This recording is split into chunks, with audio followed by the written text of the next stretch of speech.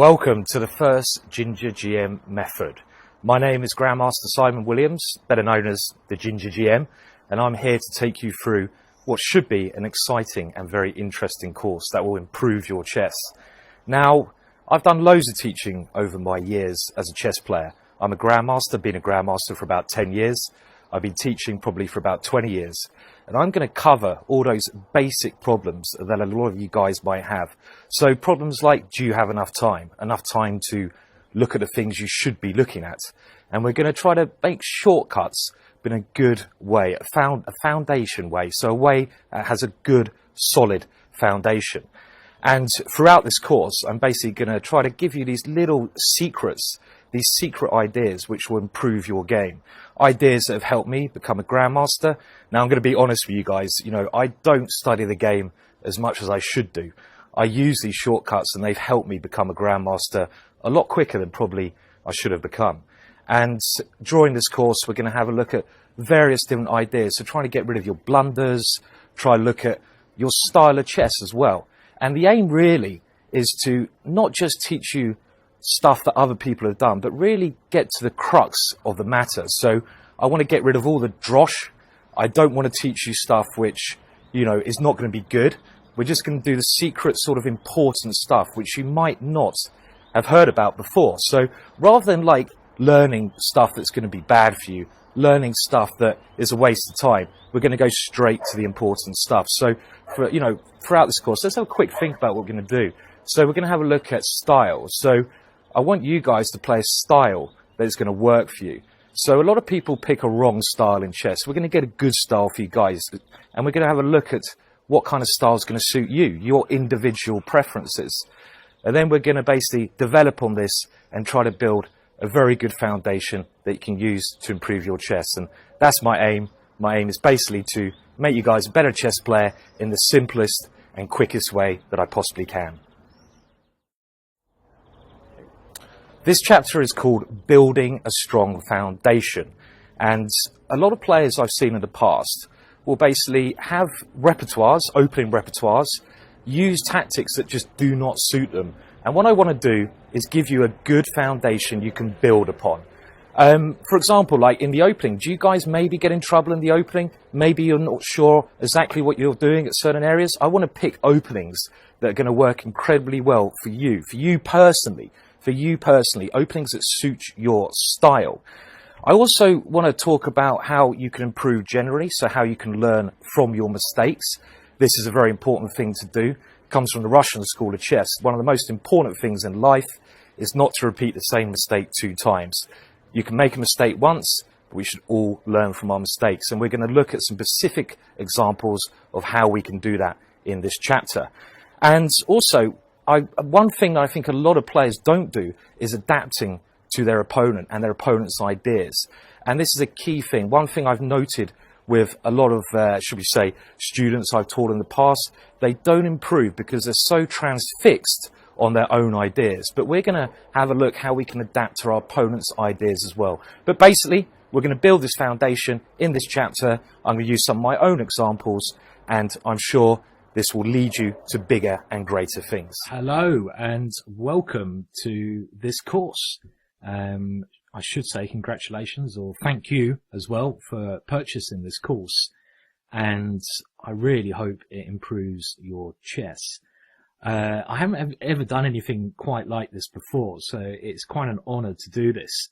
And I've really put a lot of effort into creating this course to try and prove everyone out there who's watched this, get your value for money and give you some key tips which have helped me become such a strong player in my life.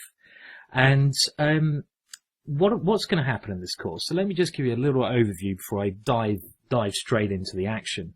Well, first of all, the idea of this course is to get you as good as I can in the easiest possible way. So I know a lot of people watching this won't have all the time in the world to improve. So I'm going to give you tidbits, like little bits of advice as we go along to help you improve your game.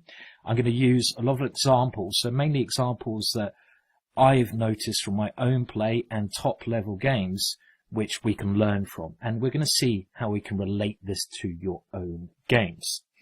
So in this first chapter, I think it's very important before we dive into anything else to build a solid foundation. It's a bit like that story from the Bible of the person who built his house on sand. And it might be an attractive idea to go and build a house on the beach. Lovely idea. But if you build a house on sand, it may well crumble, as in the Bible. And we need to get solid foundations for us to move through this course. And one thing I've tried to do is keep it entertaining throughout this whole method I'm putting across to you. But also I want to try to teach you through an entertaining and informative way. So information is going to come at you, hopefully in a way you'll remember, in sharp and typical ways that, I've done throughout my sort of career as a chess player. So this chapter is building your foundations. So what are going to be the key points for you to take away from this chapter? Well, first of all, really, I think one of the most important ways to learn as a person in life and as a chess player is building on our own mistakes from past experiences. There's this famous expression saying it's okay to make a mistake, but if you make that mistake on repeat occasions, you're just being foolish. So we're going to try and have a look at how we can look at our mistakes from our games and maybe how we can locate those mistakes and improve in future so we don't make the same mistakes twice. That's something we're going to be looking at in this building foundations. This comes from the Russian school of chess, and it helps so many players in Russia become great because they looked at their own mistakes and they eliminated these weaknesses from their games. But as well as this, I want you to try and realize what your strengths are, because you should try to eliminate your mistakes and your weaknesses and concentrate on your strengths, because then chess will be more fun and you'll become a stronger player. So that's another thing we're going to look at.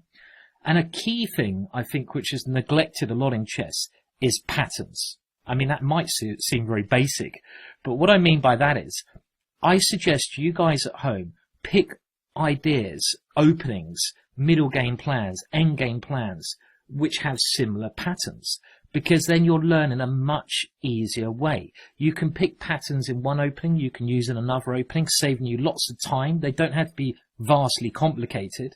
You've got to try to recognize patterns and get your patterns, get your setups in. I mean, for example, let's dive into what I mean by that. For when I used to play with the white pieces, so let me just flip the board. I got to IM strength by playing the following 10 moves. I used to play C4, and then I used to play knight C3, and I used to play G3. So let's have a look against pretty much everything. So let's say opponent plays the King's Indian. I used to play knight C3, and now after bishop G7, I used to do the same sort of 8 moves as white. G3, and let's say he goes to the King's Indian, bishop G2, castles, and now I'd play D4, D6, knight E2, and it doesn't really matter what my opponent plays, whether he goes E5 or C5. I'd go castles, and then I would go D3, and I'd play these moves, these first 8 moves, without thinking. So by learning one type of setup, I save a lot of work, and I can concentrate more on the middle game rather than the opening, meaning I concentrate on the important things. So then I get to know the plans in this position. I get to know, for example, whether I go F4 here, H3 and F4 is a very common idea. In a lot of lines, I would try to play B4. But I learn about the middle game from picking very simple patterns. So that's another thing we are going to look at here. And also, I want you to remember that chess is a game of 2 halves. So what you need to do in chess is adapt to your opponent's ideas and really think about your opponent's plans. And this is something that is really neglected in chess a lot.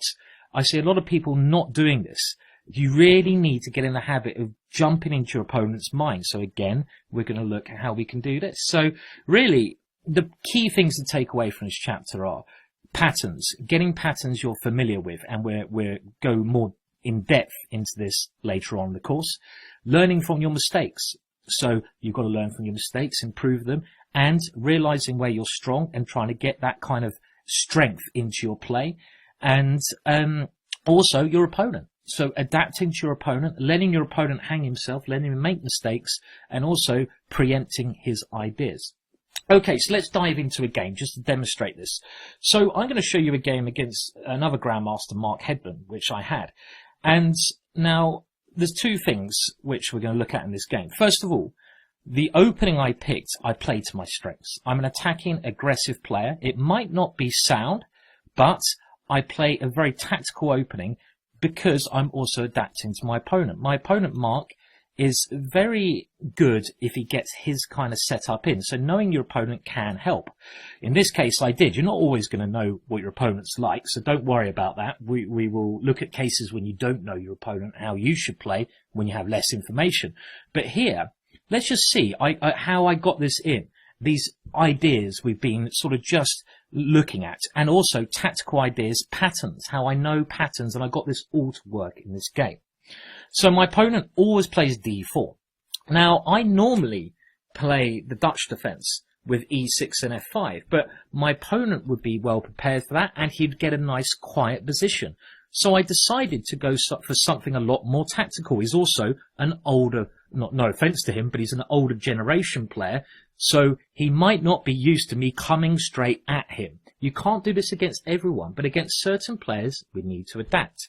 So I played knight to f6 in this position, and after knight to f6, I knew what my opponent would do because he picks the same pattern every game. He played with knight f3 and with c4. I played into the Queen's Gambit with e6, and now my opponent always plays bishop g5. Now, to play to my strength, I want to create complications because I know that that's where I'm strongest, in complications. So if I play something like bishop e7, or let's say c6 here, or knight d7, we get a more prolonged game. But now by capturing on c4, we enter into complications. I've grabbed the pawn. I'm trying to tempt him, my opponent, into something that he's going to have to be awake in. He can't sleep. He can't play an autopilot in the following lines. So now we go into a very complex variation called the Botvinnik semi-Slav. Don't worry too much about theory. I don't think that's something that's really going to help you learning theory. That's not what I'm concentrating on this course. There's other ways you can do that.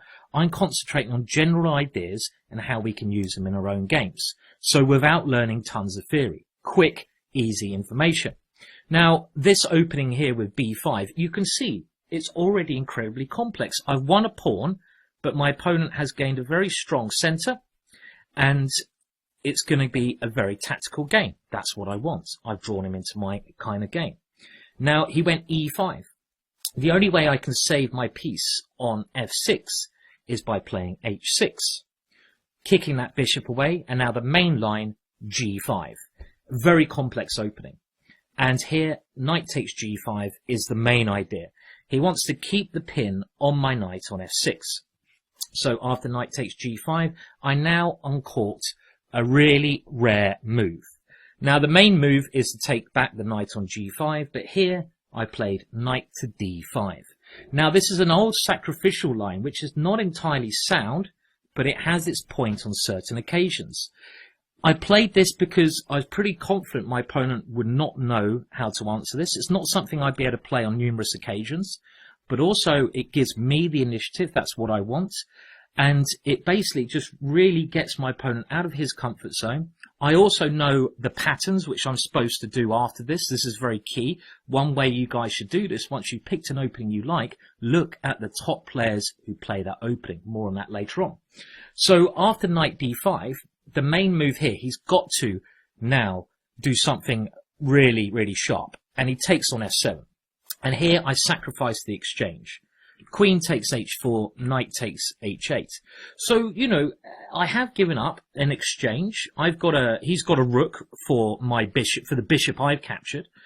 And he's also got an extra pawn, I believe, here. So his points up. But now my play comes very quickly, and I know the patterns which I should be playing here. So everything flows. I play bishop b4, developing a piece, pinning the knight on c3 here. My opponent now played queen d2, and I think this is already a slight error, because the queen on d1 it's better to keep it there, because then he has ideas of bishop e2 and bishop h5 check, for example. So this is already a slight error, showing he might not be well accustomed to what happens. And now the next plan, c5. Again, I'm playing as actively as possible, and I knew this plan in advance from looking at the games of top players. And the whole point of this move is I keep attacking, I pressurize d4, and I try to break up this pawn formation my opponent has on d4 and e5. When I break that up, my other pieces can fly in, my knight and my bishop. So I knew what I was going to do next. He did take on c5. And here, I just get all my pieces into the game. Again, before I go for checkmate, I've got to build a foundation. I've got to stick to principles. I've got to develop all my pieces. And at the moment, these three pieces over here are asleep. So let's get them out of bed and in the game. Knight to d7. This knight is now trying to dive into the action. My opponent decides to play very simple moves, and he plays bishop e2, aiming to get his king castled. So what do I do here? Well, of course, I take a central pawn. And now both of my knights are very active. My opponent does castle. This is a bad decision, because his king is now really open to my attack. What do? I get my last piece into the game, bishop to b7. And this is a fantastic attacking position. Already, white is in some difficulties here. With all my pieces getting ready, all I need to do is get one more move, castle, get my rook into the game, and my whole plan has worked. Why? Because I've tricked him in the opening. I've gone for an opening that suits me, and I know where my pieces should go in the middle game. Later, we'll look at this in more depth. Now, for example, let's just have a look at some lines where my opponent could have gone wrong here. In the end, he played f4. Because he suddenly realises some danger, but it's too late. Because what am my plan? Well, I want to throw all my pieces at his king. I want to go knight to f4 next. And that will really create pressure, mainly against g2. So my opponent tried to stop that. Let's have a look what could happen if he didn't. I'm going to throw a little question at you as well. Let's say he goes rook d1. What should we do here? Well, knight to f4 is natural. Let's say he plays a move like a3. Well, it's black to play and win now, and there's a beautiful line here which black can do. And the winning move here, pause the video if you need to. It's beautiful.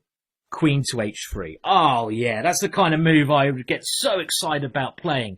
I would be like, come on, get in there.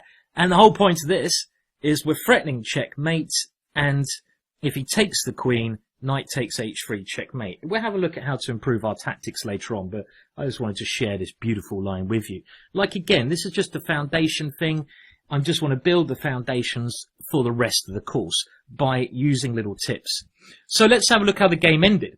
f4 was played, and now I just need to create threats. This is very important for when you're attacking. So how do I create a threat? Well, first of all, my bishop has done a good job here. We might as well move it into a better square, lining up against his king. And my bishops are really the hero of this position. King to h1, and now create threats. Create threats. If you're going to play in such a manner, you have to be a very energetic player. You can't back down. You have to keep looking at going forwards. And this occurs in certain situations. So look at the forwards moves. My knight dives into e3. And this opens up my bishop with ideas of bishop takes g2. Now, my opponent played bishop to f3 here, trying to stop that. Very quickly, if he decided to take on e5, this would be hopeless, because I had the tactics.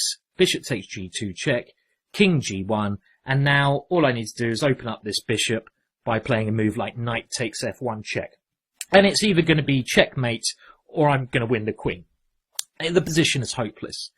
Now, you might be amazed at this point, after bishop f3, that this game had actually occurred before in 1996, but it was a really obscure game, but I knew about this.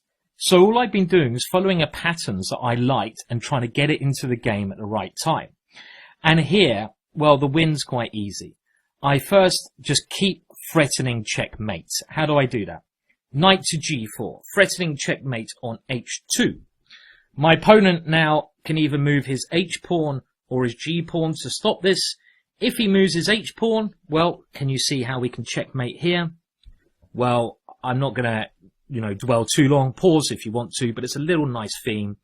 Remember, create threats when you're attacking. Keep looking at ways to create threats. White hasn't got any checks that are any good. How do we create a threat? Let's try to get our queen in. Queen to g3.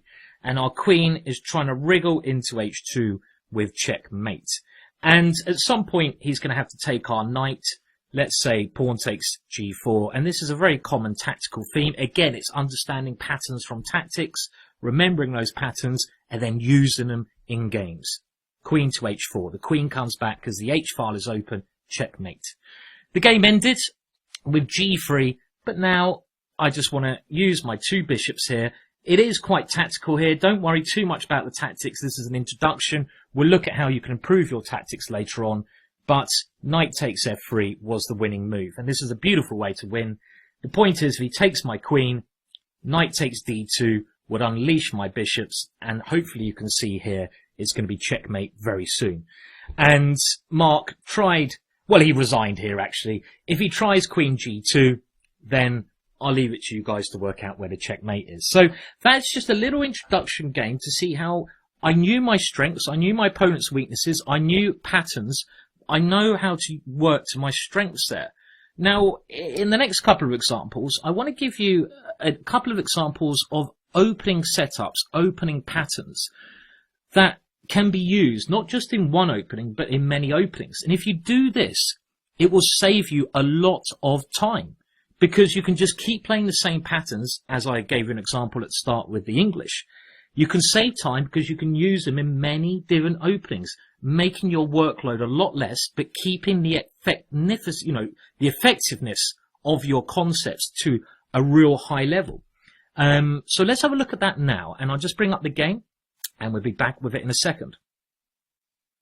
Right, so in this game, I'm actually not going to show you one of my own games, but I'm going to show you a game with a good friend of mine, Richard Pert, who's an international master. And we're going to look at this from the black side. And he was rated 24-20 in this game. His opponent was a strong FM, Peter Sauray, with white. And in this game, Richard uses a couple of things that I'm going to try to get across to you to improve your own game. So what does he do? Well, first of all, he plays an opening where he knows the plans very, very well. He knows exactly where all the pieces should go to and exactly how to proceed going into the middle game. And even if he gets to an ending, this is one thing you need to do. Don't just read an opening book and look at lines. Think of the ideas. Keep asking yourself, why? Why did I move that piece there? Where does it want to go later? What plan am I trying to do later on? When your opponent moves a piece, ask yourself the same. What's my opponent trying to do? Should I stop it, or do I not have to worry about it? So really, it's asking why, and understanding patterns. Now, Richard actually played this opening because of me. It's an opening that I'm a world expert in, the Dutch defence. I've played all my life. I've beaten some top players in this. I beat Boris Gelfand just after his world championship match. I think I was the first person to beat him with black. This is after he fought for the world championships against Anand. I beat him with the Dutch because I knew the ideas in the middle game so well. So again, patterns. Pick patterns that you know that you can use time and time again. It keeps it effective with less work. So here, basically, the game started knight to f3, and the Dutch now goes with f5. And again, let's not talk about the opening so much, but about the patterns and the ideas. g3, knight to f6, and here Richard now played for a setup which I suggested to him, and that is one with d6 and e5. Because when you get 2 pawns in the centre like this, it gives you a great foundation to start an attack. And there's a couple of stages to this. Basically, stage 1 is to get these 2 pawns to f5 and e5, move the bishop to e7 and get castled. So let's do this in stages. Stage 1 is this simple development of the king side, getting your king castled, controlling the centre. So how do we play e5 as quickly as possible? We go d6. Now, of course, white can play d4 and we'd have to change plans there. We're not always going to get our patterns in, but we will be able to. And then we've got to adapt and we've got to change to another pattern we should know very well. So white didn't do that. He castled. So stage 1, e5, White played d3. It doesn't really matter what white plays if he's not going to fight for control of centre. Bishop e7, c4, castles. Stage 1. Richard has played stage 1. He's got his king safe and he has a very nice central structure. He can use these pawns to push forwards.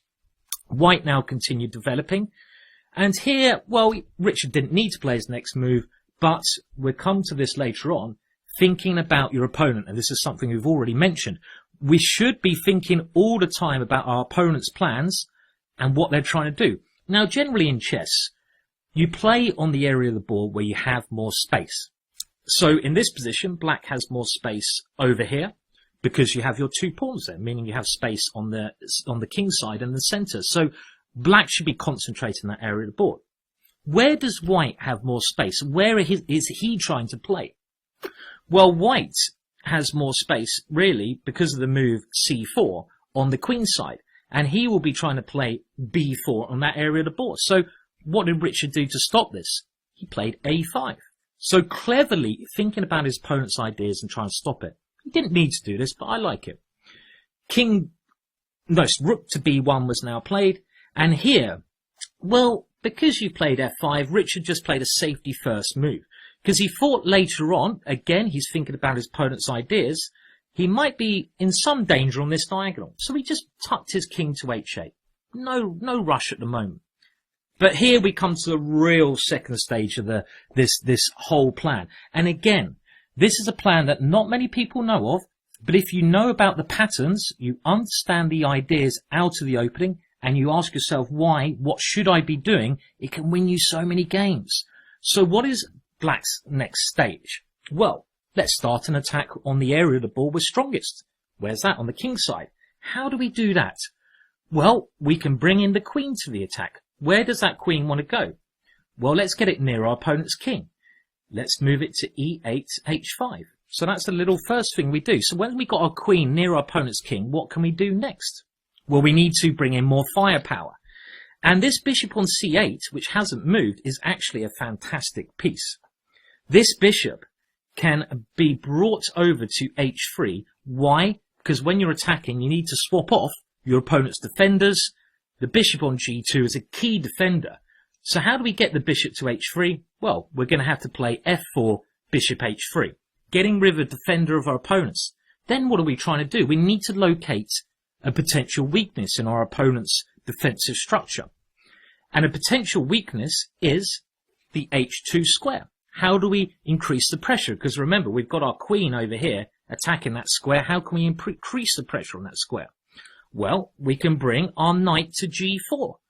And everything then is lined up. So this is stage 2. And again, knowing the patterns, knowing the ideas, things flow really easily. And this is against a very good opponent. So let's see stage 2 in action. Queen to e8.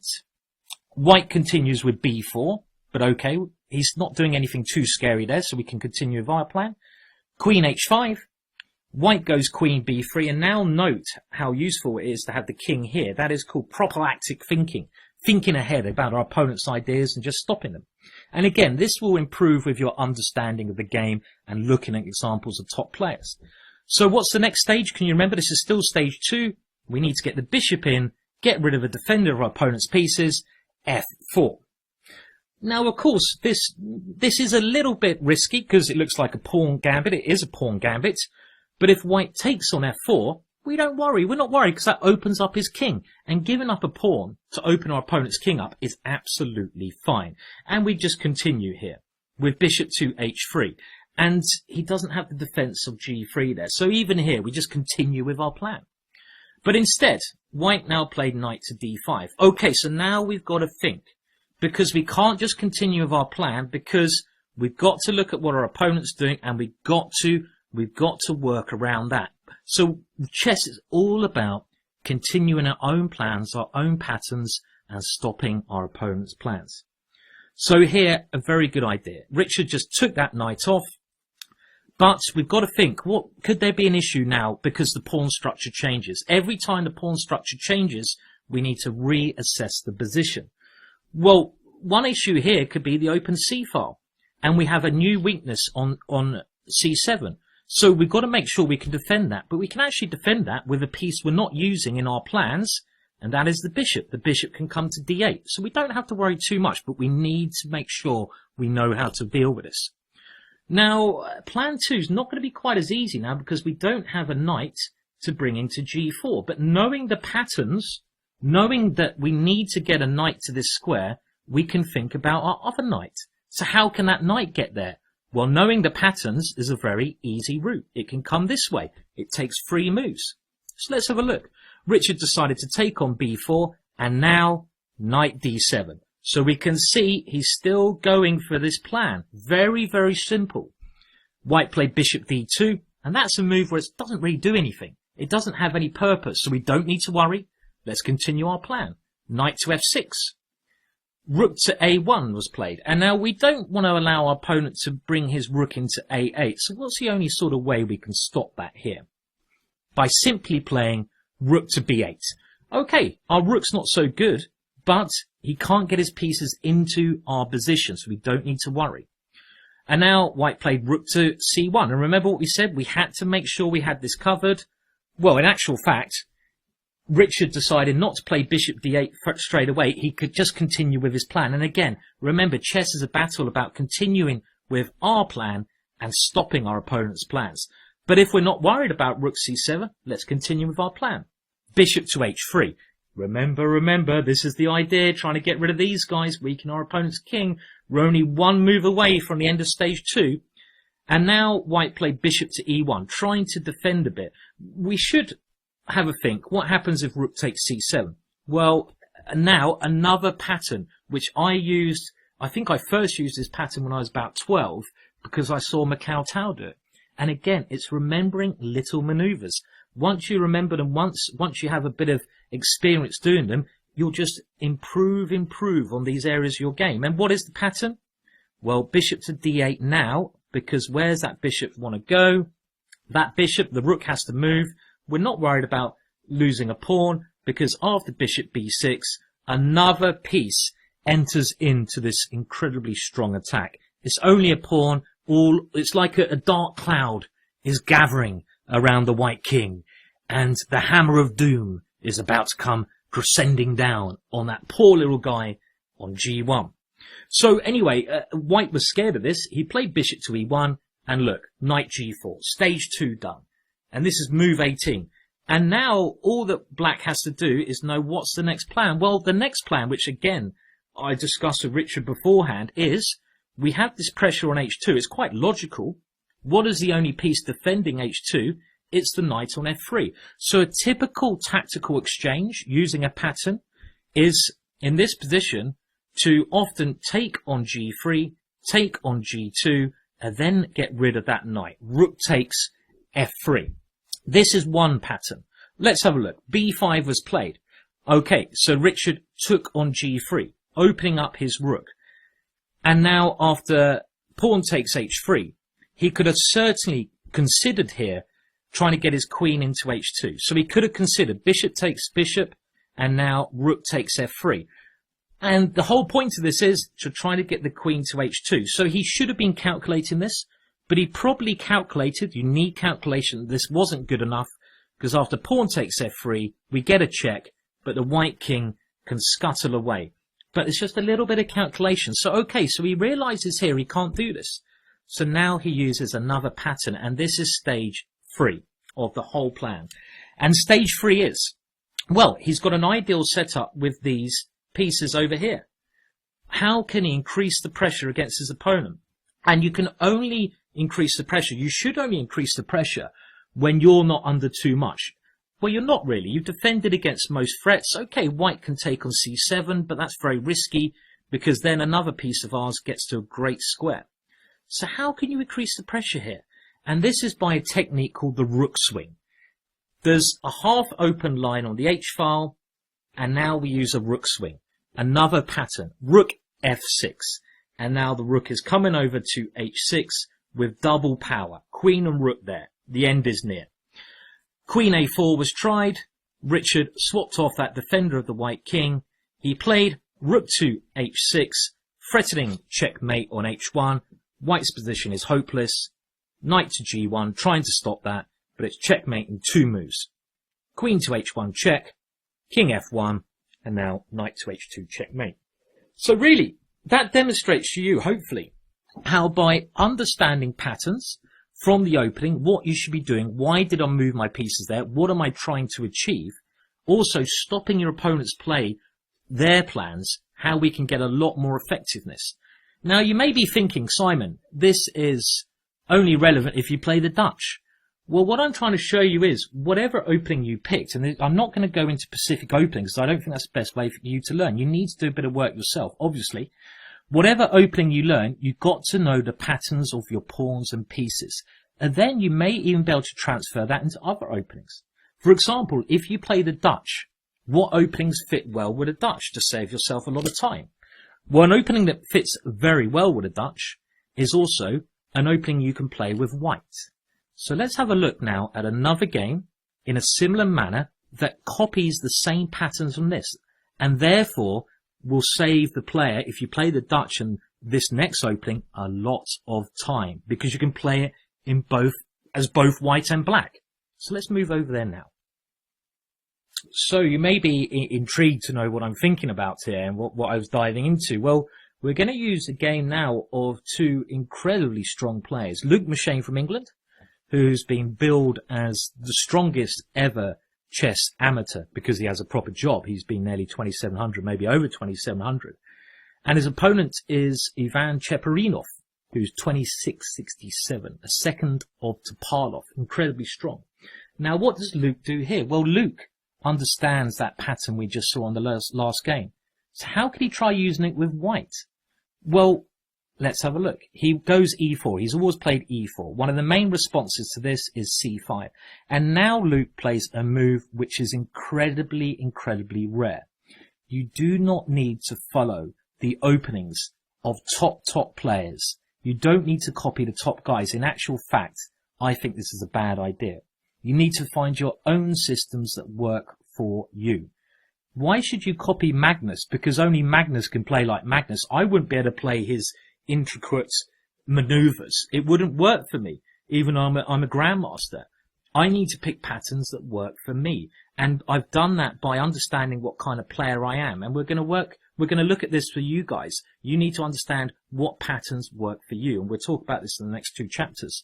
But what Luke understands is he wants a simple pattern against a player who's very well prepared. He wants to know exactly how to put his pieces into action. And here he plays d3, a very, very rare move.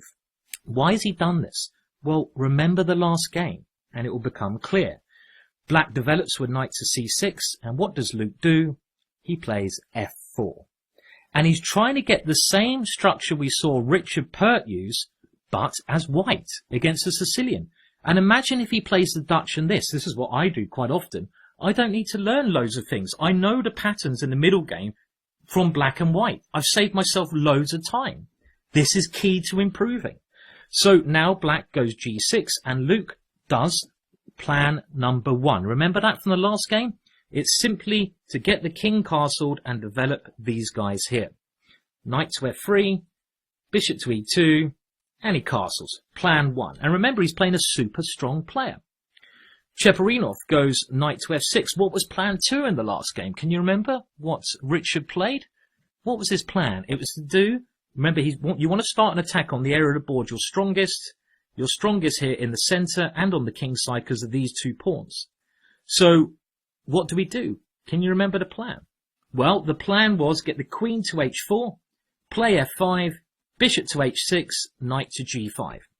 And this is exactly what Luke did. Queen e1. Ivan Cheparinov just castled. So, queen h4. Ivan tried to now do something on the queen side with c4. He needs to do something because there's that storm cloud gathering around the black king. And remember what Richard did. Now that this diagonal is a little bit exposed, we just step out the way. And this is very clever. This is what a lot of lower rated players don't do. Even when you're attacking, you can't just go bang, bang, bang. You need to step back and guard. Your opponent's going to throw a punch. You need to block that punch. You need to think about what he's doing. King to h1, just getting out the way of a potential punch. Pawn takes d3, pawn takes d3, and now bishop g4. So this is quite a clever idea. Black wants to get rid of this knight because that knight could be very dangerous. Luke just develops knight c3, bishop takes f3, and now bishop takes f3. He could have maybe considered moving the rook around, but so far he hasn't done anything special at all. Black now does move his queen to b6, and I have a question for you here. So we've done stage 1.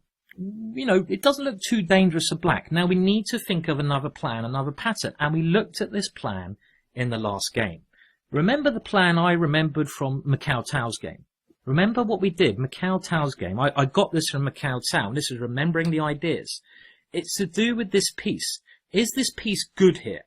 Not really, because it's looking at this pawn. Even if we move that pawn, it's not doing anything particularly good, because it's attacking the wrong area of the board. We want to attack on the king side, because that's where we got the initiative. So how can we move our pieces to the best possible squares to attack the king side? So another tip here. When you're attacking, if you're not under threat, always look at your pieces and think of their potential. Think of what squares you should get them to. Bishop to d1. A brilliant maneuver. This bishop is coming to b3. Can you remember this plan? Where it increases the power against the king. We're lining up. Whoa, headphones going crazy there. We're lining it up against the opponent's king. Black played queen a6, so we need to look at our opponent's idea. He's threatening d3. How can we defend that threat and create more pressure? Rook to f3. Remember that? That was stage 3, the rook swinger. It's all exactly the same as the last game, but with a different colour. The rook is coming around to increase the pressure. Black now tried to put his rook on an open file, but the rook came in. Rook to h3. And now all white needs to do is try to get rid of this knight when he's going to have a very strong attack here. So black has to contend with ideas of knight d5, getting rid of that defender. That's one key idea. He panics a little bit. He goes h5, trying to stop this one coming through. And here, another key move that we saw in the last game, f5. A key idea. This is attacking g6, and more importantly, our bishop can fly in. Knight to e5, and now it's time to move the bishop here, because it can increase the pressure. Bishop to g5. Everything's like clockwork. They're just flying in. And with our bishop now coming to b3, everything is ready to kill. Ivan tried to run away. King to f8, but now just simply pawn takes pawn. It's time to open up the king. And look at this open diagonal. The bishop cuts across that king. Really, that king is in so much trouble. Okay, we give up a pawn, but after knight takes d3, Luke just played rook to f3, and this is only move 20. He's even a pawn down here, but Ivan had had enough and he resigned. Now, you may be thinking, why did he resign? But these guys are exceptionally strong players, and they realise when something's gone wrong that it's time to throw in the towel. And the problem here is there's a pretty much unstoppable threat of capturing everything on f6. This is pretty much, nothing black can do. White's going to go bishop takes f6, rook takes f6, queen takes f6. For example, let's say rook to c5. Just to demonstrate this, bishop takes f6, rook takes f6, and queen takes here. And this position is absolutely horrible for black.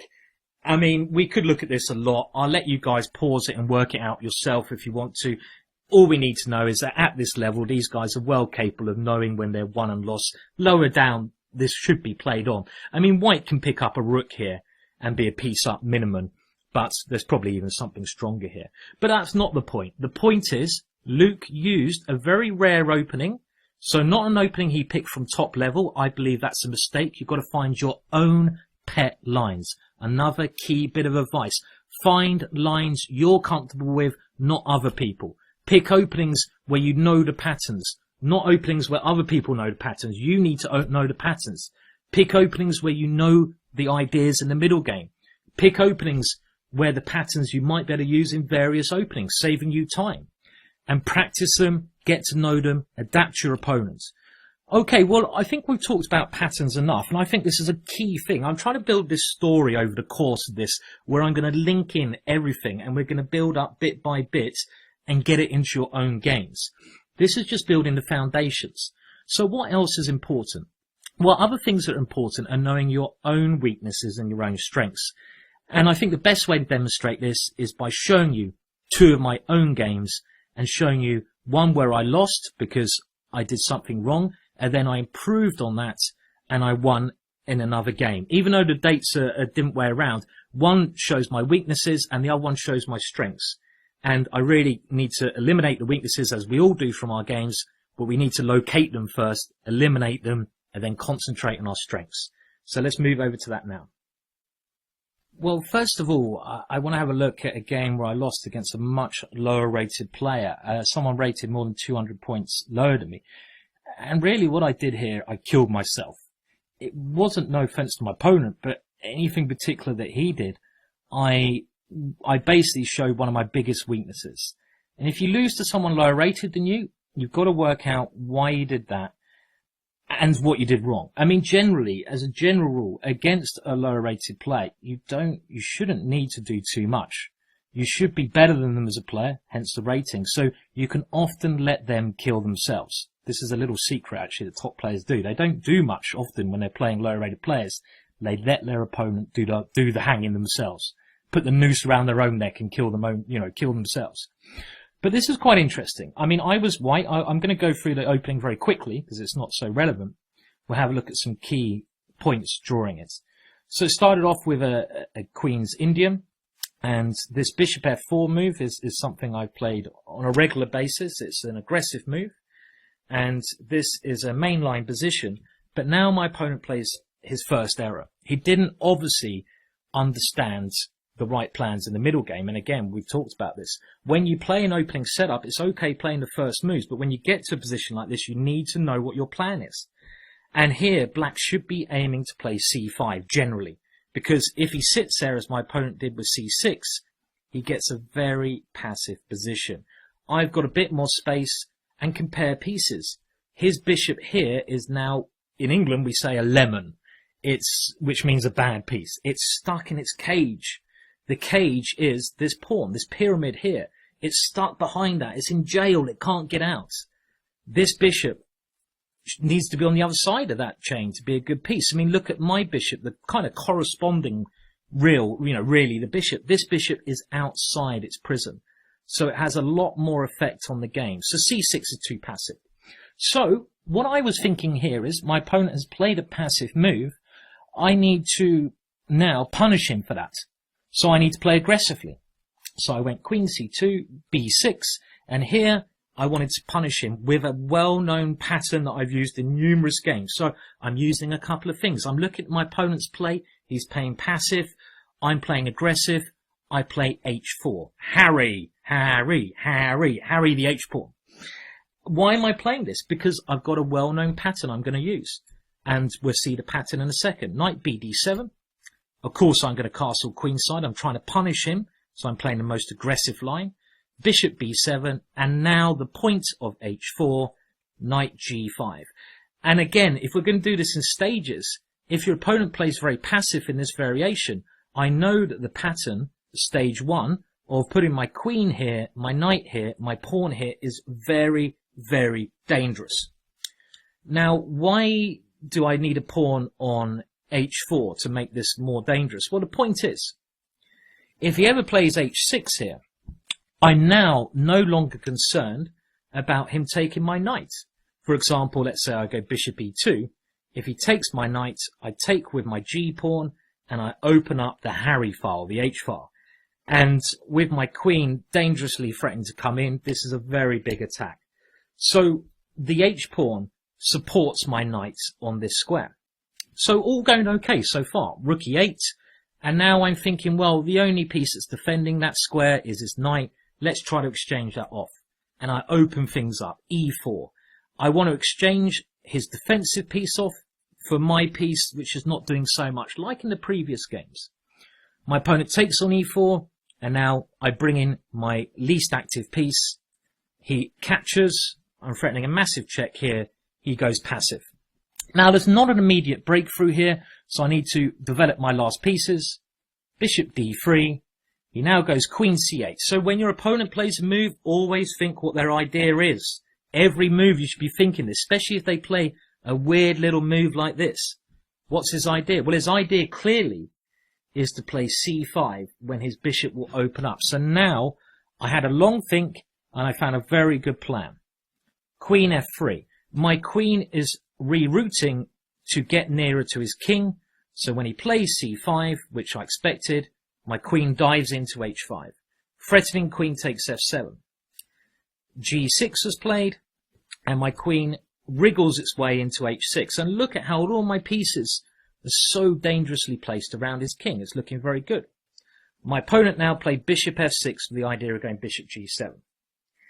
And now we have a key moment in my downfall. Now, my next idea is okay. But one of my weaknesses is I generally go for beauty over correctness. And this is something, if I want to become a stronger player, I've just got to not take so many risks, and simple is good.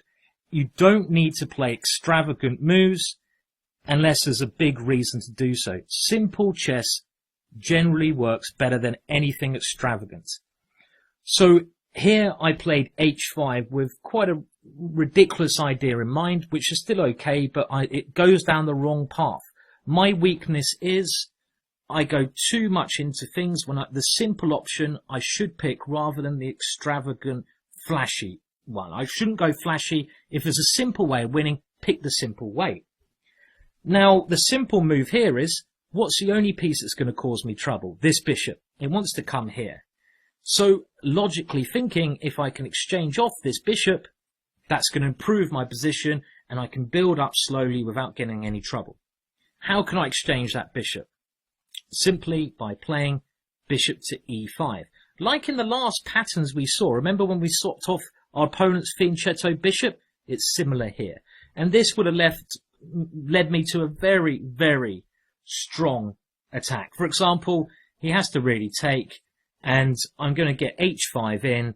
There's going to be a massive disaster happening here because all of my pieces and Harry the h-pawn are attacking. My opponent has no active play. He hasn't done anything active, so I don't need to fear any of his play. Even if he takes on g2, I'm not worried about that. It's only a pawn. Checkmate's coming. That's what I should have done. Instead, I went h5 because after bishop g7, I saw a fantastic idea. My fantastic idea was pawn takes g6, leaving my queen on pre. And the point is, if my opponent takes my queen, maybe you want to pause the video in a second, I have a forced checkmate now. And pause it now to see if you can work out what that is. It's quite beautiful. Well, the forced checkmate is pawn takes g7 check. And if king g7, bishop e5 is checkmate. A bit like my game, the first game I showed you against Mark Hedman, the power of the bishops. And if he goes king to h8, I go bishop e5 check, only one way to defend. And now I have a winning tactical resource here. And again, if you haven't worked it out yet, I suggest you pause the video now and try to work out the killer blow, or the blows that are going to continue. The killer blow is rook takes h7 check, giving up another piece, trying to create a piece of art. And if knight takes h7, rook to h1. And this is quite beautiful. There's no good way of stopping rook takes h7 checkmate. No good way. And I'm going to win the game in a beautiful manner, and it's going to be a piece of art. So that's all well and good. But I'm complicating things. I'm trying to really go for artistic ways when simple would get me the result done better.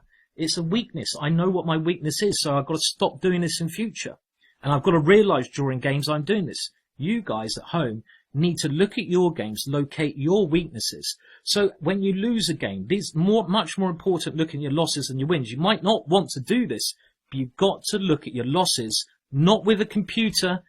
A computer might help you with blunder checks, but try to work out where things went wrong and what your mind was thinking at that moment.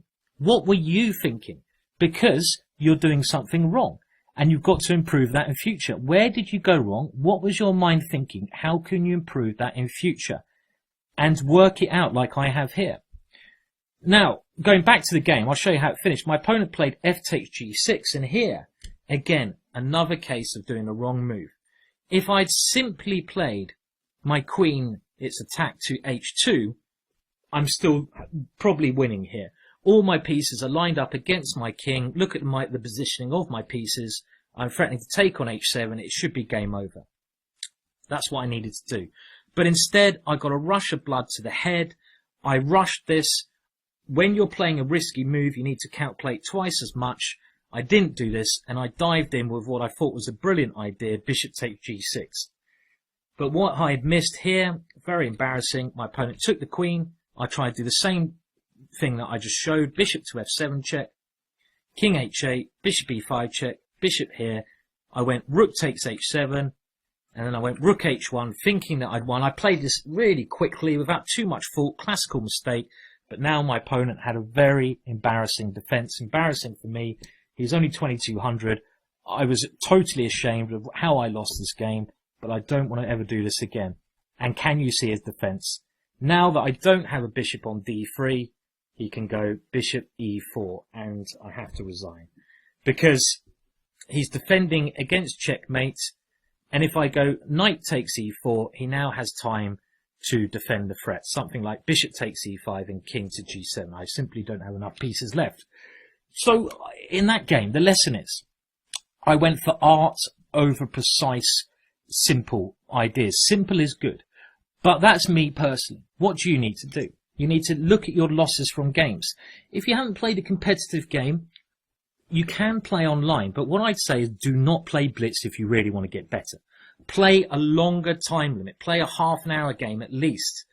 And really think about your moves. Don't, go really treat it seriously. If you lose the game, even if you win, try to work out where things went wrong. You might want to use a computer if you're not sure where you went wrong, but the computer is not going to tell you why you went wrong or where you went wrong. It will give you an indication. If the computer suddenly changes its assessment at some point during the game, go to that with a board, without the computer, look at the board and think, what was I thinking? You should be able to remember roughly what you're thinking. Why did that lose me the game? How can I stop doing that in future? This is what you need to do time and time again to become a better player. But now let's see how, on another occasion, I realized that this way of me thinking was a bad way and how I improved on that. And I therefore created a much better game. And this is going to be the next one, the last game of this chapter. Well, in this game, I was playing a very strong player, Pavel Ilyanov, who's now one of the world's elite. At the time, I was rated 2.520 and my opponent 2.712 FIDE. So he's much higher rated than me. But what I did here, I realized that simple is good. And if I get a good position, not to go crazy. If you get a good position, it's often better to wait until your opponent hangs himself. He's going to be more frustrated than you are. So how did I do that? Well, let's go through the opening quite quickly. I'm not going to comment on the opening moves except for key moments. Now, the first key moment in this theoretical position is here. My opponent played bishop to e6. Now, this is a move I hadn't seen in any of the theory I studied, but to me it looked quite strange. What is the bishop doing there? Nothing. It's a bad square for the bishop. It's hitting its own pawn. So I assumed that this move my opponent had played was a mistake. And yes, it is a mistake. So when your opponent plays a mistake or something you're not expecting, ask yourself these questions. Why is this not played often? What is the minus points of this move? Well, normally black plays the knight to d7 here. So what I was thinking is, well, he's going to want to play knight d7, so how can I make that a little bit more tricky for him? How can I, try to take advantage of this? And I suddenly saw, well, if I go knight to e5, now if he goes knight d7, I can consider taking this knight off, and this pin is going to be very dangerous. Maybe with queen b3 now, increasing the pressure. So I'm already looking at my opponent's slightly odd move and playing something to try to take advantage of that. So now we played a lot of moves and I gained an edge. I just played simple development. Now, what is a key thing here? Whenever you're offered an exchange of pieces, minor pieces, you should always ask yourself, which piece is strongest? Obviously, is my bishop stronger than the knight? Well, the reason I won this game is because of this bishop here. And this pin on his knight was an internal pin. Exchanging off on f6 would be a big error because I get rid of that pin and I relieve the pressure. Keep as much pressure as you can against your opponent. Bishop h4. My opponent now went knight to c6. I simply castled. He took on d4. And now I have to take his knight and I took back on d4. And already I have a nice position. My pawn structure is better because his c6 pawn is a weakness. I can go rook c1 and knight to a4 when my rook is attacking that pawn and my knight has this square to jump into. This is a typical idea. So my opponent tried to get rid of that weakness by playing c5. And now I went a3, forcing him to give up the bishop pair. And look how strong this pin is on his knight now. The only way he can break that is by playing g5. But if he moves a pawn in front of his king, he really weakens his king. So in this position, I certainly have an advantage. Now, a younger version of me might have got excited here and started to play reckless, maybe by throwing my f-pawn up. But I realized that my opponent is in an uncomfortable situation, and one key thing here that helped me was understanding what my opponent's trying to do. Does he have a good plan? So always ask yourself, does your opponent have a good plan? Try to work out what that plan is. I fought for a long time and I realized that he can't really do anything. The only pawn break he can play is g5. I want him to play that because that will weaken his king. So I can wait for everything to play that. He can't move his knight. He can't move his queen, really, because I'm going to double his pawns. His bishop on e6 is useless because it's hitting its own pawns. His rook on b8 has potential to come in, but it's not really doing anything. So I realized here I don't have to rush. I can just try to improve little by little and maybe wait until he hangs himself. So I just played useful moves. So you've got to adapt to every situation. Rook e1. Rook on an open line improves. He can't do anything. He's trying to maneuver. Now, rook e5. This improves my position because my rook gets a little bit more active. Maybe I can come this way. Maybe it just seems a little bit more active here. It's never going to be attacked. Rook e8. And now something quite clever I did. I thought, well, let's prove to him who's boss. Bishop a4. Because if he tries to defend with bishop d7, well, I have a number of ideas here, but he's really going to be in problems because of this pin. And there's some little, tactical ideas there. But the point is, he's really got to go back. And now again, I could repeat, but I was thinking, well, what's his only idea here? Maybe his only idea is rook b2. Now, what if my pieces are not doing anything? Because when you don't have any urgency to do something, I don't have any urgency because he's not doing anything. If you realize your opponent's not doing anything, you can just take your time. When your opponent has a dangerous plan, you need to be urgent. You can't play little maneuvers like I'm doing here. So, but when you have time, look at your pieces that aren't doing anything. My queen and my rook. I need to get these guys into the game.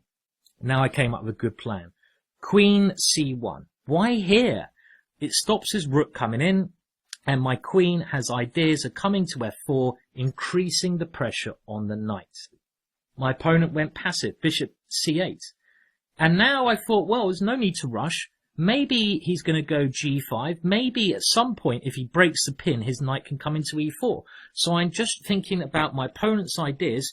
I thought, let's stop it. f3. Let's stop his knight ever coming in.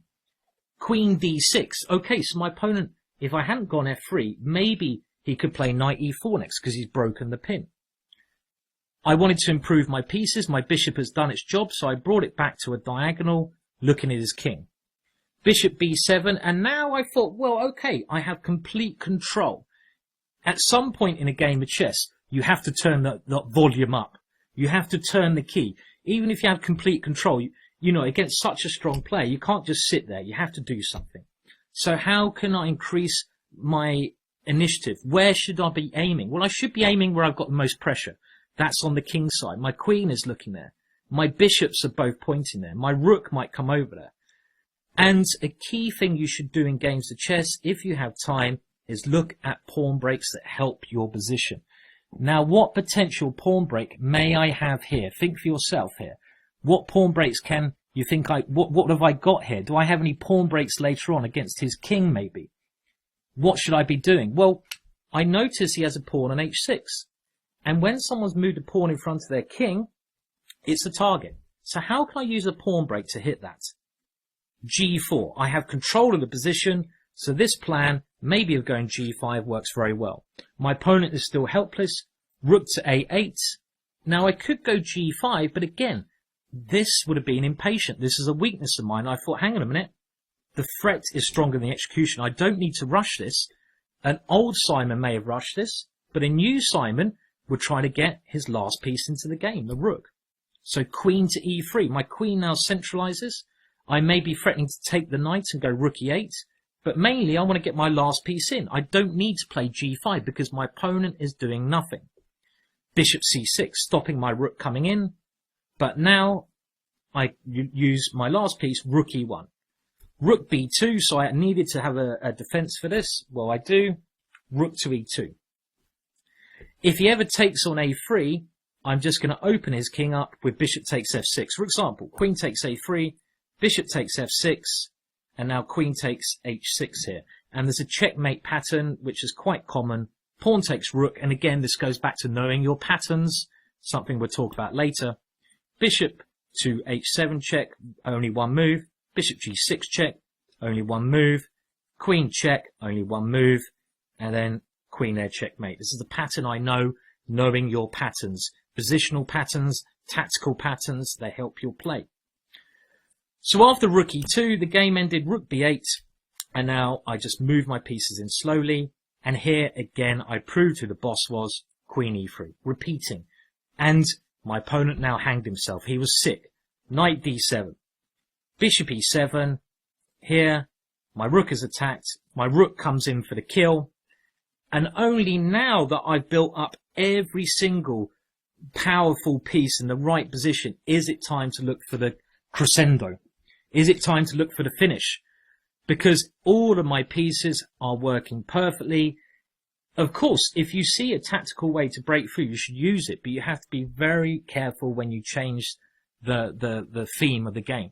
Now, maybe a better way to do this, a safe way, would have been g5, taking no risks. But I played rook takes h6 because this time I calculated well. And the point is, if he takes, well, after queen takes, there really is no way to stop the similar checkmate we saw before of my queen coming in somehow and delivering this horrible mate. So I can play this. I've won a pawn. He tries to defend, but my queen came in.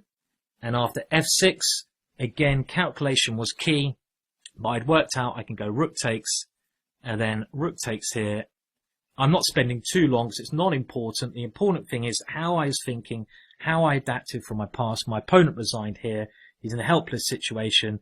He's 2 pawns down, and I'm got the attack with all my pieces doing very well. So really, all I did there was understanding my weaknesses, looking at what he did wrong, understanding my opponent's ideas. So what are the key things to take away before we move on to the next chapter? Well, the key things I want you to remember here is pick openings where you know the patterns. Try to memorize patterns and ideas by asking yourself why. Why am I moving that piece there? Where's it going? What am I trying to achieve? Why am I doing that? Why is my opponent trying to do that? Is my opponent trying to do something? If he is, do I need to stop it? Don't I? Now, I have to say, I'm sorry if I'm repeating myself, but I think it's very important to get these ideas across. So, patterns. Pick openings which you like the patterns in. Number 2, try to realize your own errors and work on your errors, eliminate them, and concentrate on your strengths. And another key thing, adapt to your opponent. Adapt. If you know your opponent, you can use that as we saw in the first game. If not, then you can, just look at your opponent's ideas. Try to stop them. This is very, very important. I mean, if you like tactics, pick tactical openings. If you like positional chess, pick positional openings. We'll look at this more in a minute. Another thing I would say, this is very key. I think the best way to learn is pick 3 openings. Pick one opening you play as white, one opening against e4, one opening against d4. Because then you'll be able to concentrate on really learning the middle game ideas more and even the end game ideas. If you play lots of different openings, you're not going to know the patterns as well. You won't have time to. We're trying to do this as easily as we can. Pick one opening, because then you'll know the ideas, the middle game plans. Really get to master one trade rather than being an amateur in lots of trades. This is key. And also you've got to think how you improve. Okay, this course will hopefully help you improve, but if videos help you improve, watch videos. Don't read books. You don't need to. You don't need to read books. These are quick, like kind of tricks that will help you improve. And have strong foundations. Quick tricks will help you, but you need to build them on good foundations. Okay, well, I think that's enough for this chapter. I hope you enjoyed this one. It gives you a little taste of what's to come. We're going to build on this. We're going to make this whole story and hopefully improve you as a player. I'm not there to really know where your weaknesses are. You've got to do a bit of work yourself. I'm going to do my best. Thank you for, watching this first chapter.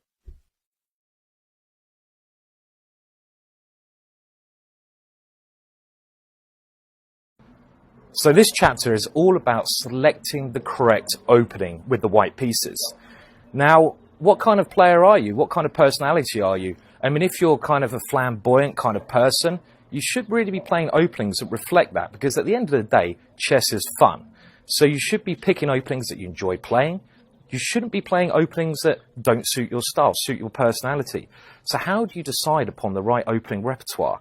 Well, we're going to take a look at that in this chapter. I want you guys, again, to have this good foundation, to be playing the right openings that suit you, that will get you the best results. So that's what we're going to do. We're going to get you guys to decide upon the correct opening specifically for you. Not for the top players. We shouldn't be copying what the top players play.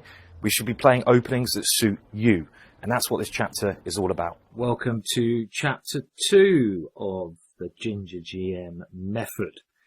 I should really congratulate you for every chapter you get through. So well done on finishing chapter 1. And in this chapter, we are going to go into more depth and continue this kind of story of improvements. That's what I'm trying to get across in this course. Now, I can't tell you everything, but I'm trying to tell you the tidbits and major things which other people may not have told you, to really steer you in the right direction and to give you a very good basis and really a very good platform of improving with minimum work and minimum time. So this chapter is about basically the secrets of selecting an opening, the correct openings with the white pieces. Now, there's so much opening literature out there. It's mind-blowing. There really is. It's ridiculous. There's DVDs, there's books, there's there's programs. There's so much that you can do. And I could spend 10 hours just teaching a white opening here, which I'm not going to do. That's not what this course is about. This course is getting to the crux of the matter and teaching you the secrets. Now, the first thing I'm going to get across to you, I think, which is the most important thing, which has helped me develop, and most of the players I know develop to a very strong standard, is, as white, I want you only to pick one opening. So what I mean by that is, I don't think you should be playing E4 on Sunday, D4 on Wednesday, and C4 on Tuesday. That just doesn't make sense. I would recommend strongly that you pick one opening as white, and really master that opening. It goes back to that saying of, in life as a trade, that it's better to be a master in one trade than an imbecile in many different trades, never mastering one trade. It's the same with openings. Later on, as you develop, much later on, you can change your openings. You can look at other stuff. You can maybe bring in lots of different variations, openings in. But to start with, and this really goes up to until your international master level, there are exceptions to this, which we're going to talk about during this chapter. But generally, stick to one opening. How do you pick what opening you're going to play? Well, we'll come on to that in a second, because there's so many players I know who play the wrong openings for their style. And this is like you're fighting against yourself. You're fighting against your personality. That's not a good thing. It's not a good thing to do, you know, in life and in chess. So, first of all, pick an opening. Now, why am I saying just pick one opening? The reason I'm saying that is because then you will master the opening quicker, you'll master the patterns quicker, you'll even master the middle game ideas quicker, and you'll master the endings, the ending structures, the endings even better. You'll have the whole package. You'll really have a great deal of experience. And if you're playing similar people of your own grade who play many different openings and you get them into this opening, you're going to have a better understanding than them. So you're going to immediately know where your pieces should move to. You're going to know what patterns you should be playing, and you save yourself a lot of work. Simple. So we'll talk about this a bit later, but what openings should you play? Now, very generally, I'm going to give you a very general overview in picking your openings. Now, again, I think this is something that I found. You may disagree, but I found this, that your playing style, which we talked about in chapter 1, often reflects your personality. Now, if you're a bit of an introvert and you prefer studying on your own, you like, reading. I mean, nothing wrong with any of these things, don't get me wrong. Then you might want to play in an introverted manner. Maybe this is the kind of style that you're going to show on the board that you prefer. If that is the style you prefer playing, you should pick an opening that reflects that. I suppose I could be described as quite an outgoing character.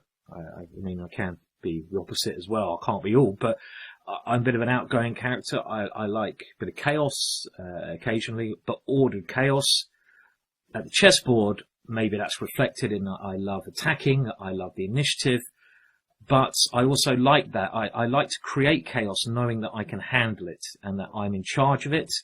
And I also like order running through that chaos. So it might look like I'm creating madness on the board, but I always think I'm in charge of that. I'm trying to confuse my opponents. So again, I try to pick openings that reflect that. Now, very generally, if you are an aggressive player, if you prefer to have the initiative, if you prefer gambits, if you prefer playing, going through your opponent's king, then the opening you should probably be playing as white is e4. This is very general. It doesn't always show the cases. I'll use some examples to demonstrate these things in more depth later on, but let's just introduce this. So e4 generally is for tactical players, because generally, I keep saying generally because it is general, this move will lead to more aggressive situations, more aggressive openings. For example, if you really want to play in gambit style, you can play in gambit style with e4 against most of black's openings. Against e5, you can play d4, the Danish, or f4, you can get initiative very quickly. Against c5, the Sicilian, you can play d4, probably one of the best gambits here, and you can play in this fashion. So it really does sort of depends on what kind of positions you enjoy playing. Now, I also think if you want, there's a difference between short-term development and long-term development. Short-term development, you can play gambits, you can play these tricky lines like the Mora, and it might give you a very quick, on a graph, short-term game. But long-term, generally, gambits are not going to help you develop for 10 years in the future, 5 years in the future, if you really want to get serious. You're going to have to pick openings with a very firm foundation. They don't have to be mainline, but they have to have a firm foundation. Now, gambits nowadays, the problem with them is if you played them a couple of times and your opponent is really well prepared, they can use a computer and they can often find a way through the gambits, and they don't have a long shelf life. So another tip I'd say is pick openings in whatever first move you play that have a long shelf life. Don't pick tricky openings which are unsound. The Mora Gambit has a short shelf life, I mean, you might be able to make it okay, but you have to spend a lot of time working it. And I don't think there's anything wrong with that, but generally for long-term gain, pick openings which are less gambity. But a very quick basis to what you should be playing as white. Now, if you want to play aggressive, if you want to play gambit style, then you can play e4. But what I would recommend is that against black's main moves, you have to decide how much time you're going to seriously spend on your chess. Are you going to spend, how many hours a week do you have? I mean, I don't even have that much time myself to actually look at chess anymore. I have so many other things going on. So I generally, at tournament, pick openings, let's say against a Sicilian, I want to use this as an example, that I can learn very quickly, very snappily. There's not too much theory. The theory doesn't change. As long as I know the patterns and where my pieces should go, I can play it for the rest of my life. And they have a strong foundation, so they're not going to get refuted. So very quickly, to give you some tips of what I think you should play if you play e4, what I'd suggest, against c5, I would suggest you pick some setup. If you have a lot of time, if you want to really study openings and you have like 10 hours a week to study just on openings with white, it's a lot of time. I wouldn't do this. You can enjoy playing the open Sicilian. So knight f3 followed by d4. Now this is a lot of work, and there are quicker ways to get you to the strength of knowing this opening well than learning all of this. You can spend hours doing this. I would say, who has that amount of time now? There are shortcuts because there's so many different lines after black capturing here that black can play. There's so many different variations, some of them 30 moves deep. You have to know most of these to play this. I wouldn't want to do this unless it's a very special occasion and not Christmas. So what I'd recommend is you pick one of the sidelines here. Now, again, I'm just building up an e4 repertoire for you against one move here. I'm going to basically start this chapter with some foundations, then show you from my own examples how I've improved and used these tips I'm giving you now in my own games. Now, generally, I would say if you're an aggressive player, and if you picked e4, I would imagine you are an aggressive player, then a perfect opening is the Grand Prix. And this is an opening with knight c3 followed by f4. Now, as we saw in chapter 1, there's a number of ways you can play this. You can even play it with bishop e2 here. This is my preferred move, even though this is hardly ever played.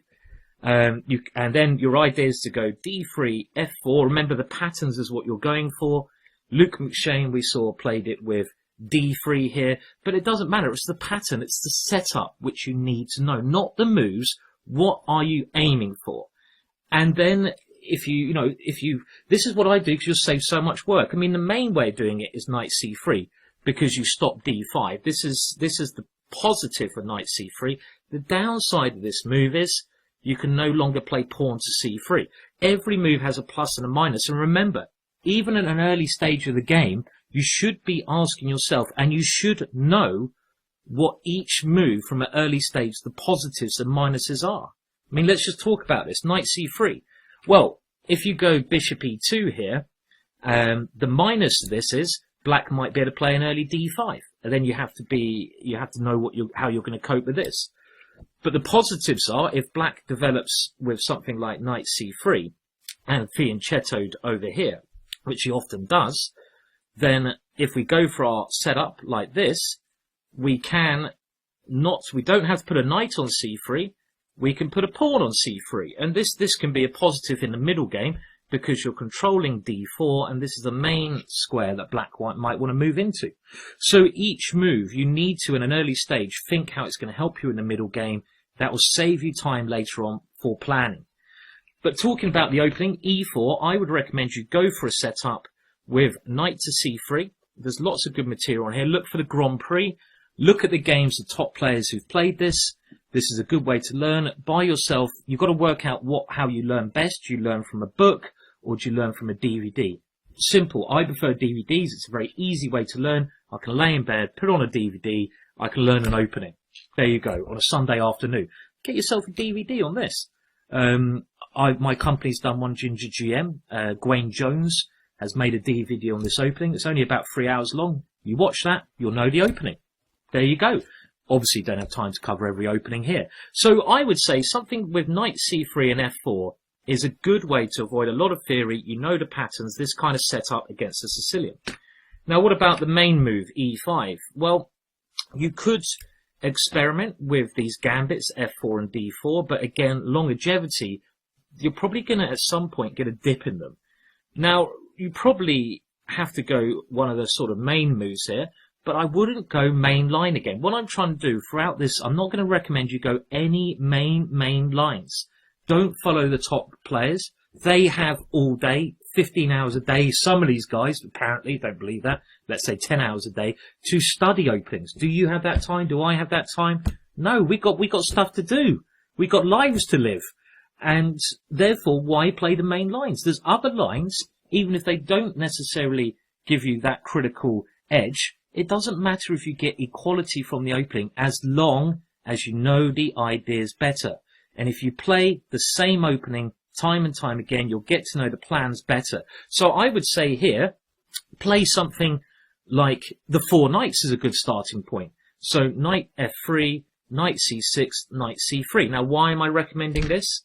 Because it's simple to play, it's not so well analysed, and again, if you get yourself a good DVD on this or read a decent book, you have to spend a bit more time on this course to improve, but I'm telling you what you should be doing to give you that extra improvement. So many people spend time learning in the wrong way, and that's just not going to help. You've got to learn in the right way. That's what I'm trying to get across to you here.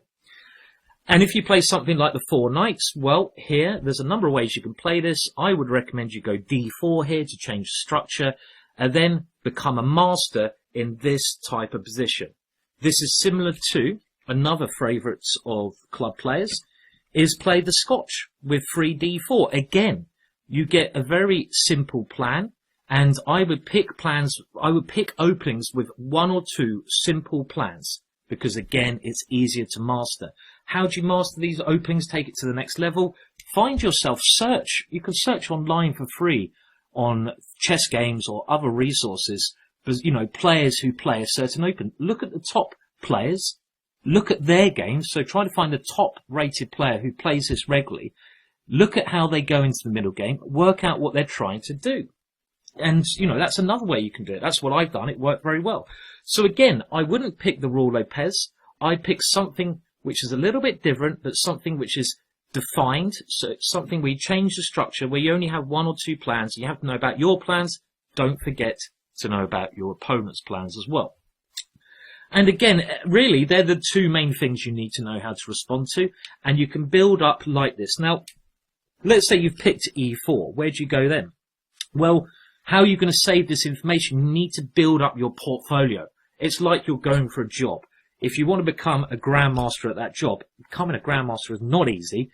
If you want to get that big job, you have to build up your portfolio of work, your CV. It's the same in openings. Openings are an important part of the game. They're not the most important in my opinion, but they're important. So when you're working on an opening, try to save your work. Do you prefer saving it on paper? I used to do that because it's pre-computer games in a folder. Then I could go back, look at my notes. If it was a new opening, I could add to my notes. Within a month, I had a very good portfolio and I knew exactly what to do against everything. Brilliant, a brilliant basis to build on. Or nowadays, you can use computers like ChessBase, other things, to save your work into those programs and just look at it there. You can take it to tournaments with you. So save and build on your openings. Now that's e4. That's for the more aggressive player. Now to generalize again, if you are a really super positional player and you don't want to fight until later on in the game, then you're going to maybe the opposite of e4. I'd recommend you either play the Reti with knight to f3, followed by g3 and bishop g2. But this is a bit trickier than the English, because when you play this system with g3 and bishop g2, you have a lot of different plans you can play. You can play e4, you can play d4, you can play c4. Look, let's not confuse ourselves. We want to play an opening, as we said, with 1 or 2 plans, so we don't get confused. So I would say, if you're a more positional player and you want to rock and roll later on, then play the English opening. because there's not too much fear on this. You can't get yourself in trouble quickly. And this is a very simple opening to learn.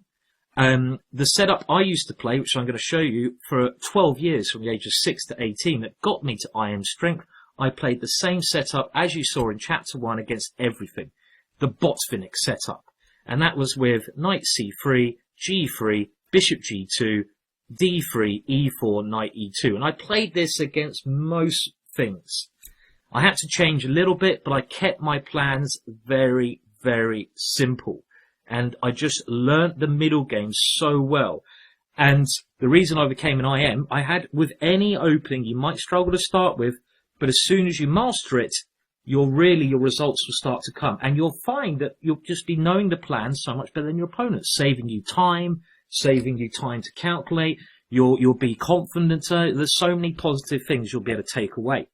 So the English, I think, is perfect for the players out there who really just want to play something quiet, get into the game. Again, loads of ways you can learn that. The way I'd recommend you learn it, again, get a book if you prefer a book. Get a DVD if you prefer a DVD. I've done a 2-part DVD for Chess Base you can get on the English. Again, we can't cover everything here. It will be a complete lie if I tried to. I'm not going to do that. What I will do, I'm going to point you in another opening in a second to give you a firm basis. I'll do the best I can, but I can't do everything. You know, I'm not Houdini, unfortunately. Okay, and now the third option, which I play, is kind of a mix between them both. D4, the Queen's Pawn. Now again, E4 is for more tactical players. C4 is for very quiet players. D4, you can play in any way you want, I've found. You can play it positionally. You can play it tactically. It's a very flexible move, but you can play it in a way where you just keep the plan simple. Now again, if you have a lot of time, then I would recommend after the move D4, you play the main lines with C4. And this can be against everything. Now, again, if you're gonna learn, you have to build up that portfolio. You have to think about what Black's options are. Now, Black has a couple of main options you need to fight. And this is something, again, you need to think when you build your opening. What are Black's main options here? Well, one, he can play knight f6 and g6. Option number one, the King's Indian defense. You have to have a setup you like against that. So, for example, c4, g6. You have to know what you're doing here. This can also be a Grunfeld. This and this, option number one. Option number two, after c4, Black can go e6, and he can play various lines with this. And then I would say the third option is really when he goes d5, and you need to learn all of these one by one. Again, keep it simple when you start, and you can do that. But this is really for people who have more time. Now, if you want to learn d4 slowly to start with, and then maybe go into the more main lines. This is something I did in my life. Rather than learning all the main lines to start with, I picked side lines. And then later on in my life, if I needed to develop, rather than picking a totally different opening, just choose a more main line. So build up to the main lines. Now, a perfect opening for you out there, if you don't have a lot of time, but you want to play a good, solid opening, which can give you great tactical chances, is the London system. And that is a system where you go d4 and you play knight to f3, bishop f4. But we'll come to this in a game I've got prepared for you in a second. Now, it's a big introduction to this chapter because I think verbally it's more important to explain where I'm trying to get from than the actual games. Now, I do have 5 examples for this chapter I'm very quickly going to show you, which hopefully really they will show you why I've talked in this manner. And these examples will show you how I progress to a Grandmaster and how I think is a quick and easy way for you to get the most out of the game. But just from this introduction, what should you take away? Work out what style of player you are. Pick openings that reflect that style. Don't copy the top players. It's pointless. Pick openings that suit you. Don't copy the top players. Only copy the top players when you've picked your openings. Then look at what the top players play in your openings and look at their plans. But don't do it the other way around. Don't look at the top players first and play their openings. Pick openings you enjoy and which suit your personality. You also have to know the strengths and weaknesses of each move, the plans you need to get. You should verbally be thinking of this or get some material which will teach you this. If you remember, it depends how old you are and how much time you have. If you're an older generation, you're not going to remember all these sharp lines as much. I don't anymore. So you shouldn't be picking sharp openings with lots of theory. I would say most of you probably watching this have other things going on in your life, so pick simple openings. And I'm going to try to do that in a minute, give you an opening, at least one opening that you might be able to play. Now, quick tricks, gambits will give you a very quick increase, but in the long term, they probably won't help you. You have to stick to basic principles. If you lose a game in an opening, work out where you went wrong, improve on it. And really, that's what I want to mainly talk about in this introduction. But now I think it's certainly time to move on to show some examples of myself and how I developed as a chess player. When I was 6 years old, my dad taught me chess, and he was a strong player, and he'd always played the English opening. The English opening had been, he learnt the English opening. We should trace the roots back of these things from one of his chess heroes, Botvinnik, ex-world champion, and he was a leading light in the so-called Soviet school of chess, which was the strongest and still is one of the strongest schools of chess out there. And, you know, we can learn a lot from looking at the best players and how they learn. And the English opening was something he taught me, and I played it from the age of 6 to about 17. Now, during that period, because I only played the English opening, to start with, I hated the opening. I played junior tournaments. I was the only kid playing it. Everyone else would be playing gambity lines. They were much stronger than me. They'd get quicker wins. I, for the first 5 years, had terrible results, and I kept saying to my dad, I want to give this up. And he was very nice. He said, you can if you want, but I recommend you don't. Then all of a sudden, what happened at the age of around 11 and 12, because I stuck with this opening, these other kids who had been playing these gambity lines, their results started to go downhill because people had worked out how to play against them. On the other hand, my results started to go up because I really got to grips with what I was doing, what plans I was trying to do. I knew where I'd gone wrong from past experience. I knew what I needed to improve on. Then all of a sudden, at the age of 12, I shot up to about 2,300. And really, it's because I stuck with an opening and I got to know the plans. And it got me to IM eventually, really, this opening. Now, there was a moment where I changed, and I'm going to show you a loss now. And this was against Grandmaster Mark Hedman. And the game started c4, and it started with my opponent playing the King's Indian Defence. Now, I'd always play the same setup. When you pick an opening, I recommend you know the setups you're going for, and you know why you're playing those setups, what you're trying to achieve, and what you're trying to stop your opponent from doing. So my setup is surprisingly enough, the Botvinnik English. Quite a funny story to this game, actually. They had it was the Hastings Challengers. Whoever won this game got a place in the Premier. It was the last round. And there was a major argument before the game, not with me and my opponent, but because they repaired 5 minutes before the game to give someone a chance to get a Grandmaster norm. Mark, who's a very good buddy of mine, and myself complained to the arbiters because we had much easier pairings, and there was a massive row. One of the arbiters even started crying, which was rather peculiar. So he was in a bad mood, and he's always told me after this that he plays a lot better in a bad mood. Now, I'm not going to recommend you get yourself in a bad mood to play chess. That's not really recommended, but it was quite a funny backstory. And my strategy from the opening in this was light square control. So I'm trying to control the light squares. So I increased my control on the light squares with G3. And again, I increased my control on the light squares by putting my bishop here. I put another pawn on the light square, so I'm going really strong light square control. The downside of this is I lose control of the dark squares. But the thing this really why it helped me, it's a very simple plan. I played the same ideas game and game again. I got to know exactly what I'm doing. I didn't overcomplicate. Simple is good. Mark played c5, and now d3, knight c6, knight e2, and now he played a6. Now, I have to say, I've had lots of good wins in this, and, this was one of the games that taught me from my mistakes, but it also taught me that maybe I need to change my openings a little bit. and we'll look at how I improve from this. But I remember I played this for over 10 years, this one opening, and I understood bits about other openings from this one opening.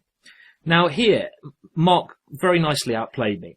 Bishop e3, d6. And here I knew, again, well, from playing this opening, there are a couple of ideas I should be trying to do.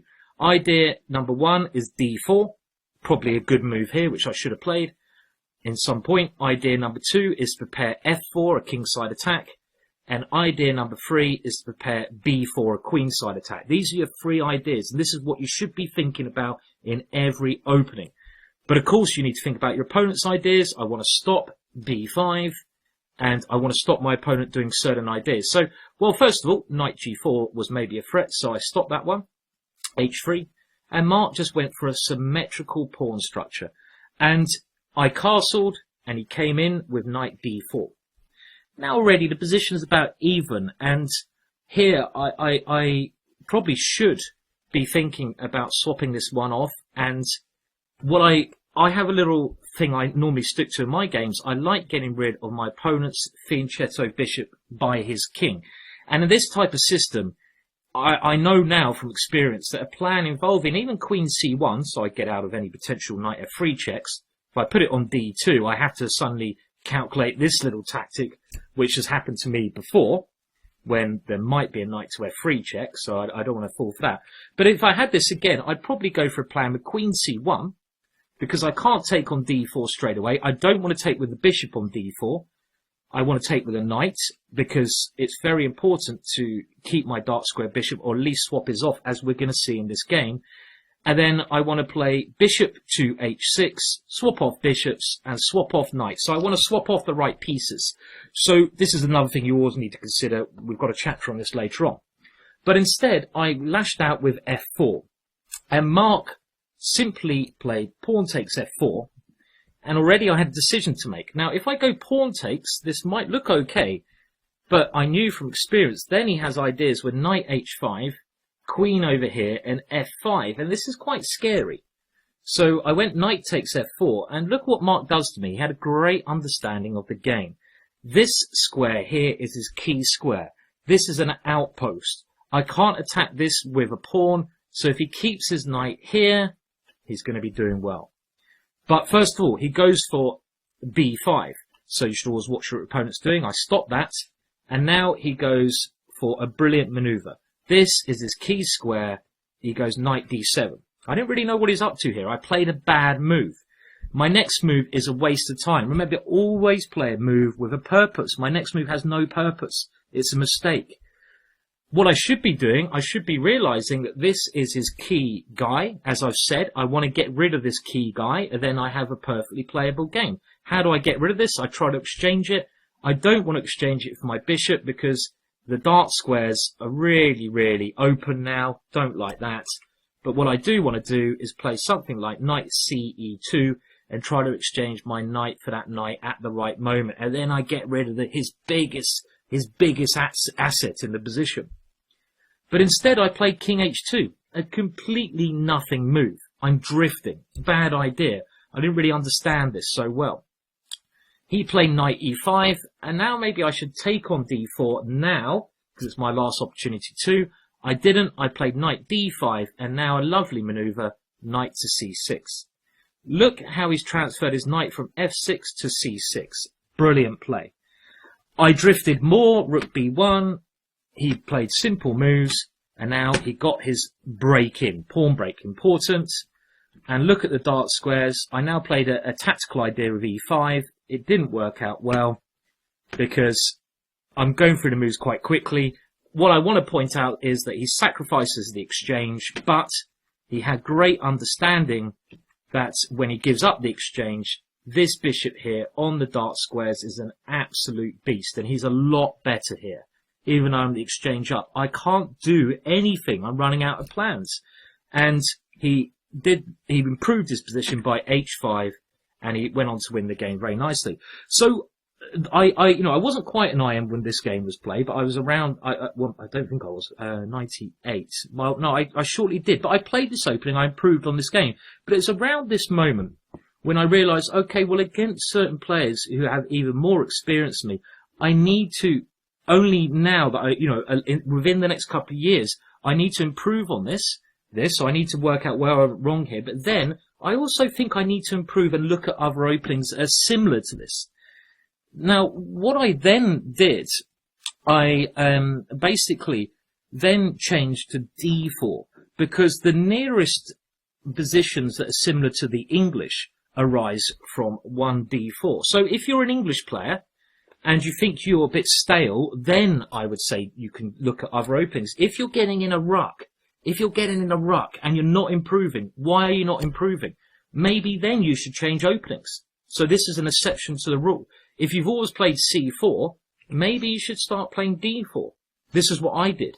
But I played D4 and not E4 because the positions, the middle game positions you get from D4 are very similar to the English. You can get very similar things. So I had built up an understanding.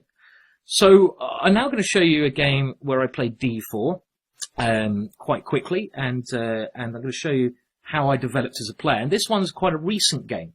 And this is at the end of my change of style. And we're going to reflect how this can help you as well.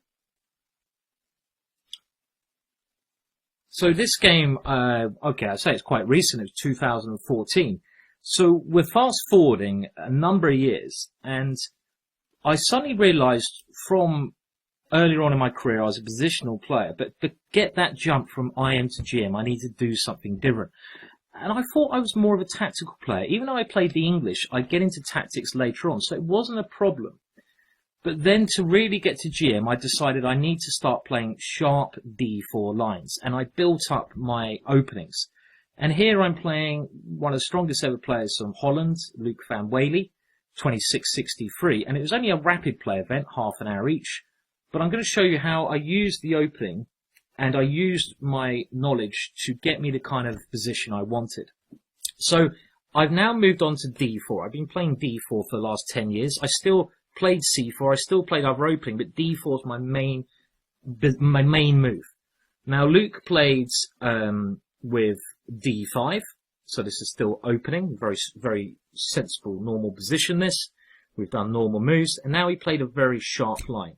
He took on C4. And I actually think that this is probably a mistake against me, because the kind of positions I like are sharp positions where I have the initiative, and this, but well-founded. So this is kind of a gambit line. I did say be careful with the gambits, but some gambits are totally sound. You need to just read up a little bit, have a look which gambits are meant to be sound, which are not, maybe learn from experience. This is a great best way to learn. Now, this is called the Vienna game. I now played E4, taking the centre. My opponent played Bishop B4, and I have a number of options here. So the main line is pinning my opponent with Bishop G5, but then Black gets a little initiative with C5.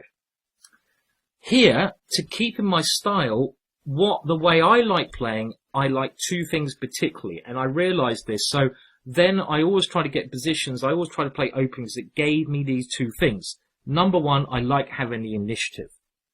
So if you like having the initiative yourselves, pick openings that give you the chance to get the initiative. Don't pick solid openings where you're on the back foot. Pick openings where you can get the initiative. This is especially true with white. If you like the initiative and you're playing with black, we'll have a look at that in a minute, but you should probably be looking at counter-attacking openings because you can't always lead the fight out. Another thing I liked was having space. So the English didn't always give me the space I wanted, but D4 would often give me space and the initiative. So this is why D4 I was like a duck to water, and ducks like a little bit of water. So here I now sacrifice the pawn. Bishop takes C4, but this was a sound sacrifice. He has to accept my pawn in the center of the board, and now I castle. I'm going for quick development. I'm going for the initiative, and here Luke, maybe not used to the opening, always goes wrong. So I've basically picked an opening, which I've learned through experience, helps me. I'm going for initiative, I'm going through space. Experience has taught me this. He's fallen into my plan, and I get the kind of game which I have a better feeling for. I'm playing to my strengths. Rather than getting myself into a passive position, which is not my strength. I'm playing to my strengths. This is what you guys need to do. Now, Luke took on c3 with his bishop, a very bad move. This bishop was needed for defense. The main line here is if he takes on c3 and then retreats the bishop here, he needs this bishop to defend some of his king. Now, if he takes a second pawn here, he can get in a lot of trouble with ideas of, well, my bishop's coming to a3, stop him castling. And if he plays c6 has been tried before, but then something like rook b3. Remember the rook swinger from the chapter 1? I'm trying to make everything link together somehow. And after the bishop moves, knight e5. And this has proven to be nearly winning for white. Even though white's 2 pawns down, there's monstrous ideas of these pieces coming in, crashing in. Again, this is not an opening report, so we won't spend too much time here, but just to give you a little feeling. So, very quickly, my opponent took with the bishop, he castled, but now everything flowed. First of all, I want to get this knight out of the way, so I move my queen up. And now I want to develop my last piece. Before I attack, obviously, I pin the knight. This pin is a winning pin, because he doesn't have a dark square bishop to defend it. And look how the game flows. It was so easy for me, because I've got a position which I can play with my eyes shut. I know all the moves, all the ideas. He defended the pin, and, you know, before I really get attacking, I want all my pieces working. And again, I'm thinking here, what's my opponent trying to do? I didn't see any good plan for him, because he hasn't got any active plan, so I've got time. So I just moved my rook to a half-open file. He decided he needs to get his bishop out, and now I decided that it was time to do something, because if he gets his bishop out and tries to swap some pieces off, he will confirm that extra pawn. So I went in, knight e5, and this creates a threat. I'm working against my opponent's ideas. If he goes bishop b7, now I have knight takes knight. He can't recapture the knight, he has to take the queen, and now I can take here, and I destroy his king. Maybe I use the rook lift next, and I get a big attack in this kind of position. Just what I want. So my opponent didn't like that. Instead, he took on e5. Of course, I don't exchange queens. And now he went c5. Now, a quick test for you guys here. You know, let's see how much you like the initiative. I'm trying to attack here. At some point, I need to find a target to attack. Of course, I'm going for his king, because that's where a lot of my pieces are sort of hanging around. So in order to attack, I need to find a weakness around his king. So which square do you think has a weakness in his position around his king? Which square, therefore, should I then target? It's probably going to be one of the pawns in front of his king. And how do you target that? Pause the video if you need to. Well, I decided h7 was a target, and I went queen h3 to line up against that one. And after my opponent took on d4, I just continued to target this pawn, and I went bishop to d3. And now I've created some concrete threats. I'm threatening bishop takes knight, queen takes h7 checkmate. Quite a nice threat. I'm also threatening here to just take on h7 with the bishop straight away. So already this is a winning position for me, but I haven't done anything particularly, crazy. All I've done is picked an opening I'm very confident with. I've gone into the kind of positions I can play very well, and I've played normal moves. I haven't done anything too risky. I've attacked when I've got a good foundation. So it shows you that the openings can really help you out. Compare it to the last game. And I did get to IM strength using the English, but now I've developed as a player. I still played the English, but I slowly moved on to another opening. I haven't really changed, though, from that, because you should spend years and years on one opening. I'm afraid it is true, but you need to. And how did the game finish? Well, he's really busted here. If he plays g6, I can simply play queen f3, attacking 2 pieces, completely one game. If he plays h6, well, that's a red rag to a ginger ball. I just go bishop takes h6, and I rip his king apart. The magic number of attacking pieces is generally 3, especially against a lone king. And with rook g5 coming in, he can resign. So he tried instead h5, and now it's a nice little tactical moment for you guys here. White to play and win. And this one we're going to a bit later on, but it's really now, I've got everything I want. To give you a clue, it's not bishop takes f6, because we have to calculate before we play our ideas. If I do this, queen takes, and now if I take on h5, this looks very tempting, but if I play this, he can play g6, and his queen defends my rook coming in, and maybe he's better here. I don't actually have an attack here. His queen is a great defender. So what is the winning move here? Pause the video if you need to. The winning move is this beautiful move, bishop h7 check first. The idea of this is to force his king to the h-file, and whatever he does now, he's losing. If he takes with the knight, I win his queen, and after king takes, now I take on f6, and it's either going to win the queen or force checkmate. For example, queen takes was what's played, rook h5 check.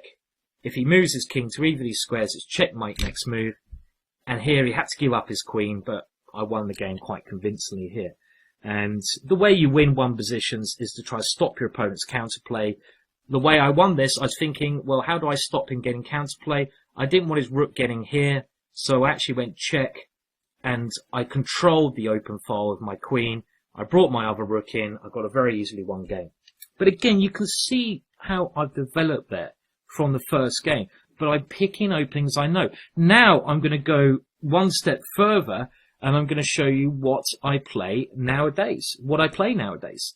And I'm going to show you why I play this. I'm going to tell you why I play this. I'm also going to recommend this opening to you guys out there who don't have a lot of time. You want something simple with a lot of bites. And it's the London system. So I'm going to show you a couple of lines, a little bit more theoretical, but this is a perfect opening for the players out there who don't have a lot of time, can play one setup, understand the patterns, and they can decide how they want to play. It's a very flexible opening, but it's very simple. So let's move on to that now. So what I generally play now, I generally have setups which I've thought about before I played the openings, which are easy to learn, which I don't need to keep developing too much. I can develop them during experience playing, but I know they have a solid foundation. I don't need to keep up with too much theory out there, but I do generally understand better than my opponents because I'm playing these systems time and time again. And remember, that was a bit of advice I give. And I have to say, because I'm a GM, I have changed my openings a bit, but I do recommend you stick with one opening. And the opening here is the London system. And the London system is, again, I've done a DVD on this for ChessBase if you want to buy that, or I've done some free YouTube lessons on this. So if you go to my YouTube account, Ginger GM Videos, I've got free videos which will give you pretty much everything you need to know in this system. And it's very easy. Now, I'll just tell you a little bit about it here because you can read it other ways. But the positives of the London system is that you do the same patterns pretty much against anything black plays. Now, of course, black has different ways he can play against d4, as we've said. But in the London system, you really go for the same thing. So what do you do? Let's not even look at what black plays. Let's just look at what white plays. We go bishop to f4, knight to f3. This is like stage one. Put your bishop on f4 and your knight on f3, generally. Then I create a pyramid, and the front of my pyramid is the pawn on d4. How do I reinforce that pawn? I go c3 and e3. And you can see there, I know I'm putting a lot of paint on the boards there, but that is a pyramid. And d4 is the head of my pyramid, but it's a very strong structure there. And then I've got to develop my other two pieces, which are my bishop on f1, my knight on d2. So stage 3 is knight d2 and bishop d3. Okay, so that's my simple development that I'm doing. I'll get rid of all these things. So that's the first thing. And then, depending on what my opponent does, I decide on my middle game plan. And we're going to have a look how I've used this. And I worked this out before I played this opening by looking at some very basic stuff. It didn't take me long because my understanding on having the English as an opening and d4, I knew about these plans anyway. And then I just understood them more by playing them. But first of all, you can't always do the same thing against everything your opponent does. Now, generally, against setups where black plays d5, you can do that. The two things you've got to be aware of is if white is facing knight to f6, well, here let's just continue as I did in the game. My opponent here is International Master Andrew Ledger. It doesn't really matter if I move my knight here or my bishop here. It really doesn't make too much difference. I went knight to f3. If my opponent now plays g6, well, you can do the same setup here, but there's other things you can do. And in this setup, against the King's Indian, instead of going c3, I normally put my knight on c3. But this is something you can look at my YouTube channels to have a look at. In this, as we don't have too much time, but I want to just give you the basics. It's all free on YouTube, so I recommend you go there after look at this. What I did here, after knight f3, I knew my opponent would go e6, so I just do my next plan, bishop f4. My opponent, I suspected, will go c5 and d5. He went c5 first. Now, the one thing, again, you've got to be aware of at every stage in the game is what my opponent is playing and what my opponent is trying to do next. Now, as soon as he plays c5 in the London system, let's remember our opponent's half the game. We've got to work out what he might be trying to do. He opens up his queen, and this is a very important concept you've got to be aware of in the London system. The queen coming to b6. And this queen coming to b6 is something you should always be on guard for. Now, I have a decision to make, don't I? Because I want to keep the head of my pyramid. I want to do my next stage. Remember, stage 2, I want to create that pyramid, create that kind of pyramid structure. So do I go c3 or e3? So I just thought here, which is better? And again, even here I needed to think. And I decided that e3 was better for a particular reason. My reason was that the only thing he can try to do to disrupt my opening setup is queen b6, attacking this pawn. And a common idea here that I worked out was good is knight to c3. And I'm willing to gambit a pawn. He has to really take that pawn, otherwise his whole queen b6 idea doesn't make any sense. And now knight to b5. And this looked very risky for my opponent. I've got this threat, I've got rook b1 threat. My opponent is in a lot of trouble. In a lot of positions, you even move the knight around to c4 or something like this. So this, I worked out, I was very happy entering this position. He's on the back foot. I also know my opponent. It's not his style. I didn't expect him to do this. So he went for simple development. Knight c6. So again, I could go c3 here. But then I thought if I go c3, he might play queen here now. And I don't have knight c3. I can go queen b3. This is the main idea. But why not stop the queen b6 idea? So I went knight bd2 first. And the point of this is, if he goes queen b6, I go knight c4. And logically, this works very well for me. My opponent played d5. So now, after d5, we're back into one of the setups I know most about. And after d5, c3, and look, I'm basically putting my simple patterns into formation. I'm constantly thinking about what my opponent might be doing. I'm constantly thinking about things that he might do to disrupt me. But I want to get into my normal patterns, because then I'm going to show you how the middle game can often play itself from picking a good opening. And here, well, my opponent played bishop d6. Now, just to demonstrate bishop e7 and demonstrate to you how you should approach openings, what you should be doing, okay, well, you know, the next move is pretty obvious, some bishop d3 move at some stage, castles. I've done the basic opening stages, but now the real game starts. And now, if you know the middle game plans here, which we'll look at in a minute, how to work these things out, and this is something you need to know before you pick an opening, you can win games on autopilot. And here, I worked out against the bishop e7 setup, so it depends what your opponent plays, a very dangerous attacking line here. And one of the main ideas of the London system is to shove this knight into e5. This takes a very good central square. It also opens up the queen, and in some situations, if you want to go super aggressive, you can go g4, g5. But again, it depends on your style. If you're a positional player, you might not want to play this. You might just want to castle kingside. But if you do castle kingside, you need to know what your next plan is. You need to know what you're doing in this position. Now, my main idea in this type of structure is not to castle, but after knight to e5, is actually to play h4. You know I love a bit of Harry. And I had a couple of games which have gone a6 idea of b5 at some stage, h4, and I have a particular trick in mind. And it doesn't really matter if my opponent takes on e5 first. We can get the same kind of thing if he goes knight takes e5. I always take with a pawn, knight d7, h4. It's the same thing. But after a move like a6 here, it's the next plan which I know in advance, and it shows you, if you know patterns, you can get 1 games. And here it's white to play and win. And it's all because of the pawn on h4. And the winning idea here, well, it's a common idea. It's a Greek gift. I'll pause the video if you want to have time to work it out. Pause the video now. Is bishop takes h7 check. And this works. This has worked numerous times in games I've had already. I haven't had a chance to play this in a FIDE rate game, but I've played it in many rapid and many blitz games. I'm waiting to get it in.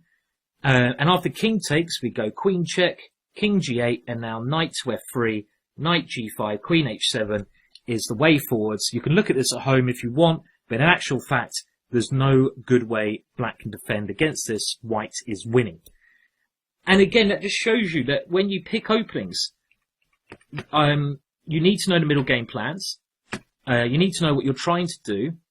This London system, the reason I'm playing it now is because, as I've said, I want to have a simple way to play. I don't want to learn too much theory, and I want to understand this better. I want to play this opening for at least 3 years, so I get to know the real depths and ideas behind it. But in this game, my opponent played bishop d6, which is a better move. Now again, we've got to think what we're trying to do here. Well, the best move here is bishop g3, having a standoff. And we can see my opponent was the first to twitch here, and he took on g3, which helps me, as we'll see in a minute.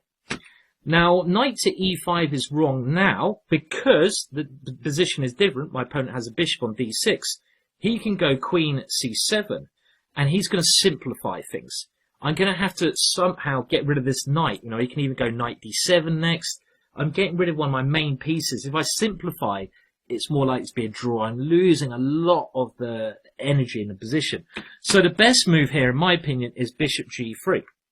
And just to show you some basic tricks here, if you're interested in this opening, well, my opponent took on g3, as I said. Let's say he castles. What can be more natural than castling? Well, now we finish our stage, our pattern. We get our last piece out. This bishop in the London system is a key piece. Each idea I have has a plan. I put my bishop outside of the pawn structure. Imagine if this bishop on g3 was back on c1. Ugh! It'd be imprisoned. So you have to keep... That's why you put your bishop on f4 first. This bishop is the key piece, though. And already here, I'm just going to tell you, if you're theoretically interested, what you should be doing. Well, naturally here, if my opponent does nothing, I might go knight e5 and start an attack. But what might black play? Well, against queen e7, what is he aiming to do? He's aiming to go e5. We should always think about what opponents try to do. So now, of course, knight e5 is correct. If he doesn't do anything here, I'll probably go f4. And later on, maybe bishop h4, g4, g5, attack over there, because I'm an aggressive player. I've got a good foundation. I've got myself a nice solid attacking position, no risk, no theory. And that's what I want when I play chess. I picked an opening that suits my style. But there's a nice trick here. I'm just going to test what you learnt from the last thing I showed you. Knight d7 used to be a main line, but here there's a very crafty thing you can do. You can take on d7. You can take on d6. You can take on c5. And this is kind of forcing in some ways. Here it looks like black is doing well because black has potential to have more space. And if it wasn't for the next move, black would be doing well. But it's white to play and win here again. And it's the same trick as before. And again, it's knowing these tricks which makes you become a better player. Not just tricks. These are really good foundations, knowing these ideas. And here, the winning idea, pause if you need to, is bishop takes h7 check. You might be thinking, how does that work? Well, king takes, queen h5 check, king g8, and now the reason we put the queen here, knight to e4. And black can't take that knight because we win the queen. And next move, we're going to go knight g5, and computers are proving this is a winning attack. You still have to work a bit. We're not going to go there, but again, it just shows you these ideas. So let's just go back, because this is one of the main lines now, and it's not a theoretical thing I'm trying to teach you, but I'm just giving you a little glimpse into something you might be more interested in. I'm trying to do everything I can. Now, after bishop d3, the most popular line is b6 here. Now again, when your opponent plays a move, I'm trying to get you thinking the right way. You've got to think, what are the pros and cons of that move? The pros from Black's standoff for this move is that if he gets time to go bishop b7, he's controlling this central square on e4 more. Now, the cons of this move is that he's played this move, and at the time being, he's weakened his light squares. So a very simple way to play here is e4. I recommend you do this, and this is a very simple way to play because you're threatening e5. Black has to be careful. If he takes on d4, e5 wins a piece.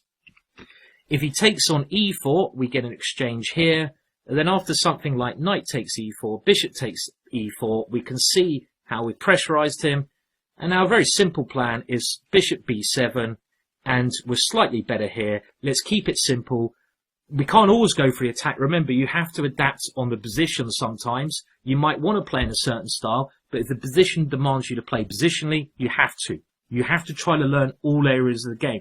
You might try to aim for a certain type of position, but occasionally you won't get it.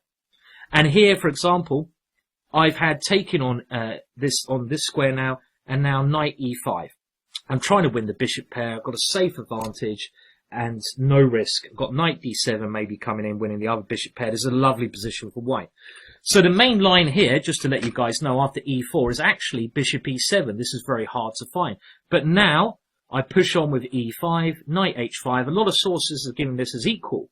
But a very interesting move here, which is a novelty, as I speak, it might have been played, is my favourite move, h4. And again, I'm trying to show you here how I built up a repertoire myself. You guys need to do this, because you can read a book, watch a DVD, but if things start to link together, you've got to realise why. Why? What am I trying to do? Well, the reason I found this move is because of the other examples I've shown you when white takes on h7. I've already shown you 2 examples of this. And what I'm trying to do with h4, I've remembered the patterns from the same opening, but in 2 different circumstances when this has worked. So by finding this move h4, I'm trying in some cases to play bishop takes h7 and knight g5 check. Or maybe even knight g5 straight away, and I've got an attack here. I haven't had a chance to play this yet. It's a little secret I'm sharing with you, but I'm trying to show you how I developed my theory in this new opening on good, solid foundation. Now, very quickly, the way the game happens, actually, after bishop g3, Andrew took on g3, and now this certainly helps my structure. It's actually better having this kind of pawn structure than the normal one, because I moved a pawn nearer the centre, I have an open h-file. And after queen d6, if queen b6, you have 2 options depending on your style. You can go queen b3 if you're more positional, or you can keep the queens on with, not there, that's a passive square, with queen c2, if you want to do that. I like queen c2 because we're looking over here. My opponent played queen d6, and now I just finished my development. Bishop d7, I played queen e2, castles, and here I knew now, again, a typical middle game idea. Now that we've got all our normal moves in, knowing what you should be doing here, I know a main idea in this type of position is taking on c5, and then following up before my opponent has time to play e5 with e4. And this gives me a small but steady advantage. I'm happy with that. I got an edge, and my opponent cracked very quickly. He took on e4, he took everything off. He's trying to play very simply. Now he wasted a move of h6, and after this, I haven't done anything special. I just castled. Remember, I'm playing an IM here, but all I've done is play the normal opening. I knew that this idea of taking on c5 and e4 is the main idea to do by looking at top players' games. And now I played a very normal move. I put a rook on an open file. I'm doing simple chess. There's no reason to go complicated unless the game dictates that. So you have to play all types of positions. I played rook d1. My opponent played bishop c8. And now I simply took on c6, and I'm already winning. I haven't done anything. Because if he goes queen takes c6, I go queen to e5 check. I win a safe pawn. At my level, that's enough to win the game. He took with a pawn, and then I simply played queen e5 check anyway. I swap off into an ending, but I'm going to win a pawn. I'm going to be a pawn up in an ending. I've got a winning position against a good international master without doing anything special. What did I do there? What did I actually do? Well, let's just think what I did. I picked an opening which my life as a chess player has led me to. I recommend this opening for a lot of you guys. If you don't have a lot of time, you want a simple setup. Now, do check out the other things you need to do in this, and you need to do your own homework. But all I've done, I've gone for my plan of developing my pieces on normal squares. I'm constantly thinking about how my opponent can stop me doing that, but I'm aiming against queen b6. Now, I've allowed my opponent to go wrong by keeping the tension. My opponent does go wrong. And then here, I finish my development. And the one thing I know I should be doing here is at some point I take on c5 and I go e4. I move my queen to a better square first. Why not? And then when he castles, it's now time to do my middle game plan. I simply do that. My opponent trades off. And after h6, I castle. Nothing wrong with castling, of course. And I go rook to the open file. And next move, I'm winning. I haven't done anything. I haven't really done anything. You guys can do the same. What do you need to do then? What are we going to learn from this chapter? I have more games, but it's unbelievable. This will be the next course. I'll go into this in more depth if this is popular. I hope it is. And any feedback is welcome, even if it's, criticizing. So what have we learned? Well, I think what we've learned is that really pick openings that suit your style. Pick openings that reflect your age and the amount of time you have to work on chess. If you're older generation, you can't play lines, or maybe you can if you're an exceptional person, but I mean, even me, now I play simple lines because I'm coming to 40.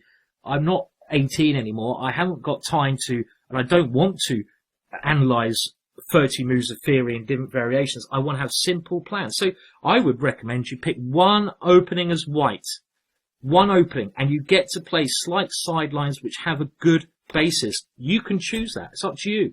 I'm recommending the London system because it's something I think fits a lot of players. Get to know the plans. Get to know the patterns. Get to know what you should be aiming to do.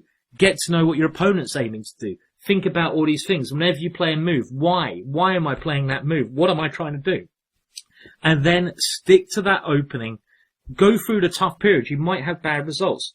Stick with that opening for years. Is what I did. It will promise you'll get to a point where you're like, wow, I know what I'm doing here. My opponent doesn't. You can play autopilot. But then if you get in a ruck at a certain point, you've got to your maximum learning, change slightly. Pick an opening which is similar. So if you play the London system, maybe what you could do once you've, just to give you an example, let's say you play the London system for 5 years, you've got to a good standard, but you should probably change. So what do you do? Well, after knight f6, which openings are similar to London system? Well, what about the Trompowsky? You could then look at the Trompowsky. The bishop goes one square further, but you get similar positions. So make small changes which you understand. Don't jump from the London system to the King's Gambit. That's crazy. That's crazy. Pick openings which reflect you. And I think that's all you really need to, the main things you need to know with white. And of course, I wish you the best of luck in your development. With white, you should be aiming for positions which you can control. As black, it's a little bit different because we get to move second. In the next chapter, we're going to have a look again at some examples of my play and some recommendations I can give across to you, some secrets of how you can save time and how you should be studying, how you should be improving. So many people improve by doing the wrong things. This course is aimed to stop that.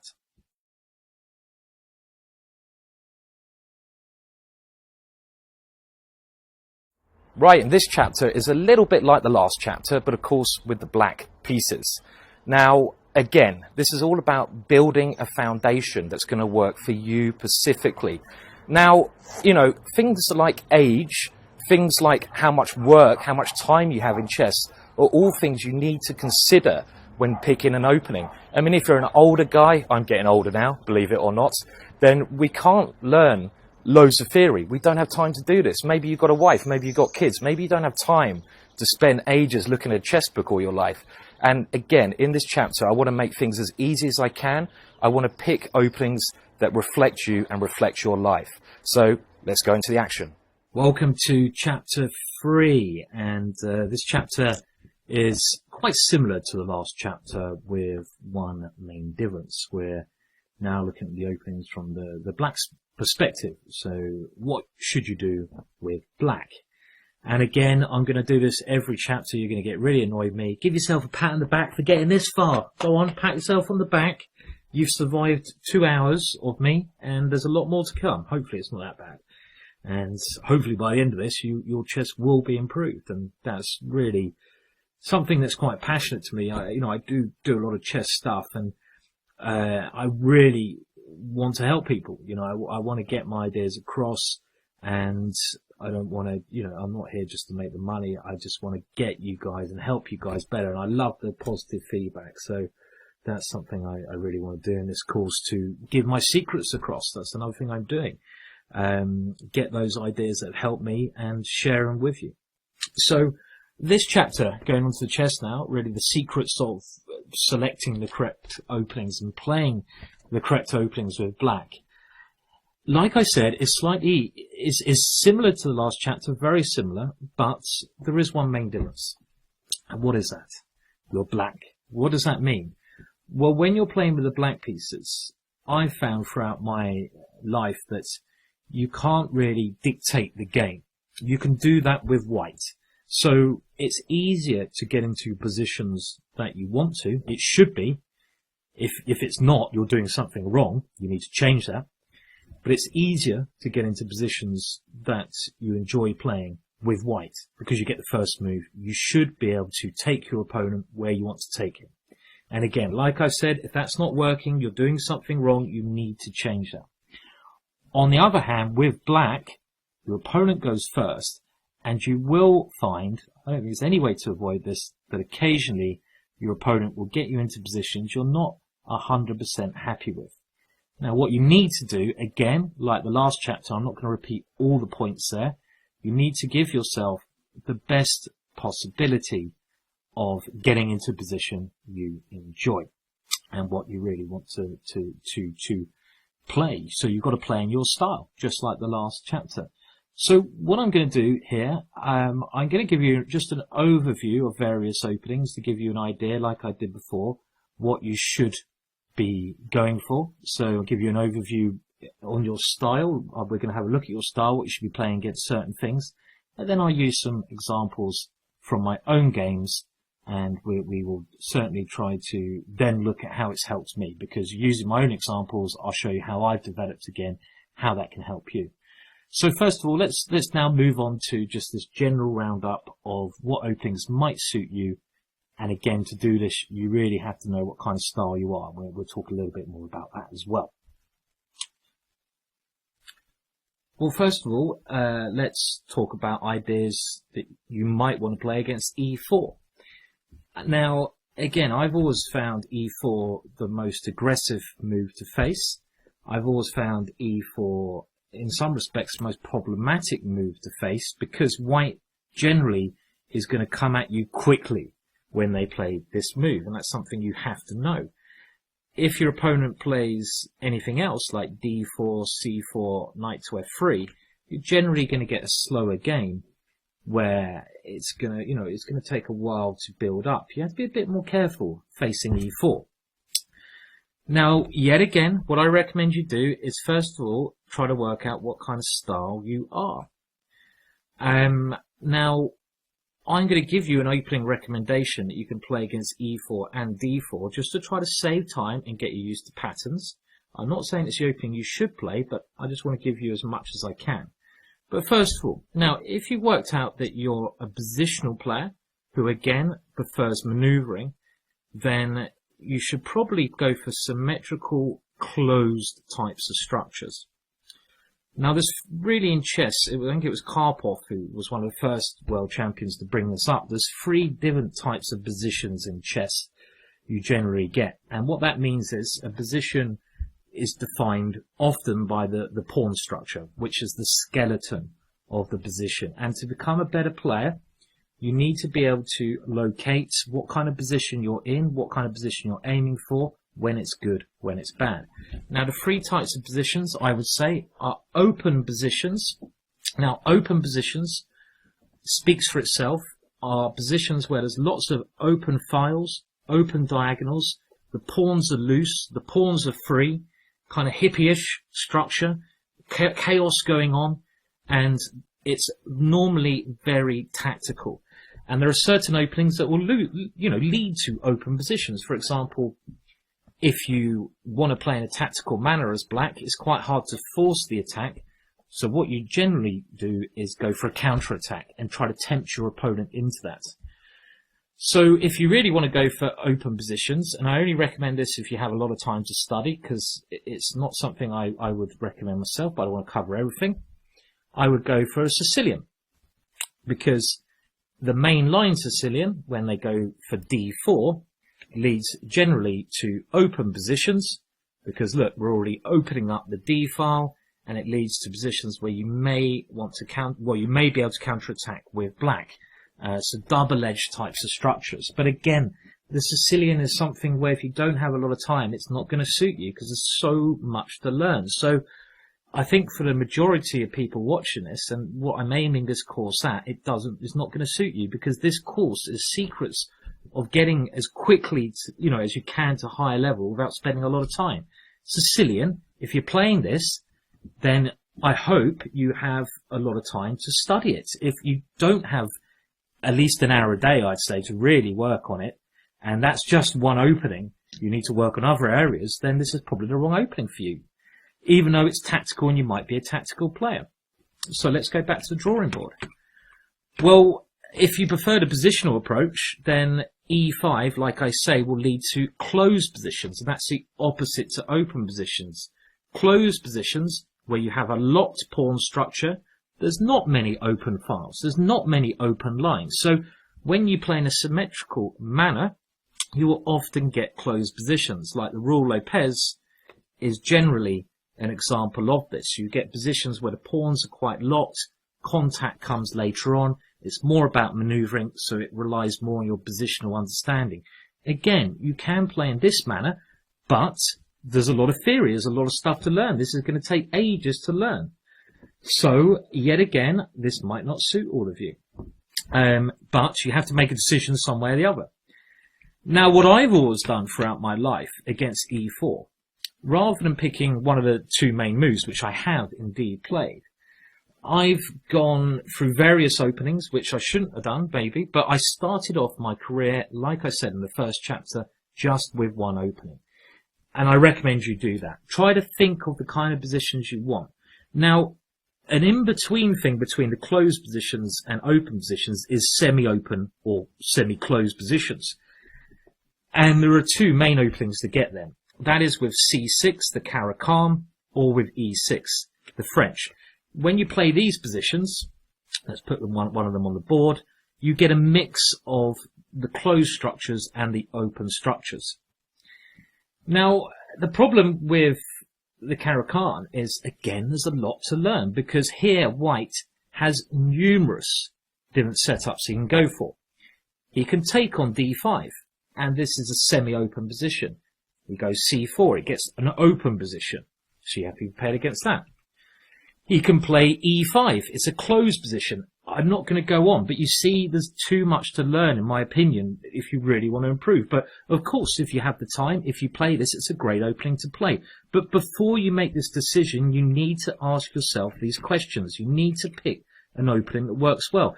And if you do pick a Caro-Kann, let's say you do play C6 and you don't have a lot of time, what can you do? And this is just one example in one opening. Well, after the main move here, and then D5, you really have to do this. Don't go for the main lines. This is one thing I'm going to recommend, and this is one of my real main secrets of the opening is, if you want to get results quickly, pick sidelines which are still sound. Don't pick dubious ones, but pick sidelines. So try to find lines which are not so popular, but still the occasional top player plays. So in the Caro-Kann, against E5, rather than going for bishop F5, which the reason I'm recommending this is about your opponent. One of the key things If you go for the main move bishop f5, your opponent is going to know this phenomenally well. This is going to be what he's mainly worked on. He's going to know the ideas better. This even goes at top level.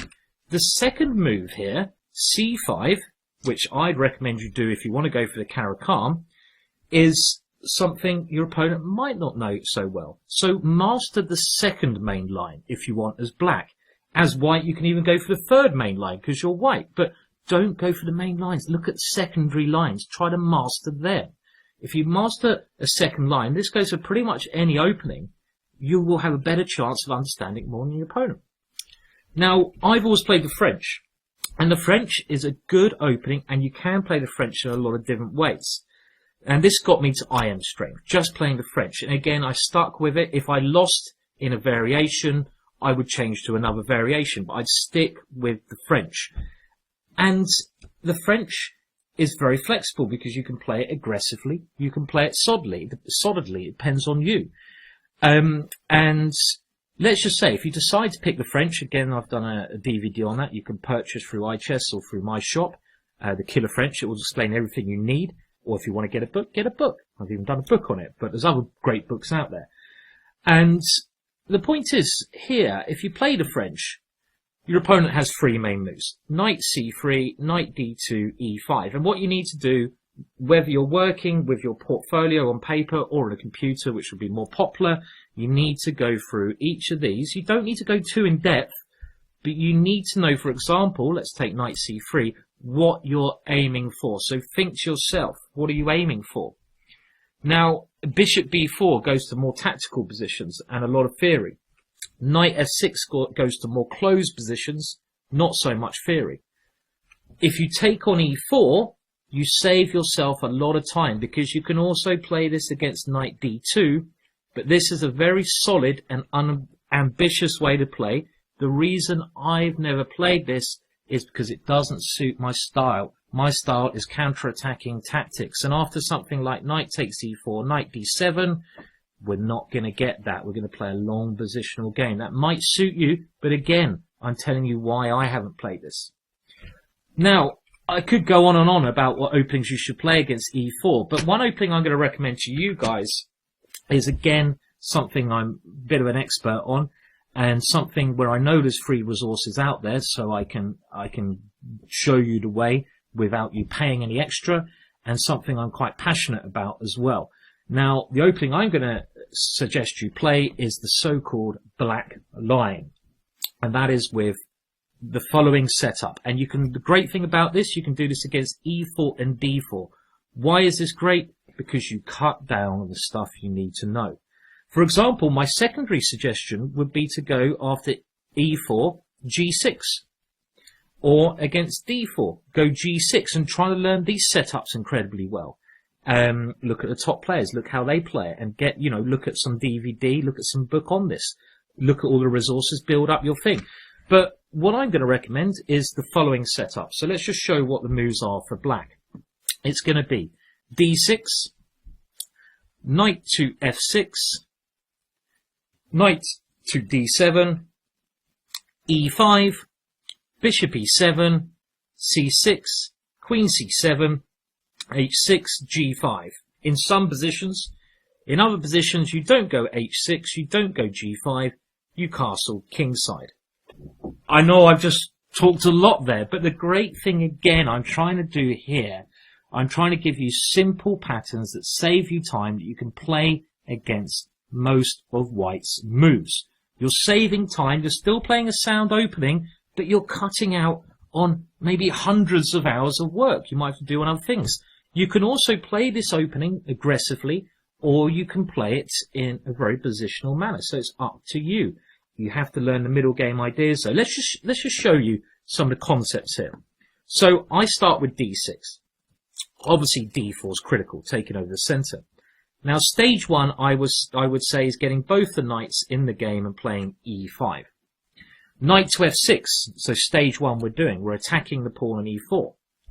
White now, his main move is knight c3, and now you could go e5 here, but if you don't enjoy playing endings too early, you have to know what happens if white decides to take here and then swaps the queens off. which you can play. It's about equal, but it's not to my taste. I want to keep more tension. So the way I play it, I go knight d7 first. I want to go e5. But again, there's a downside to everything. There's an upside. And what we're trying to do, every move has a purpose. We've shown the purpose of this is to go e5 and after exchange not allow the queens to come off. But what's the downside? The downside is white can play the super sharp move f4 here. And again, I'm not going to just make this an opening, DVD, because I want to go more in depth for that, and I want to give you the secrets so you can go away and work in the right way. Now, if you want to learn more about this, I've got free DVDs, free videos. There's free videos on my YouTube channel, which is basically you search Black Lion. That's the name of this opening, and my YouTube channel.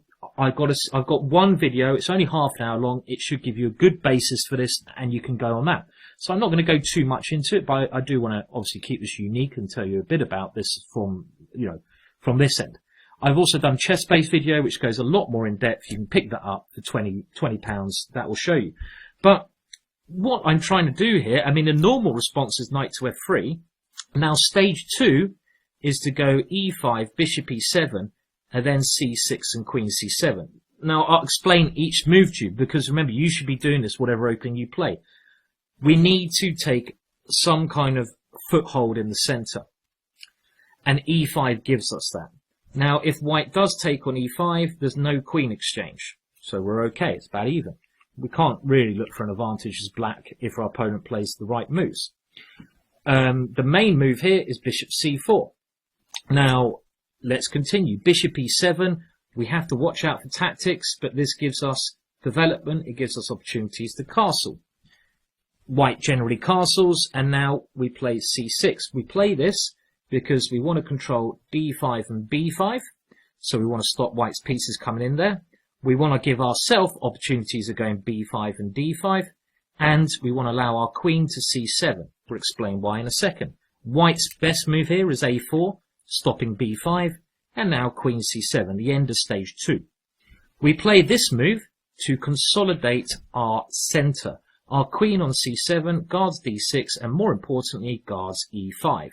e5 is key because once we've guarded that, our knight on d7 is free to move. We'll think more about that in the future. We need to think about that because we need to do something with our bishop. And now it really depends on how you want to play this. If white plays bishop e3, normal move, I would recommend going h6 here. Now, the reason I go h6 in this type of position quite often is I often want to play with g5. And if you want to go crazy, you can. So if h3, I nearly always play a plan with g5 because now I've got a target to attack. I can go g4. I can get a tactical sequence going. But remember, this might not suit your style. You might not want to do this because it's hard for you to castle. This is if you're an aggressive player. If you don't want to do this kind of thing, a maneuver I like doing a lot here, and I generally would probably castle here, but at some point, this knight, where should you put that? And you've got to think of reasonings. Now, the reason I go h6 is to allow g5 to happen and stop any annoying move with knight g5. But a key maneuver here is bringing this knight where this knight wants to come to g6. This is the best square because you guard your center. You might come into f4 later, even to h4, and then your bishop can move. So another maneuver you could consider is knight f8 first, trying to go knight g6, and I'm just building up on ideas. I mean, you might want to go g5 and knight g6. If you're really super positional, I would suggest you castle first in this kind of thing. You don't go for that craziness. But then you still need to do the problem with your pieces. How are you going to do that? Well, I would recommend you move your rook, and then you move your knight. So let's say a normal move, queen e2. Where should your rook go? I would move it to e8. Because again, you're guarding your main frontal point in your moment, your battle, your pawn on e5. And you can see now why having a pawn here is useful. Knight g5 is not coming. And after something like rook d1, we now go knight to f8, and we're doing a well, this is kind of a closed position, but it can lighten up at any moment. Our knight can come to g6, and we can continue playing in this kind of fashion. Now, this is the black line. I'm just giving you an example of one opening you might be interested in learning. And the thing about this is you can play it against d4 as well. Things do change. There are differences. You have to adapt to them. And it's not the scope of this course to cope with all that. This is not what this course is about. I want to send you the right way. But if d4 happens, the great thing is you can do the same thing. d6, c4, and now, well, I would go knight f6, doing stage 1, knight d7, and then I can go e5. And we get a similar kind of thing. Different plans in place here, but it's a bit like King's Indian defence, really is a King's Indian defence, but you can build up on this. I mean, again, I expect white, to be honest, is slightly better here. That doesn't matter.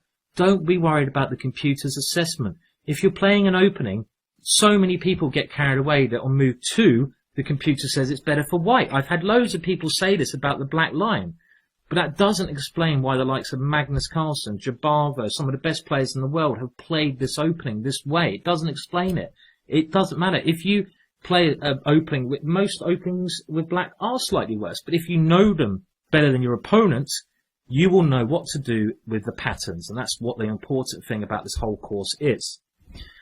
Okay, so I just give you a little, ideas of what you might want to play. And you should try to, again, some lessons, like the last one, are pick, your style, pick openings that suit your style, and try to work out how much time you have to spend on things. If you don't, pick a similar setup you can play against most things, and know the plans you're going for in every opening you learn, the middle game plans.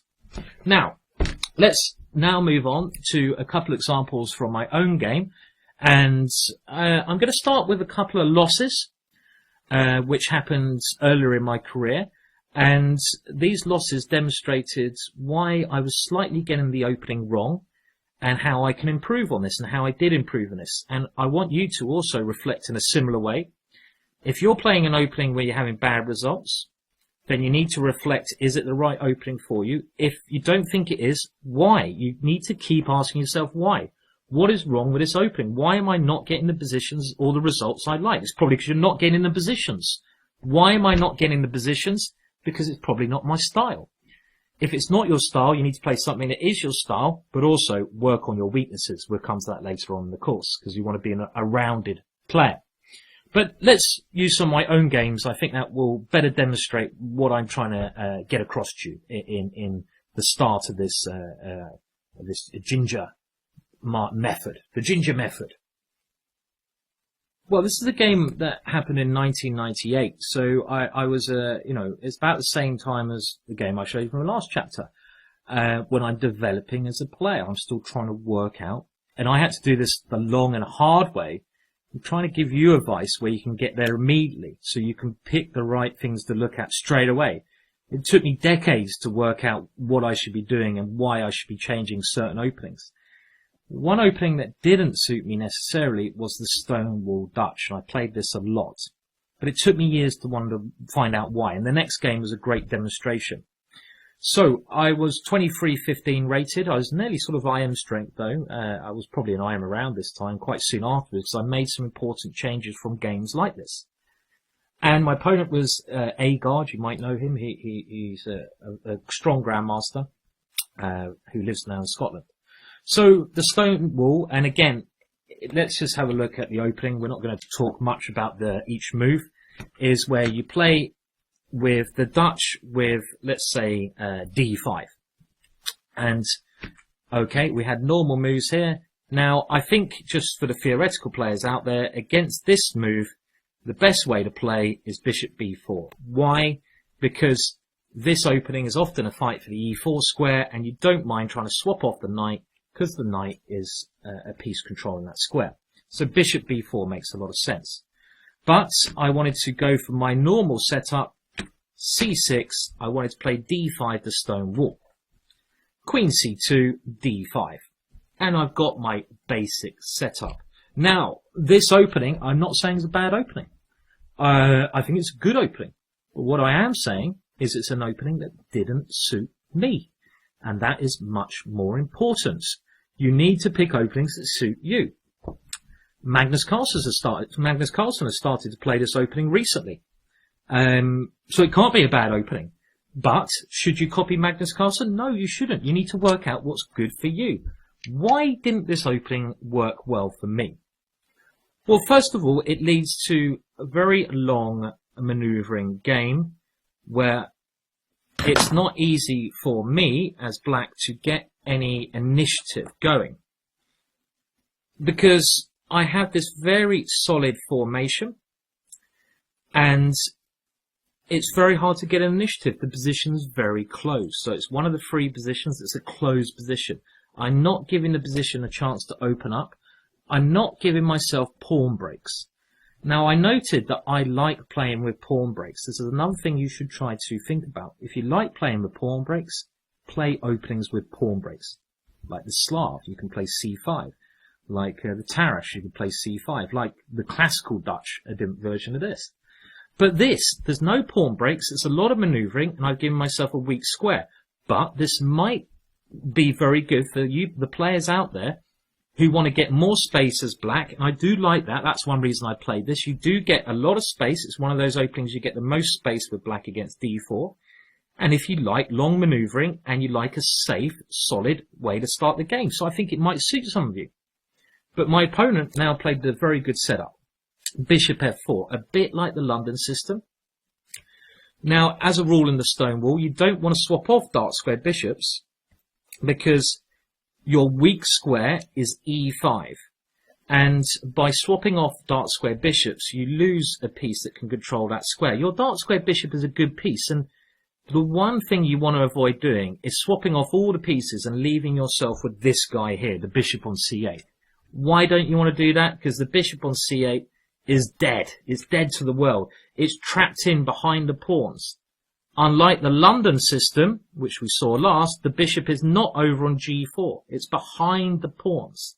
So you don't want to swap off all your other pieces and leave yourself with your worst piece. So I went bishop e7.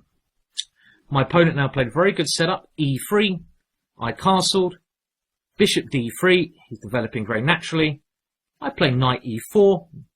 And now he played a very good plan, g4. And another thing that I really don't enjoy in chess is defending passively. I hate it when my opponent is attacking and I'm sitting there defending. So I wouldn't play this opening again because of the setup white can play. I learnt from this, and this setup basically I really don't enjoy because white is attacking me. And I don't like being attacked, so I shouldn't be playing this opening. And the point is here, well, my opponent didn't have to play like this, but if I do take on g4, well, you know, there's a number of moves here, but simply knight e5 is good. And I can't maintain my blockade here, and he's going to come down and just start a massive attack against me. I didn't like this. So I played queen a5, trying to start some counter-attack, but I'm already got myself in an uncomfortable situation because I picked an opening that hasn't given me active play. I picked an opening where I've only got one setup, no pawn breaks, but my opponent does have pawn breaks. And I picked an opening that doesn't suit my style. So after this, I didn't play this a lot more again. And now let's see what my opponent did. We went king e2. Why not? Keep the king in the middle. It's safe here because the position is closed at the moment. King h8. I don't know what to do. You can see I'm already not finding a good plan. My opponent played h4. He's just coming at me. He's attacking. He's not ever worried about me taking here because his knight will move, and then I'd lose my grip on e4. Knight d7, h5. Ugh! Knight to f6. Not the right plan. Knight comes into e5. I'm not really doing anything. Knight takes c3. My other knight comes into e4. But now, what have I done? My opponent swaps on e4, and look, positionally, I'm leaving myself with a bad piece. He's made some clever exchanges. A chapter later on will look at piece exchanges in more depth, but don't swap off pieces to leave yourself with bad pieces. His knight is fantastic. And in this position here, well, a little question for you now. White to play, and what is white's best move here? And after white's next move, I'm already losing. And I've just picked the wrong opening, something that doesn't suit my style. I played passively. I didn't know the right patterns. You've got to know the patterns. I didn't know the patterns in this. And white can already get a devastating attack here. Pause the video if you need to. Well, knight to g6, a very common idea. Look how Harry is coming to kill me. And Harry the h-pawn, maybe it was this game that showed me the dark power of Harry the h-pawn. Well, okay. I have to take that one, otherwise I'm losing a piece. He opens up the h-file, and in this position, what would you play as white now? Would you try to double up? Rook h3 or something? Rook h1 checkmate? Think about your opponent's best defences. Is there a better way to play? Pause if you need to here. Well, the problem with rook h3 is I'm absolutely fine here. I can go rook f6. And if I eliminate your pawn on g6, I have king f7. So rook h3 is too slow. For example, rook h1, rook takes g6, you check me, king f7. And I don't see what you're doing here. Maybe black is winning. I'm a piece up after all. So you needed to see the urgency here, and here, any move with the queen pretty much coming to these three squares is great. Why this square? This square because you keep an eye on c3. And now, well, what is the point of this? Well, if I go rook f6, it's white to play and force checkmate. And as you know, I'm showing you various things about this course. I'm not going to tell you the answer here. You work this out. White to play and checkmate. And it's a very common pattern. But basically, after this move, I went on to lose. It's not important now. I showed the main ideas. I picked this opening. I played it badly, and it's really bitten me in the bottom. So I'm now going to show you another loss because, again, chess is about, and life, learning from our mistakes, improving our mistakes. That's how we become a better player. Remember, I said this is one of the most important things of the foundation. And picking the right opening for you is part of this process. It's individual to you, so I can't give you that magic thing, but I can do everything in my power to direct you in the right direction. Now, to my sins, I actually have to say that, you know, it took me a while to learn some of these lessons. So I didn't always grasp them straight away. And a year later, I played the following game, but this was really the final straw. I'd improved a lot in a year. I now was an international master. I'd learnt some of my lessons, but this was the last straw. And again, very quickly, I'm going to show you this. I played the Dutch, but I went into the stone wall. But my mistake in this game was different. My opponent, let's just go for the normal developing moves, got to this position, and now I demonstrated another weakness in my game. This is an okay position for me, but I used to have a very big weakness I occasionally do of prematurely attacking, prematurely playing on art rather than the actual scientific area of chess, and getting carried away with my own ideas and starting unfounded attacks. And the next move is a good example of that. And this is, again, I'm showing you how I can locate a weakness and some openings will really, if you don't know the middle game plans in the opening, you're more likely to play in an erroneous way, in a bad way. You're more likely to pick the wrong plan and lose. And this is an example of that. I didn't know the middle game plans. I didn't know the patterns I should be playing, and I picked a bad plan. Now, what should black do here? Well, really, we've talked about the problem piece, and one bit of advice I give to you all in an opening, before you get carried away with an attack, before you get carried away with too much craziness, if you want to have a good, solid foundation, you need to develop all your pieces. And really, before I do anything, I need to get these guys out. So, first of all, the bishop's going to be the main problem, so I should here be playing something like b6, bishop b7, at least get it somewhere better. Or a common idea is to try to get this bishop on the other side of the jail it's in. So the long maneuver, bishop d7, bishop e8, bishop h5, was something that actually a lot of great players have used. Botvinnik, again, was an exponent of this, and that would have been a very good idea. For example, then, even if I can swap this bishop off my opponent's knight, if we ask ourselves at the moment which piece is better, and when you make any exchange you should be asking yourself that question, Is it the bishop here or the knight there? I think it's clear the knight is better. The knight is controlling my weakness on e5.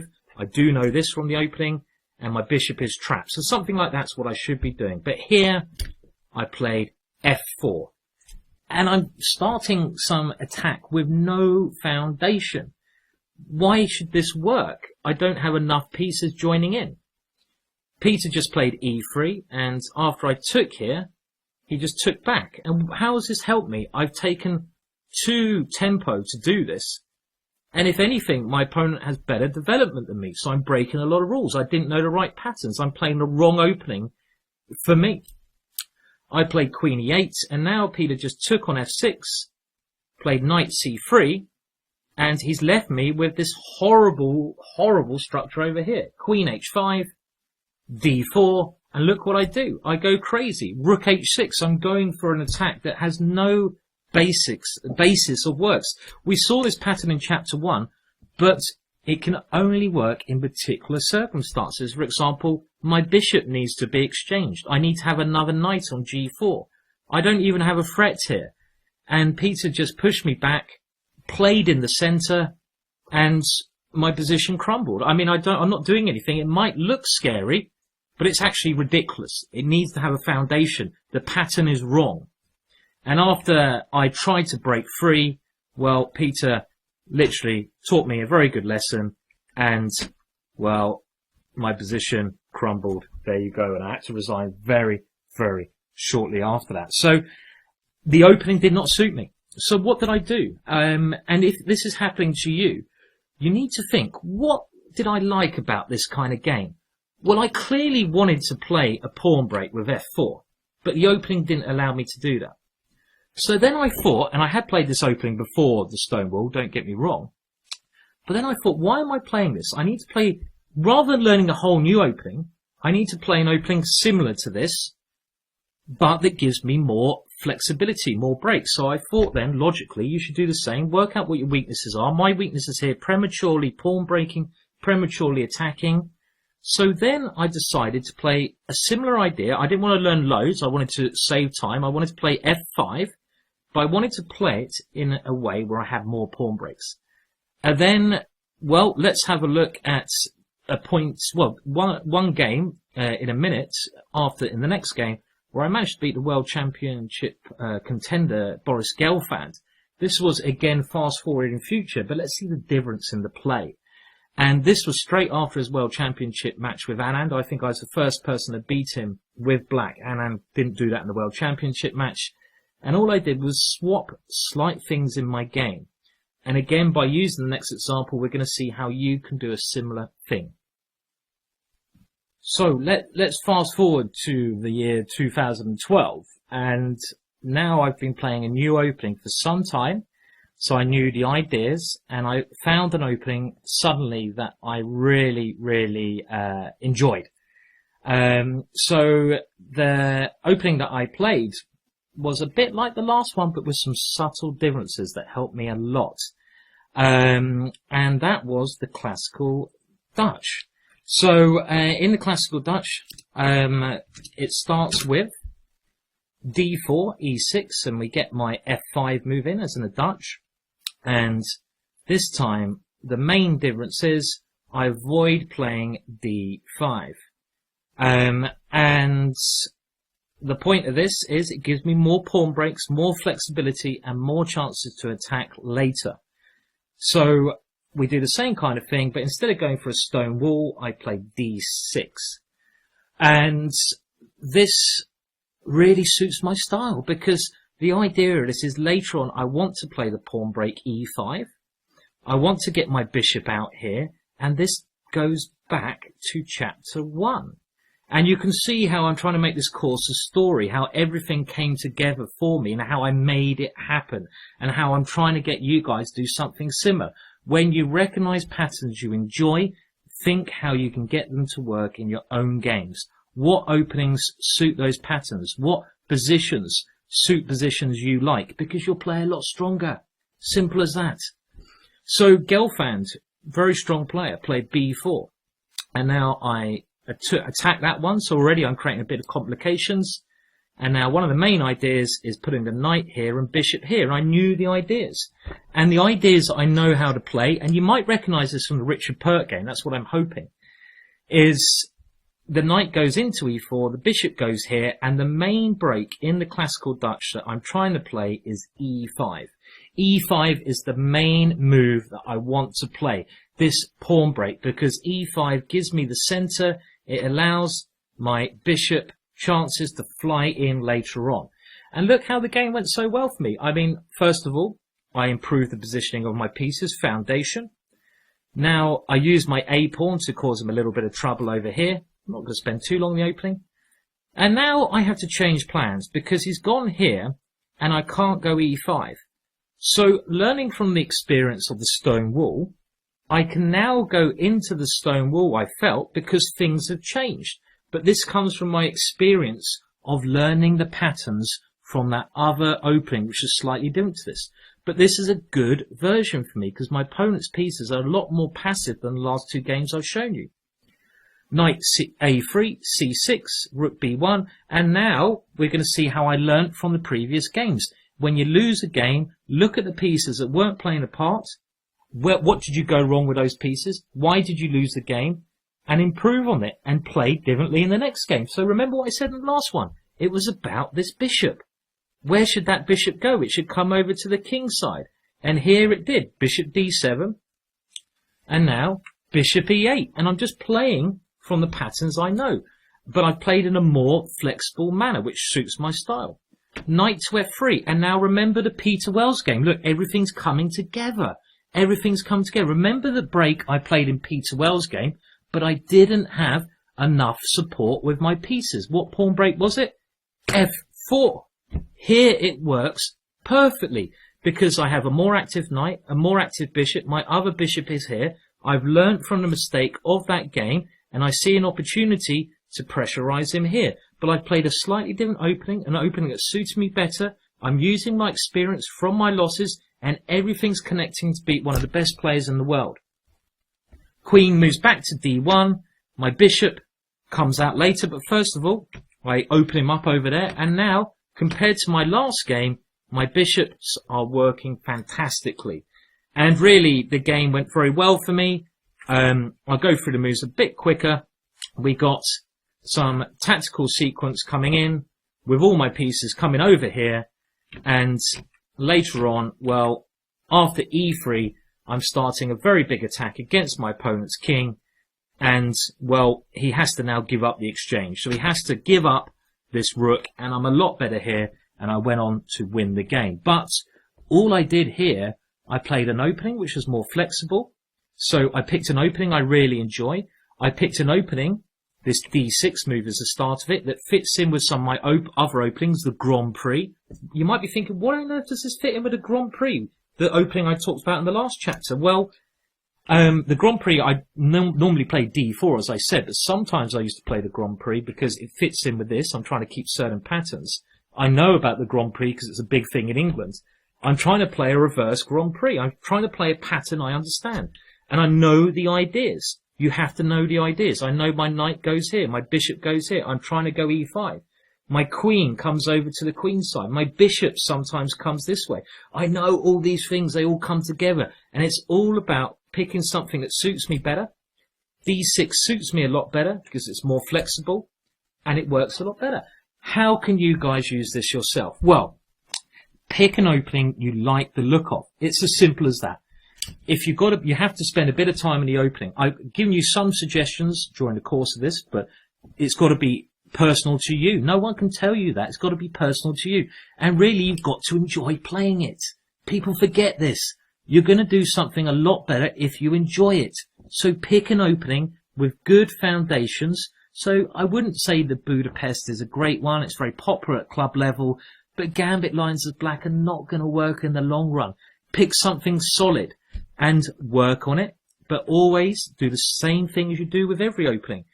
You look at the ideas, get a DVD or get a book, what works better for you.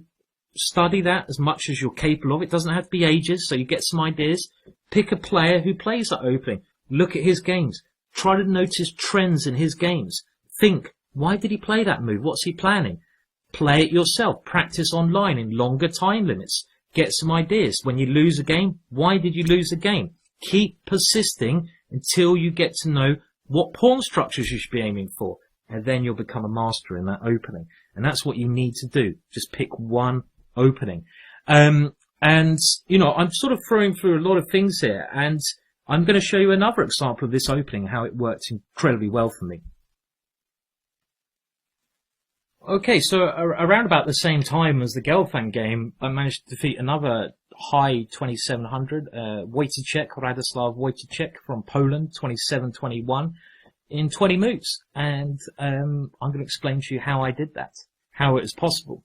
Well, I had met d4 here with e6 because I played the French defense as well. So I was opening up things that worked, and I was picking, you know, I used to really play the French or the Dutch, and I stuck to them. It really is what got me to stand in my own. And now the opening moves happened like in the Gelfand game. And remember, the more you play an opening, the more you will know and expect your opponent's moves and your own moves. We got to the same position. Now, I clearly knew the opening better than my opponent. He played Queen c2. And I knew what plans I should be doing. In Gelfand, he played b4. So I want to secure that square. I want to develop my knight on b8, but you have to ask yourself, is it possible to go to this square? Well, positionally, the problem with this is he goes d5.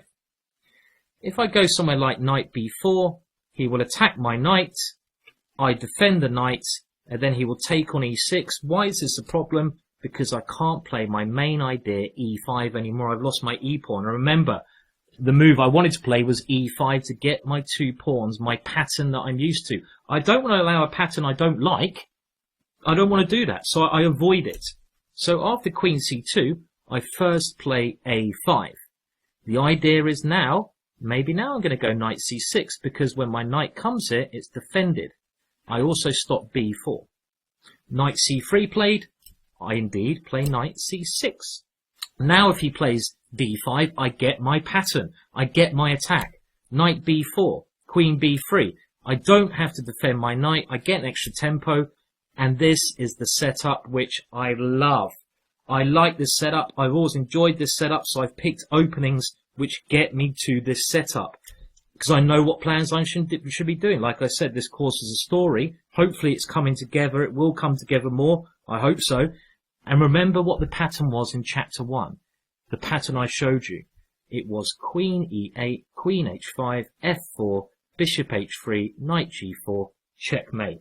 And again, I'm going through this quite fast, but you can watch chapter 1 again to really get to grips with that.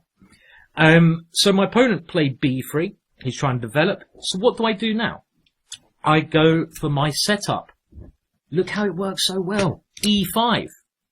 My opponent takes on e5, rook d1. I go for my setup. Queen e8. I'm going for it. Queen h5, f4. My opponent goes knight b5, creating a threat against c7. And this is where I had a very long think. Now, I could go bishop d8. I don't think there's anything wrong with this move, defending the threat and trying to continue attacking. But after a long think, I thought, I'm playing such a high-rated player, I'm going to go for the kill. I'm going to risk a lot, and I think this time I have foundation to do so. I played queen to h5. I allowed him to take on c7. I didn't care. I went f4. I allowed him to take on a8. He goes 6 points up. I didn't care. I went bishop c5. And this was the position I had envisioned in a couple of moves ago. And I had worked out around here that I thought human to human, I have, sufficient compensation. It's not something maybe you could play twice in a row, the same position, because your opponent would then be able to prepare in a computer. But you can play aggressive, crazy gambits only once. And this time I made it up on the board, and I thought understanding the patterns, which I have done from previous examples, understanding my attacking formation, which I have done, that this was going to be very dangerous because everything is aimed at his king. My bishop is going to fly in, my knight's going to fly in, my queen is here, everything's attacking. This is move 14, and look how he crumbled. Rook d5. I played knight b4. Rook takes e5. He completely crumbled. He panicked because he was facing a very uncomfortable situation. Knight takes c2, and after this, well, look, all of a sudden, I'm not even material down here. What's happened? I mean, magic. We'll go back to the point in a second. I took on g3, knight takes g3, and after bishop f5 on move 20, my opponent resigned because I have everything here. I'm threatening to win a piece. If he moves his knight to this square, for example, well, I have a number of very strong moves here. Bishop a3 is one strong move, just trying to win this, but it's really just terrible for my opponent. He can't move anything. He'd had enough. Things hadn't gone his way. He threw in the towel for these reasons. Knight takes e2, of course, is the strongest move. And after his king moves, I just take on c1 and piece up. So really, this queen h5, giving up this material, was based on tuition, on knowing patterns, on instinct. My opponent crumbled with rook take d5. Now, let's say he did something more normal, like knight to c7. What would I do here? Well, just to show some of the danger and knowing how to continue this, I don't even need to go bishop h3 as we did in chapter 1 here. I can take immediately on this square, and I can play something like knight g4.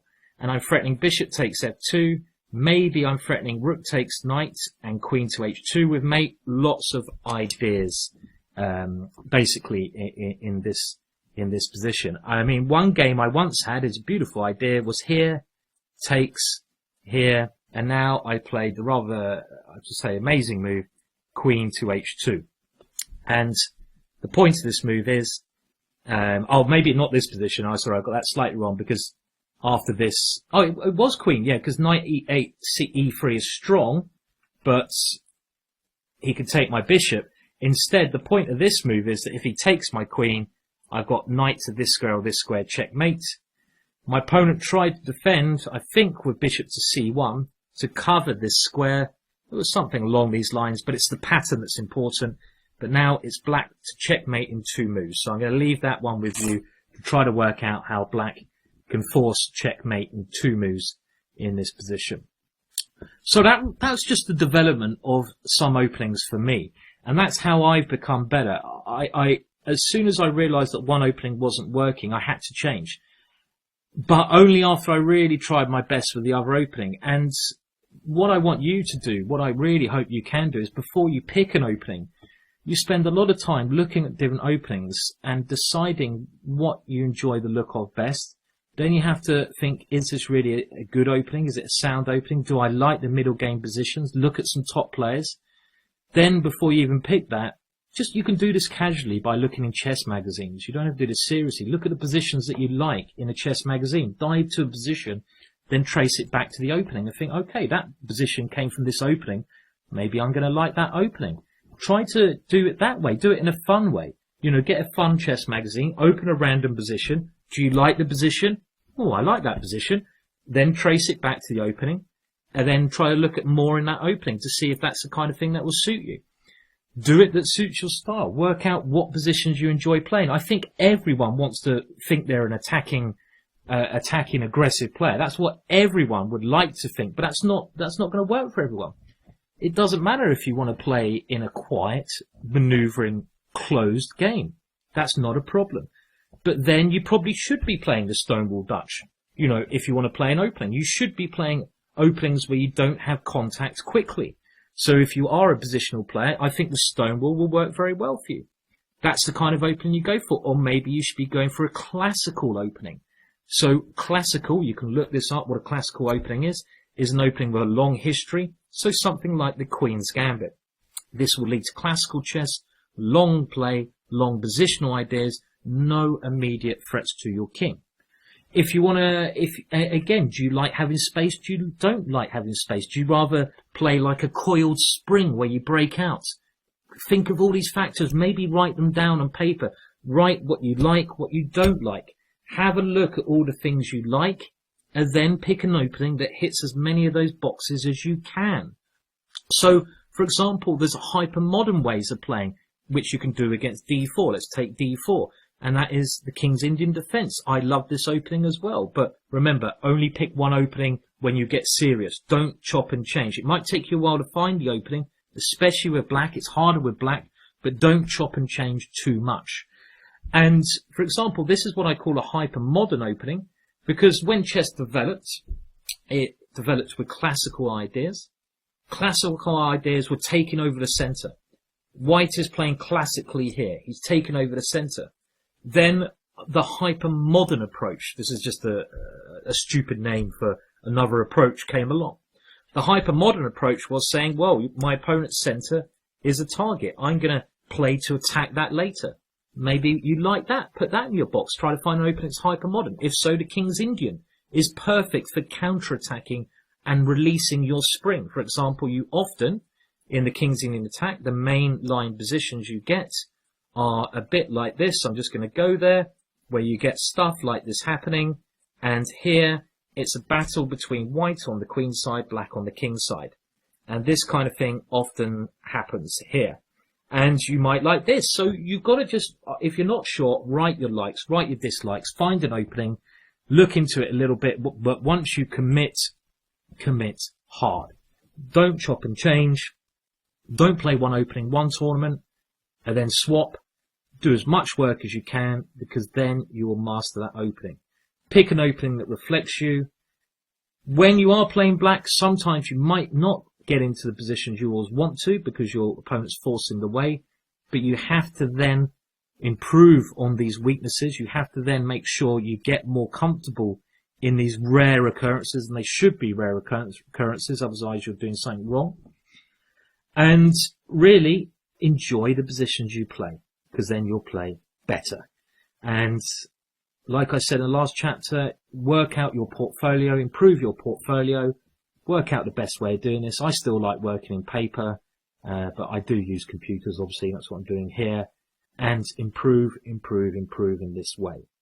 And in the next chapter, we're going to see how we can use these openings. Again, everything I'm doing is I'm trying to make it link together and tell you the story and save you time and tell you the secrets of what's going to make you a better player with the least amount of time possible. In the next chapter, I'm just going to show you how important it is to understand that transition from the opening into the middle game.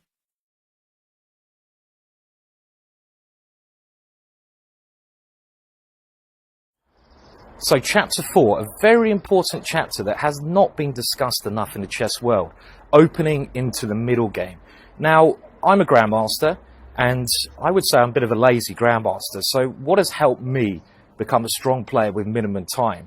It's basically been picking openings where I know the middle game structures. So I know exactly the pawn structures, I know where the pieces should go, I know exactly the plans that I'm going to be playing in the middle game. So rather than be lost in a jungle without knowing whereabouts we put the pieces, I'm going to try to help you guys get the right plans in the middle game, going into the middle game, so you don't have that lost feeling. So you know precisely where the pieces should go. You know precisely what kind of plans you should be doing. And that's what this chapter is about, opening into middle game. And even we'll have a quick look at how the end game can be reflected drawing your decisions in the opening. Welcome to chapter number 4. And we're going to look at, well, gives it away the title, normally does, opening into middle game. And I've always thought this is a really important part of the game which is neglected a lot in writings, in books, in videos and other learning material. And I think it's a key thing. And like I said, this course I'm doing is really a story. So everything I want to try to link into each other. So all parts I want to, at the end, hopefully you'll see the union with them, and it'll make you a better player in that less time than, wasting your resources doing other things. And the bit of advice I've given you so far is that if you pick the right openings and you stick to these openings, you'll get to know the right plan. So we have talked about this already. And I wanted to again show you some examples from my own games. And also from other games, and tell you how other games have helped me, and also show you how this can help you and what you should be doing at home to improve whatever openings and middle games you know. Because let's ask yourself this question. I mean, how many times have you been in a position in the middle game where you failed to find the correct plan, or you've not really known what you should be doing? And how many times have you lost a game in the middle game? I mean, I've done it loads of times. But the point is, if you do it once, you shouldn't do it again. You know, in a certain position, you've got to learn from your mistakes, and you've got to improve on these errors. So I think in this chapter we'll dive straight into a game just to demonstrate the kind of thing that I'm sort of talking about. And one thing you should do as a player, top player, you should keep an eye on games that are relevant to you. Now, what I mean by that is, you don't even need to look at the world champion games, Magnus Carlsen, etc. What you should do, though, once you've picked an opening, you should keep an eye on the games that are played in that opening. Now, for example, when I swapped from C4 to D4, I had basically, come up with some ideas, and it was a game like the following, which I really understood a lot from. And I used the pattern, remember the pattern we've been talking about before, that I saw in this game, and this pattern has brought me lots of victories. So again, it's recognizing patterns. This was a game between two 2,600 players, Sargsyan and Georg Meyer, and it was an open tournament. And we're going to look at this from the white perspective, because it fits in, like I said, to when I swapped from playing one C4 in my games, and then I decided, right, well, if I'm going to improve as a player, I've been playing this opening for 12 years, I've understood it a lot, I need to develop on that, so I'm going to swap to one D4. Now, basically, this game we're going to look at continued with E6, and now C4. So no London system here. The London system is where you put the pawn on C3. And like I said, we're not going to look at specific openings, because this is something personal to you, and I think that'd be wrong. What we're going to look at is how you should be working at home, and how we can see ideas. And I'm going to give you a glimpse into some openings which might excite you as well. And here now, knight to f3 is played, and now there's two moves white can play in this position, two main moves really. You've got to move your knight out, you either go knight to f3 or knight to c3. Now, often this opening here, which is the Nimzo or Queen's Indian, the setup that black has played, is to do with the centre, but most importantly, this square here. This square on e4 is a key square. And this is something, again, you need to know what the key things you're aiming for in the opening are. And e4 here is a key square. If white can control it, for example, by placing a pawn on that square and not losing a pawn, white will be doing very well, generally. And if black can gain control of that square, often by putting a bishop there, he gets an okay game. So this square is key, and you already need to know that from the first couple of moves. Now, knight to c3 is a move I've always avoided, because again, I don't like playing the most theoretical moves, but there's other options which you can build up which are just as good. And after bishop b4, this is the Nimzo Indian opening, and there's a lot of theory here, loads of theory. I avoid this. The move that I played is the same move that Sargsyan played, and that is knight to f3. Now, this may not look like it fights for e4 at the moment, but it's a good developing move, and the point of this is, if black checks on b4, this is now the Bogo Indian, reminds me of bogeys, but we won't go there too much, we don't have to play knight c3. We can actually put a piece on d2, which is better, because then we avoid the potential doubling of our c-pawns, and double pawns, hopefully, as you know, is a bad thing to go for. So knight to f3 was played here, and now black played d5. And one thing you should always do again, which we're going to see from here, when you're trying to build up an opening repertoire, what should you look at first? Because people get lost, they want to start learning d4. What should they do first?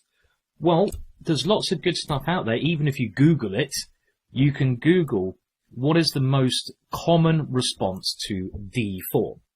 So what is the most common opening that you're going to face with d4? Maybe you've got a piece of chess software which will do the same, like ChessBase I'm using here. There's loads of other things out there. You can do an opening report. And when you're building up your opening, of course, it makes the most logical sense to, first of all, prepare against the most common opening that is played by the majority of players. So build up with the most common opening you're going to face, and one of the most common is D5. This is certainly something that, from my experience, I've faced more than anything. And then the line we're going to see in the game has come from a different move order. Things do link in. And this is the Queen's Gambit, obviously really, really common idea. I actually normally play Knight C3 here. It's a bit different to the Nimzo now, because the Knight's here. But after something like Knight to F6, Knight to F3, this is the main line Queen's Indian. So again, if you're going to learn an opening, do a little search first and start by looking at the lines you're going to encounter the most first, and then build up. You can build up. Remember, save your work on a computer, in hand and paper if you want to. If you're a bit old-fashioned, I don't see anything wrong with that. You know, even acrylic ink, if you like to, and a nice feathered pen might do you well there, sir. But this is what I did when I learnt D4. So when I got into this, I looked at the most common moves that my opponent would play. So I did that. I also got a very basic book on D4, something that I could read in a couple of days just to get an idea of what kind of things I should be doing. And then I built up on all of these areas. But then I looked at the games of top players. So I'd search a position I wasn't sure about. And we'll get to that in a minute, so I won't talk about that now. But let's get on with the game. So now here, black played bishop to e7. And this is one of the most common replies. This is a position you need to know. I've always played bishop f4 here. The other idea is to put the bishop on g5, but this is the more modern approach. And as I mentioned before, I'm quite an aggressive player. I would say this is a more aggressive move. If you want a more positional approach, the bishop can go to g5. But I like this approach. And now black castled, of course.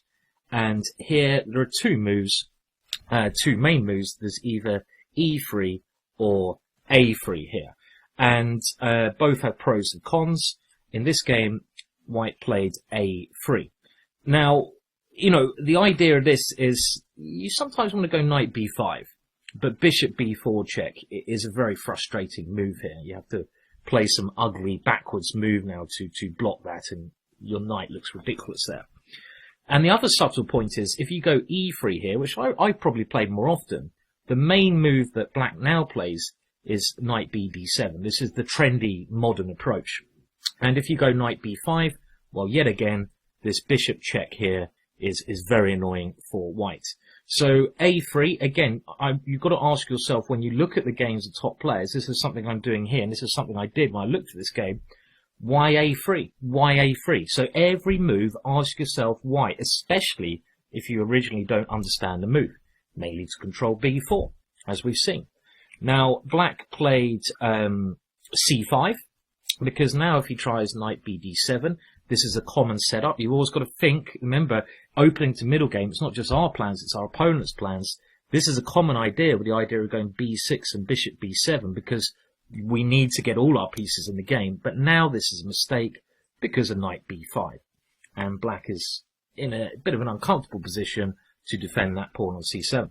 So c5 was now played, and here you have a decision to make. And again, if you didn't know what to do, if you didn't have any experience in this position, you might easily play the wrong move here. I mean, what do? Do you take on c5, do you take on d5, or do you keep your centre intact? Well, it's been proven that the best move is to take on c5. This is because white doesn't really want to allow black to take on d4. You don't really want to allow that, because if you have to take with a piece, you lose your central pawn structure. So I would say that's one idea. And another idea is you gain a bit of time by playing this, because black has to waste time taking that pawn. So there's a couple of little subtle things, and also we increase the pressure on d5. And now here, black took on c5. We've got to develop our last piece. So, of course, e3. Every move has a purpose. This bishop also defends the pawn. Black develops, knight c6, a typical developing move. Always watch out for pawn pushes your opponent might have. e5 is a move to watch out for, but it's not playable here really, because we have two pieces defending it, so we don't need to worry about it now. Now, what should you do here? So let's think logically. Well, a little trick in these Queen's Gambit positions, which I'd learnt, and again from experience and learning patterns, is if you have this standoff of pawns here, Black will often want to take on c4, just to liquidate and try to get equality. So if you move your bishop to e2 in this position, Black will now take on c4, and you probably at some point have to take back. And you've kind of lost the tempo here, haven't you? There must be a more useful move than playing bishop to e2. It's like a standoff. Every little small advantage helps. So the main move is queen c2. And this is trying to, well, have the standoff, because if you take here, we've gained the tempo. We have a queen on c2 now. And the main move here, and we're going to I'm not going to spend a lot of time in the opening, but we're just going to go to the middle game and show you the plan I really want to show you. Queen a5 is the main idea. This puts a little bit of a pin on the knight on c3, maybe ideas of bringing the knight into e4, and, you know, it's a good line clearance move. And now a move I'm a massive fan of, and the first time I saw this was in a run-up to the World Championship, and I remember reading, again, the more you read, the more you learn, the more you're going to improve, but always do it in a fun way. This is the key thing with this course. I don't want you, or I never do this, I never read or try to learn something that I don't enjoy doing. If you're not enjoying doing it, don't do it. That's not what life's about. You know, don't look at something, you know, in chess. There's loads of ways you can improve that are enjoyable. And if you don't enjoy anything, you probably should look at taking up drafts or something. Only joking. I hope that won't happen. But enjoy it. And I used to like, you know, spending 10 minutes flicking through a chess magazine, just looking at positions, not doing anything serious, just having a look. And one of the days, well, you know, this does help. One day I came across a game between Spielman, a great English grandmaster, got to the semi-final of the World Championships, and Nigel Shaw, who got to the final of the World Championships. And I remember looking at this game, and Spielman in this position played Castle's queenside. And I put a lot of arrows on the board, I'll explain them in a minute. But Spielman got this himself. The funny thing, his second, who he had a trainer for this World Championship game, was a Norwegian guy. And the Norwegian guy at an airport was reading a Norwegian paper in Norway. And in this Norwegian paper, there was a chess column. And in the local league in Norway, one player had castled queenside in this position for the first time ever. And he won a lovely game. It shows you how information has developed since then. Now, you search these positions if you want to really get your openings good, and you'll find these ideas. But Nigel didn't know about this, and Spielman came to the game, played this against Nigel, and crushed him. It was a great game. And this move, to me, I really liked because it fits my style. Remember, you have to play openings that fit your style. This is key. You have to find openings you enjoy. You have to find openings you want to play, especially when you're white, because you've got more control. Sometimes as black, you can't do that, but as white, you can. So for me, this is perfect. So I remember watching that Spielman game, and then what I did, this is what I do to improve, I would search, maybe if I knew I was going to get this opening, or I had a tournament coming up, even if I just wanted to improve this opening. Every 6 months, I'd search this position, see if there's been any recent games played. This game was played in 2009, 19 would be a bit strange. And I saw the plan that Sargsyan played, and again, I remembered it, and I, as we're going to see, I used it to get lots of great victories. Now, what is the main plan I like here? Well, as you may have guessed, I like Harry the H-pawn. This guy here, Harry the H-pawn, is a key friend of mine. He's one of my best buddies in chess.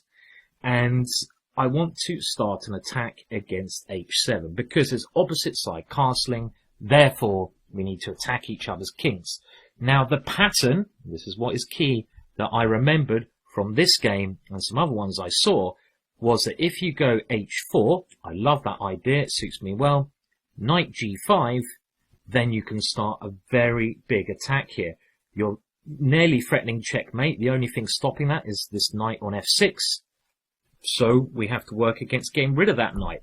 And I remember seeing this pattern, and I really remembered this pattern. So, and it got me lots of victories. So again, like I'm saying, if you look at games, you've got to do your research yourself. Remember these patterns. There's lots of resources out there, and just stick with them. Remember the patterns, the ideas. Why? What am I doing? What's my opponent doing? Well, let's have a look how this game developed. Black played bishop to e7. Why does he do that? Mainly for two reasons. He wants to get a rook to the c file, and he always has to watch out for the move b4 in certain positions. So this is the main theoretical move. And now we just put our plan into motion. h4. Why? Well, as we can see, that red arrow is the queen getting ready to strike against h7 with a knight coming in. And also, when you have done, I would say when you're planning, you can even break things down into stages. Now, stage 1 is h4, knight g5. That's stage 1. And then stage 2 is maybe to take on d5 and try to go knight takes d5 to get rid of the knight on f6. Stages. Anyway, let's see. This worked perfectly in this game. Remember, black was 26-58, so no patzer. a6 was played. Trying to start counterplay maybe with b5. And now, I've liked knight g5 here myself, which we'll look at in a minute. But white first played bishop e2. It doesn't really matter. It's just a little move. It's going to be the same idea. It's the same plan. Just connecting the rooks first, getting the last piece out. Pawn takes c4, so black's trying to start an attack, and now knight g5. So stage 1. Stage 1 it has come in. And what we need to do now is get rid of the knight on f6, so we can't take on d5 anymore, but we can try to go knight to e4.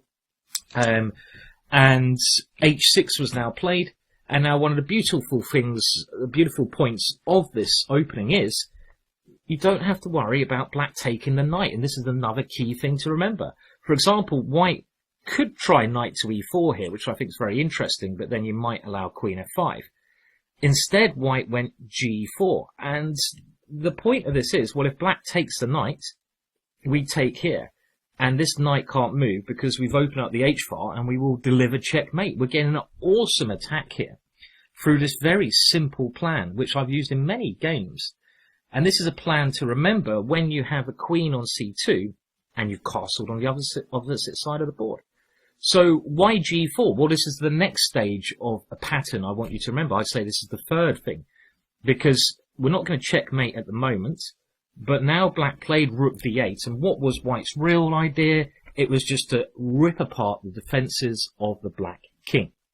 Knight takes f7, and now Gary the g-pawn, is coming in. That pawn wants to go to g5, and white won very quickly here, just through very simple attacking ideas. Let's have a look. King takes, g5 occurred, rook takes d1 check, rook takes d1, and here, well, I mean, yes, we are a piece down. Black decides to bail out with queen f5. If he tries to hold on to the piece, let's have a look, by, let's say, take here and then moving the knight, well, the issue now is, and this is, of course, everything requires a bit of calculation when we sacrifice, and white would have needed to see this in advance. We'll come to tactics later on. But here, white has such a dangerous and winning attack after queen h7. And this is the key move. The idea of this is to bring the bishop to h5, and then go queen to h8 checkmate. And the computer analysis confirms that black is helpless in this situation. So black saw this. He tried to bail out by swapping queens, but after the exchange of queens, bishop takes c4 check. The king is still in trouble, and we get our piece back. h5 check, a very nice move, trying to imprison that king.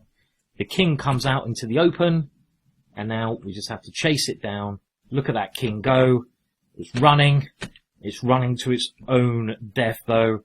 Look at that. And now a lovely, lovely way to win the game here. And can you see the winning move? An absolutely beautiful move. Let's think again. The reason you might find this is you've got to look at pieces to attack the king. Let's look at the pieces that are doing something. Ask yourself this. Always ask yourself the right questions. The rook is doing a good job. It traps the king. The bishop is doing a good job. So it's either going to be one of these three pieces, and we want to try to get a check in. The only piece that's able to get a check in is the knight, so we should concentrate with the knight. You're not going to be able to check the king on the light square with a dark square bishop, and you can't check a king with a king. So knight to b1, and here, well, black resigned because there's no way to stop this knight check and then bishop g3 checkmate. And if you try something like bishop h4, well, here a very nice way to win is just king to d1, taking away the e1 square for the king, and then knight to d2 is going to be checkmate. So what can we learn from that game? Well, white has a very simple plan. And this is what you need to start building up in your own games. And this is a middle game plan, but it's come from the opening. It's the opening into the middle game. When you play the opening already on move 4, you should be thinking about these concepts. What are the two main concepts to remember here? Well, concept number 1 is after you've castled here, I'll just get rid of some of this paint on the board. We don't want all this paint there getting carried away. The main idea here, stage 1, I would say the opening's over, is to start an attack against h7. You do that by 2 simple moves. h4, and then, at the right moment, knight g5. And what is the next stage here? Well, the next stage here is we need to either try to get rid of the knight on f6, or we bring in another pawn into the attack. Because remember, when your opponent plays a pawn move in front of this king, he weakens his king. g4, bring another pawn into the attack. And here, the next thing to remember, the next pattern is to continue with this. And this only works because black has a pawn on h6. We'll see why. We can go g5. Because if you imagine black hadn't gone pawn to h6, then this attack might still be a bit dangerous. But it's a lot more dangerous now that we can open up the black king over there even more. And throughout the game, black's pieces on the queen side didn't really play any part in the game. So it doesn't matter if we sack a piece. So, okay, so that's what I learned. And let me now show you how I used these ideas in 2 of my own games. So I remembered the patterns, simple patterns from the opening. I did this by looking at the top games of players, searching the position from the opening, having a little look, stumbling across it, but doing my research and finding an idea of some top players, finding an idea I liked of a top player, checking that idea, remembering that idea, and then I was able to play that idea. So I haven't really done that much work. I've picked an opening I like. I've maybe looked at one position which I think is interesting. I've found a game, so you can search a position in chess space, and then you can sequence it with basically players that you know are high rated. I looked at the most aggressive plan, and as we're going to see, I managed to play it in some of my own games. And let's see how it worked for me. So even though this game was only played in 2004, the plan I showed you, I was aware of because I had seen it already in another game. I'd done my research. That last plan, I wasn't aware of the G4 idea. That's the main thing I learned, the main idea.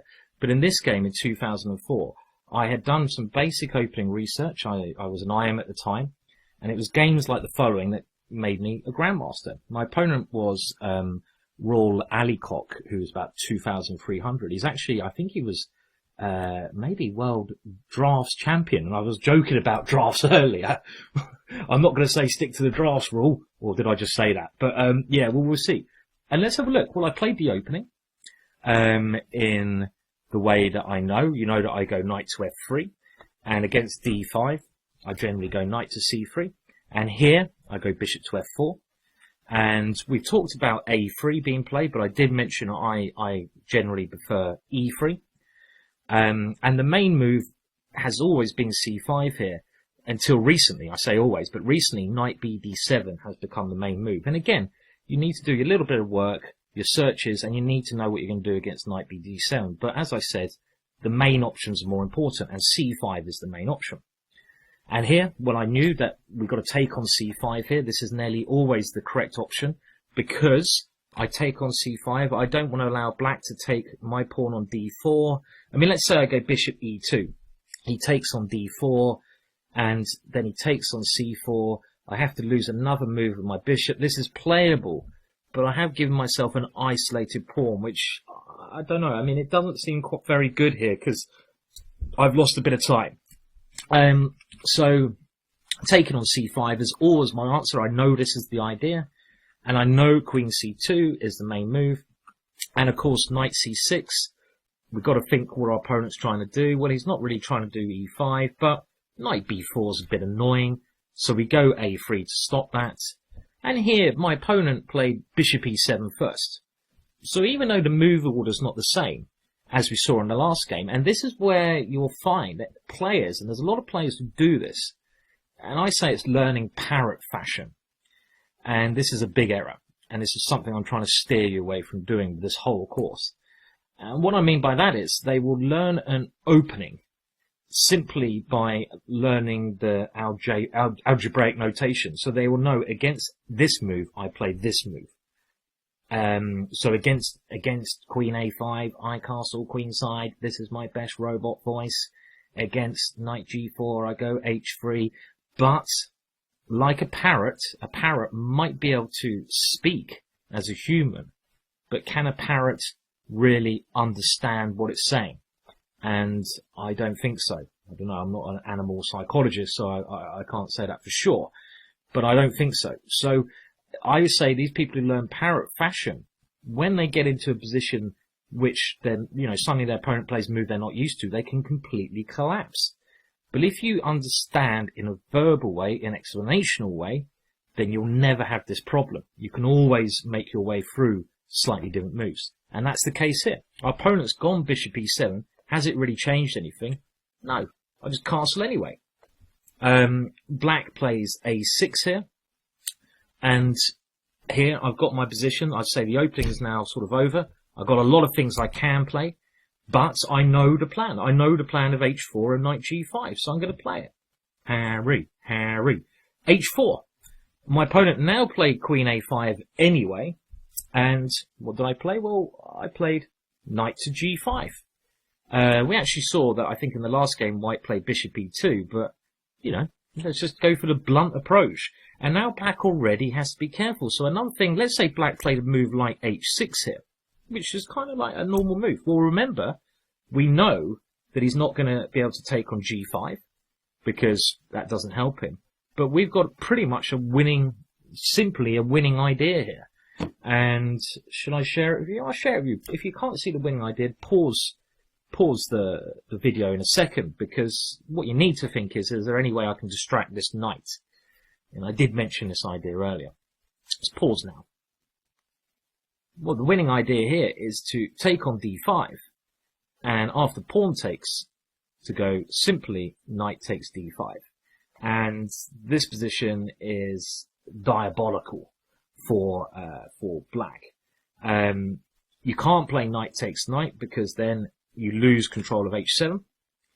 I actually saw I think I had one game, blitz game, that went pawn takes knight, take here, and again, this doesn't help black. You can't go here because my queen comes in to h7. And, well, I have to say, I made a classical Simon mistake in this game. I went for glory after bishop e6 here. It's checkmate in two moves. This is only a blitz game. I wouldn't do this in a real game. Checkmate in two moves is, well, we just go knight takes knight and queen h7. But in this blitz game, I actually played, I was kind of showing off to myself, don't know why. It's not even a good move, but I played this one. And my opponent took the queen, and then I did this little checkmate. But don't play like that. That's just a word of warning. But okay, we can see that this is the threat. We've already got this threat of taking here. So that's why black took on c4. And now, well, in the last example, we had a chance to play g4. So that's what I try to do in future. But here, I took on c4, queen to c5, and now another maneuver. I know it's another pattern I'm very used to. Where would you move your bishop here? Where would you move your bishop? And remember why. When you have to move a piece, always move your piece to a place where it has the best potential. So where does that bishop have the best potential at the moment? I don't know if you can also hear the birds singing outside. I was thinking about shutting the window, but it's nice to hear some birds singing as well, isn't it? Surely. So where would you move that bishop to give it the best potential? When you have to move a piece, give your pieces the best potential. Bishop A2. Why? Because that bishop is coming to B1, and I call this like the double attack, and that's going to increase the pressure on H7. Rook D8, and now, well, a rather brash move, B4, but I forced my opponent's queen away. And now a number of good moves, but sticking to the idea of just trying to get rid of this knight. Knight to E4. Knight on C to E4. And now my attack really comes through. H6. I took on F6. Only move 17 here, but I'm just following my attacking ideas I know. My queen will come in at some point, but I don't need to bring it in now because my opponent can run away. Instead I played Rook D6. And now I brought the queen in. Doubled up rooks, and the point is, if he ever takes here, my bishop takes, and then it's going to be checkmate. My opponent tries to get his queen in towards me, but I now simply just play rook takes rook, and my opponent allowed me to checkmate him. And that was only 23 moves, but what have I done there? All I've done is really, I had to do a little bit of calculation. You know, a game of chess is never going to win itself. You must win the game, you know, yourself. You've got to do the hard work. You know, whatever goes your way, you still need to calculate, you still need to do the hard work. But I've done all the foundation there. I knew the plans. I played these plans. I played my attacking idea. I put my pieces on the best squares when I had to. And I knew that at the right moment, I had to get rid of my opponent's main defensive piece. I did that and I won the game. So it worked out perfectly. Now, let's have a look at one more example in the same opening line. Again, this was played quite a lot of years later, but what I'm trying to show you from the gap in years is this game here was played in, I believe, 2004, and the next game was played like 4 years later, and I still play this. So actually, I still play these lines nowadays. No one plays this against me anymore, they're too scared. But I played this for 10, 15 years, hence I've saved a lot of time. I don't need to learn anything else. I still enjoy playing this. I've got this one. This one is one of my firm openings. So once you've learned something properly, you can save a lot of time. It's better to learn properly than to learn artificially. And that, again, is something I want to get across to you in this course. Make sure you learn properly. So let's now have a look at another game where the same plan worked, even though my opponent plays something slightly different. So in this game, I'm actually facing a very strong grandmaster from England, Jonathan Parker. It was played about 4 years after the last game, but as we're going to see, I just stuck to what I knew, and you will retain this information when you're playing. I think that's pretty clear. And again, once you've got the patterns, once you've got that knowledge, it won't go away. It's like riding a bike. In England, we have this expression that once you know how to ride a bike, you'll always better ride that bike, even though I fell off a week ago, so I'm not sure quite how true that is. But anyway, my opponent, very strong player, and let's just go through the opening. We talked about the opening so far. We don't need to worry if our opponent's going to play the same moves, even if he does a slightly different move order. It doesn't matter, let's just do the same stuff. I now have to think where this bishop goes. I like putting it on this square because I want to keep the g5 square for my knight. That's one reason. And now we have the two options of going a3 or e3. I like the simple e3 move because it gives me opportunity to bring this bishop out quicker. And now, rather than playing c5 here, my opponent played the new main line, knight bd7. Now, at the time, this is the first example of me ever facing this. So what I'm showing you here now is that, you know, in the opening, even if you get hit by something new, if you know the ideas that are going to take you into the middle game, it doesn't matter. And I knew the ideas here. Now, even if the computer sometimes says that the ideas that you're going to play are not great, that doesn't matter as well. Don't get obsessed with the computer. I mean, I now just did my plan, and hopefully by now you know what that plan is. What's stage one? Well, stage one is to go queen c2, castles, and given a chance, h4, knight g5. So I played it. Queen c2, and now my opponent plays c5. And it's slightly different the way he's played this. He's been a bit crafty, because now if I take on c5, he will take with his knight. And this is different now. So I have to adapt to the new situation. I generally always take on c5, but I thought about this position, and you've got to realize it's a new situation, and you've got to assess the new situation. I thought, well, what's the difference here with him having a knight here rather than a bishop? And I came to the conclusion, well, look, my opponent having a knight here is quite crafty, because that knight will come into e4. That will block up my plan of attacking h7. His knight seems to be much better than it was before in a nice central square. And I don't like this so much, because let's say I castle, try to do the same kind of thing.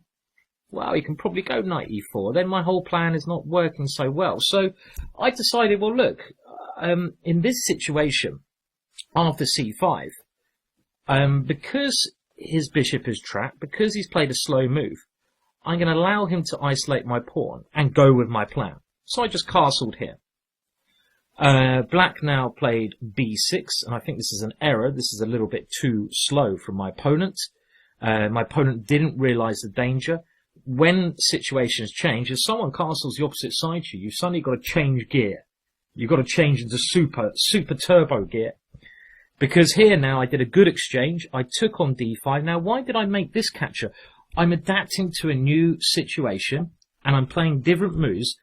But the reason I'm doing this is because I want to play knight g5, and I want to checkmate him here. This is my main middle game idea. What's the most effective way of playing that? Well, if I go knight to this square now, I thought maybe my opponent has a chance to play pawn takes c4. Maybe. But if I take on d5 first, well, he has to be careful, because if he takes with a knight, I get rid of one defender of h7. And if he takes with a pawn, now when I go knight to g5, I have the added threat of now I'm threatening to go knight takes d5. So already he has to be very, very careful here. So he went bishop to b7 to defend this. And now I simply took on c5, renewing some threat to take here. Rook c8 was played, my opponent starting the counter-attack. h4, so I've got my planning. Rook takes c5, and now I went bishop to d3. And already I've got a nice attack here. My opponent's not really doing anything dangerous to my king. He'd love to go d4, but I'm blocking that, and his pieces don't have a lot of potential. Look at his knights. Look at these pieces I highlighted. What are they actually doing? Ask yourself, what are my opponent's pieces doing? Do they have any good squares they can move to? My conclusion was no, hence why I could keep attacking him. My opponent played h6. Worth pointing out, if he ever plays g6, he's created a target I can attack. What move would you guys play here? It should be pretty obvious. You've got a target, let's attack it, h5. And we try to open up lines there. So he went h6, and now I decided to throw a check in, dislodged the king, and my bishop just came back. Again, I've got some threats against this one. And after bishop c6, well, now we're moving forwards. I could have had this idea of g4, and I played g4. And look how all the patterns that I've seen from this one game and ideas of other games are falling in together. Okay, this game was played before that g4, but I must have seen it somewhere else, just to have this idea in mind, that now that he's played h6, g4 becomes a lot stronger, because I want to sacrifice my knight and go g5. Boom. b5. And here, well, I decided to take off one knight, because I'm trying to force my queen through here. And a little question for you guys now. This knight is on f6. This is the only piece stopping me checkmating. I do have flash moves like knight takes f7, but remember, he may be coming in here. So what is a good way to threaten something pretty diabolical to my opponent? Well, I want to get rid of this knight. How can I do that? Another standard idea, bishop e5. Threatening, bishop takes knight, and queen h7 checkmate. And, I have to say, I threw away my advantage, my opponent being a very resourceful player, and the game ended in a draw. But this is the middle game. From the opening, everything's gone perfectly. It shows you, though, even though when you get these great positions, you still have to win the game. They're not going to win itself, but getting a good position is half the battle. And this has just demonstrated how you should be thinking. Look at the games of top players. Try to get simple plans in openings that work for you. Get plans that work well. They can't be bad plans even if you enjoy them. They've got to work well and be good. If they're not doing that, you've got the wrong opening. Remember those plans in the middle game. Go and play them. They'll stay with you forever. Okay, well, let's take another opening that I play on a regular basis. And again, I want to show you some typical patterns, this time with the black pieces. Now, an opening I've already mentioned that I'm pretty much a world expert in is Dutch, the classical Dutch. This is my sort of bread and butter. And I wanted to talk about this because, again, I think it really defines how I became a good player.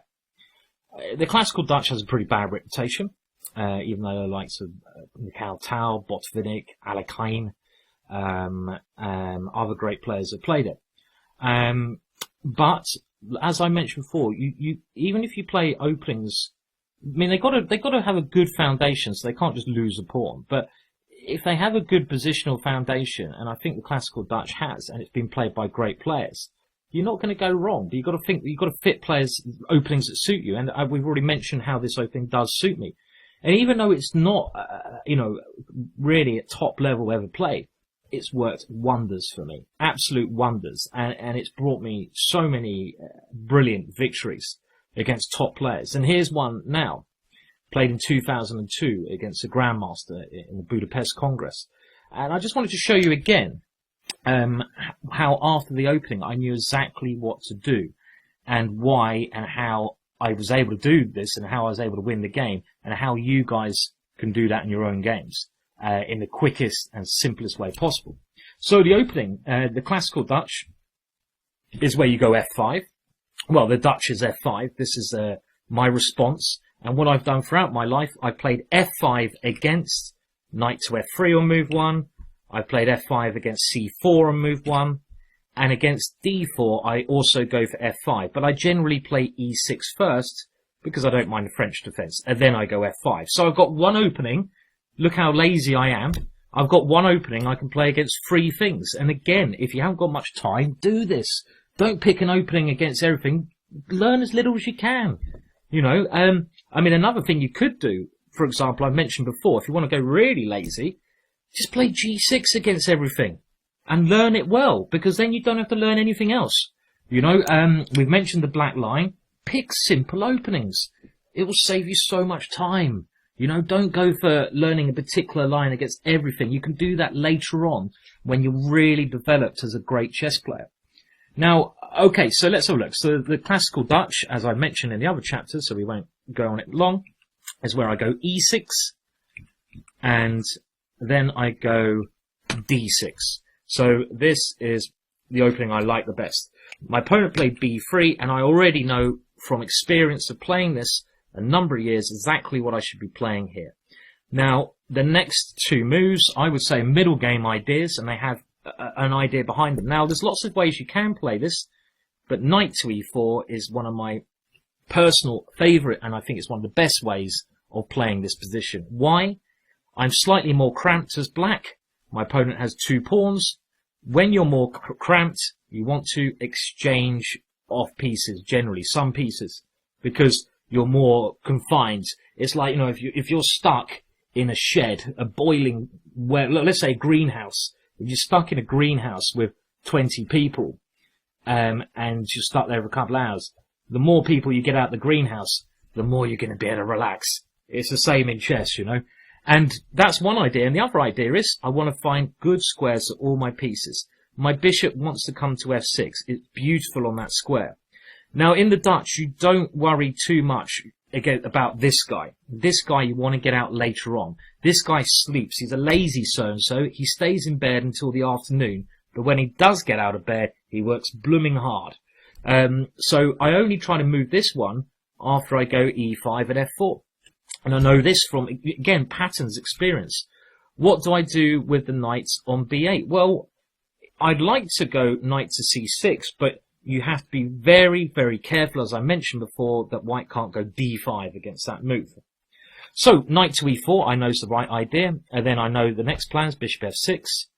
And only now let's think about what we're trying to do. Well, the main move we try to do in the classical Dutch is e5. Can I play that yet? No, I can't play that yet because my opponent is guarding that square with numerous pieces.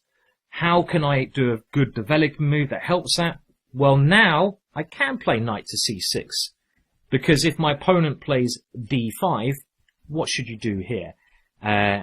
Well, you should go knight to b4 because it works now. His queen has gone to a weak square. His queen has to move somewhere. I don't know where. Not there because he loses the bishop. Has to move to c1.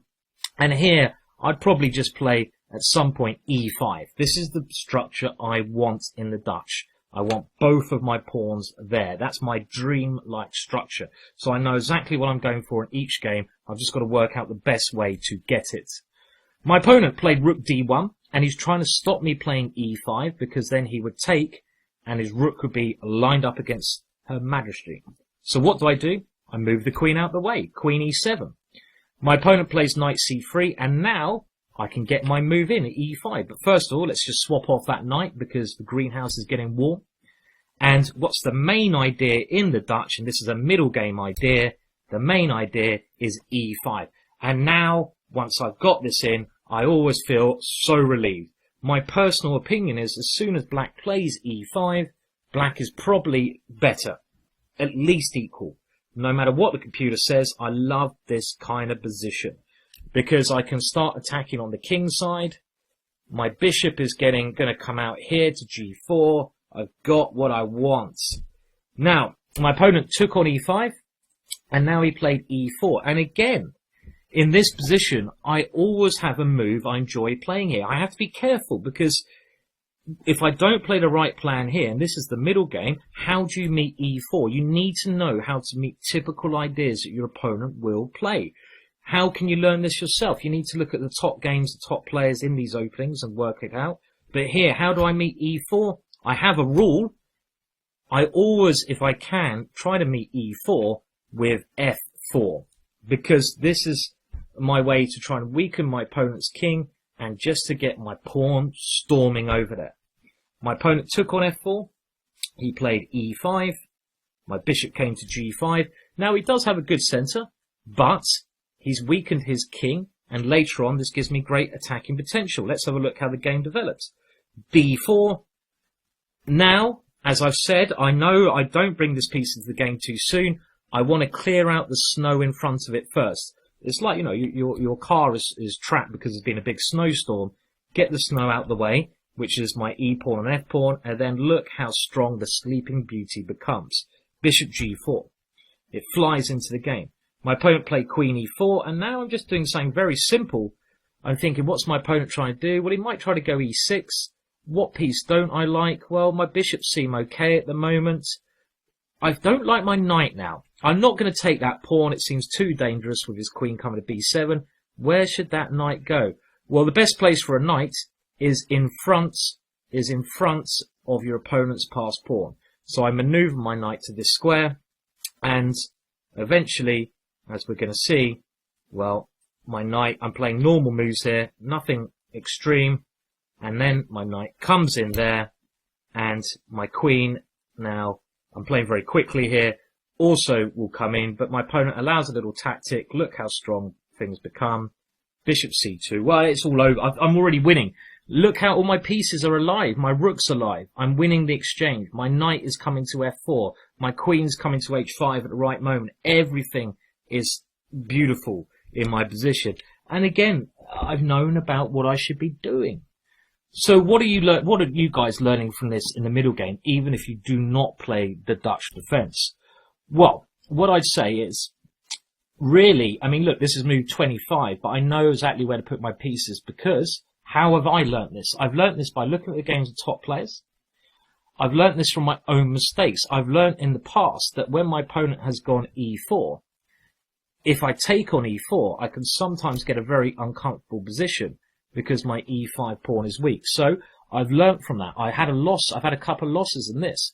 And I've learnt, well, I've got to do something about this. What am I doing wrong? And then I suddenly realised that, okay, what other options are there? And then I looked at the other options and I decided f4 is right. So you've got to know the right plans against your opponent's most obvious ideas. If you're not sure, if it's, if you want to make a bit of a shortcut, pick an opening and look at the middle game ideas that the top grandmasters play. So search a position out of the opening that you're likely to get. Search it, all the games played in that. You can do that on many websites. And then pick you can then refine the search. So you pick the highest rated players who played the opening you want to play in that position. Look at what they do. Look at where they move their pieces. When you're looking at their games, ask yourself why. Why are they moving that piece there? What are they trying to do? Why are they moving that piece there? Why? And then you'll be able to understand things better. I mean, okay, let's have another quick look again at two more examples in this Dutch, which I think will show you how I've developed some of my own ideas in this opening, and now why I'm such a formidable Dutch player. So we'll go to these two games now. I wanted to include just another game which shows you in the Dutch where I got some more ideas from, and more typical ideas that I've learned, because you'll just build up. As soon as you really start playing the opening time and time again, you'll get more and more ideas. You'll get more knowledge, and you're bound to have more than your opponent. My opponent's international master Alexei Slavin, and again, the opening, we're not going to spend a lot of time with. We're looking at the opening into the middle game. You may recognize this. I play the same stuff all the time. And here, well, I tried a new idea. I tried knight to c6. Now, this also shows a little bit of lack of understanding on my opponent's part. I know that knight to c6 should always be met by d5. And I was kind of gambling here. I wanted to try something a little bit maverick. It's not something I do on a regular basis, and you shouldn't do this at home. But I gambled that he wouldn't play this. Now, why should he play this? Because when my knight moves, I'm not attacking his queen, and now he can take on e6, destroying my potential to play e5. My opponent didn't play this, though. He played b3. So what do? He's allowed me to get in e5. And already, I think I'm better here. My opponent tried to swap off queens, which he did. And I know that taking with a bishop is generally the best idea, because one of his main moves is knight d5. So you've got to think about your opponent's main moves, not just your own, and make sure you'll battle against them. But already I really like my position because I have these two guys here. And my opponent developed. And now, what should I be doing here? So a lot of people in this kind of position might drift. Well, I've looked at games of Korchnoi, who used to play this type of position as black. And I realised that one idea he used to do a lot, and similar things, and other top players, was e4. Why did Korchnoi play e4 in this type of position? And I worked out the main reason to play this was I want to kill the bishop on g2. And when the queens are exchanged, I realised this is a strong plan. When the queens are still on, it's not as strong, because I might want to go, well, maybe I have another plan with f4 and start an attack like that. But I came to the conclusion when the queens are exchanged, this move e4 should give me a nice small edge, because the bishop is biting on rock. So let's see, knight e1. I also have a lovely square here for my knight. Knight c2. I want to stop my opponent's pieces coming in. As I mentioned before, one of my opponent's main ideas is knight d5. How do we stop that? We've got to continually think of our opponent's plans and stop them. c6. And the move I really wanted to show you, so knight, well, h3, knight to f7. I'm just trying to control d6. I'm going to ask you a question in a minute. I've got this position. I've liked the way I played this. I've got these pawns are doing a great job, but I need to develop my pieces, my remaining pieces. I need to think where they're best placed. First of all, the bishop on d8. Where is that best placed? I like it on c7 because it looks over here. And now after bishop c5, my opponent doesn't really have a plan. What should I be doing? Should I be trying to develop the other bishop? No, because if I play bishop e6, sometimes the natural looking moves, they're not the best. What is the bishop doing there? Why? Why is the bishop moving there? Why? Well, you have to ask yourself, it's not actually doing anything. At the moment, I'm not even sure I want to go rook d8. I mean, this is the normal thing to do, but it's not very effective here. This is the kind of move that I think a person who's typically unfamiliar with the middle game positions would play. But actually, you're just walking into a move like knight d4 here, and your bishop's more of a target here. The bishop should stay on c8, because I don't need to move it.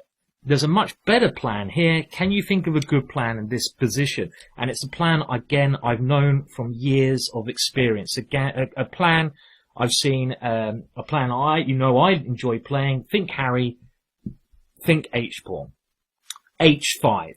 And this has much more sense than developing a piece, because he's weak in G3. I want to try to open up the square there. And after bishop E3, H4, I've already got a very nice attack going on here. If he takes, I can go F4, and, well, after bishop F4, I took that one off and went G5, and you can see why my knight's quite good here as well. And already I've got a big advantage, even though I only went on to draw the game, which is a bit upsetting. So, one more example to come, and then we'll have a quick conclusion of this chapter. Well, again, to show you that the last game and getting that good position wasn't a fluke, here's a typical game that I played against someone much lower rated than me, David Shepherd. And I was quite surprised after this game. I was about 500 points higher than him. But after the game, he was really upset, but I'm not sure why. It seemed like he was upset anyway. And again, the openings, moves, they speak for themselves. I play knight e4, you know I play this. I played all this before. And I'm just going to get into the middle game. Knight c6. I don't have to worry about d5 because I've got bishop f6. What move am I trying to achieve here? I'm trying to achieve e5. So how do I get that? Well, I get everything pointing towards this square. And my opponent trying to stop that. So my queen steps out of the way. And of course, now that I can play e5, boom, I play e5. And already I think I'm better. Now here, I decided, like the last game, that, okay, in this situation, f4 is an idea, but I'm just going to keep it positional, because when you're playing a low-rated player, it's best not to take too many risks, and this way I thought would give me a lovely small edge. And after knight to e1, one quick question for you guys, and again, this is the kind of thing you should be learning yourself with your own games and your own openings. You should be looking at middle game positions you're getting regularly, especially when you're not getting the kind of things you want. And you should be thinking, well, what's the best plan here? Be very careful using computers. Computers might tell you the best move here, but I doubt any computer would play the move I played, even though it's the best. So do use a computer, but only let the computer suggest one move to you. And if it's a move you haven't thought about, and remember, if it's not a tactical move, tactics computers will always see. But if it's not a tactical move, ask yourself why. Don't keep using the computer to find the moves for you, because it's plans, it's operations. What are you trying to do? Why are you playing that move for the long run, not the short run? So what's the move here? What is a good way to start some initiative? H5. Now that I'm dominating his king side, I'm playing H5 to try and go H4, to later on try and take on G3, to weaken my opponent over on that square. I want to weaken his king side. A little rule in chess, you should be concentrating on the area of the board where you're strongest. Now, where am I strongest? I'm strongest in the center and also on the king side, because I would say these pawns are quite king side as well. So that's where I'm concentrating my forces. That's where I'm looking at starting my attack. So play on the area of the board your pawn formation is strongest. And as we're going to see, I played H4. I took on G3. It's a little pawn sacrifice. But after this check, bishop takes here. My opponent was already in a lot of trouble, because if he took here, he now has to watch out for the typical rook swinger. And this is another idea. And his king is facing a very, very strong attack here, which I doubt he'll be able to survive. And again, simple moves, simple plans have got me a very good position. And then you've got to win the position, but that's another story altogether. So what can we learn from this chapter? Well, look at, when you pick your openings, look at the top players, get into the middle game, look at what plans they do. Try to get familiar with the pawn structures. So I've looked at this pawn structure and I've talked to you about the strength of these pawns. When I want to go e4, we could also talk about all the pawns on every square. My opponent's pawns here. Well, if I'm able to play a4, I might be able to open them up and attack them. Look at every pawn. Look at every potential pawn push and ask yourself, is that going to be a good plan or a bad plan? If you do this at home, it will take you a bit of time, but in the long run, it will save you so much time because you won't struggle at the board. Your results will be better. And to become a grandmaster, I'm trying to suggest this as quick form as I can, but you need to do that little bit of work. So pawn formations, also pieces. Again, I've talked you through the pieces here. This bishop on c8. Looking at the game's top players, it only comes out later. And if you ask yourself, why doesn't black put it on d7? Let's say, why doesn't black ever go bishop d7 here? You could ask yourself this question. Well, the reason he doesn't play this is, why would the bishop be on d7? This is completely pointless. Having a bishop here is no point at all. Why am I putting the bishop there? There's much better ideas. This is the wrong reason. So know what pieces you want to move from the middle game. Know what pieces your opponent wants to move in the middle game. And really, remember how the best to learn. You should look at the game's top players, but always think, build up your work base. Should you use a computer to do it? Should you use a pad? It's up to you. But just know your plans, know your opponent's plans, remember the pawn structures, even try to look at important tactics you should learn in these positions, and just keep doing it and you'll get there. You don't need to spend a lot of time doing this, just spend the right amount of time, do it in an enjoyable way, look at enjoyable games, and you'll get better and better in the middle game, and then when you play, things will be so much easier. And that's my kind of suggestion from opening into middle game. Just know your plans and know your opponent's plans before you sit down and fight. Well, I hope that chapter was okay, and we'll now move on to the next chapter. So I'll see you on the other side.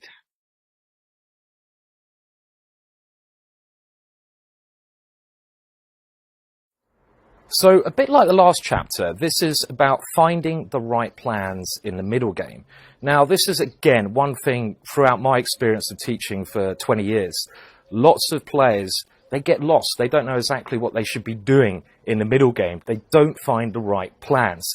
Now, again, this all comes from the foundation. It's a bit like a story, this course I'm telling you, a story that links together. But I'm going to tell you how to try and find the right plans. And one thing I want to remind you is, a bad plan, in my eyes, is better than no plan, because you can learn from a bad plan, but you can't learn if you have no plan. So we're going to really look at how to pick the right plan in the middle game.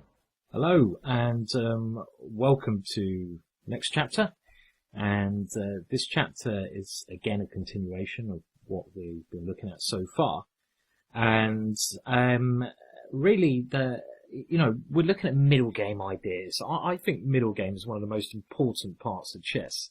You can make a little mistake in the opening. You can normally survive. In the ending, the game is normally decided anyway by that stage, especially in my games, because they're crash bang wallop stuff. In the middle game is where you can really either get the advantage or get yourself in trouble. Now, there are going to be cases where you're going to be a bit stuck as to what you should be doing. That's natural. It's chess after all. It's not tiddlywinks.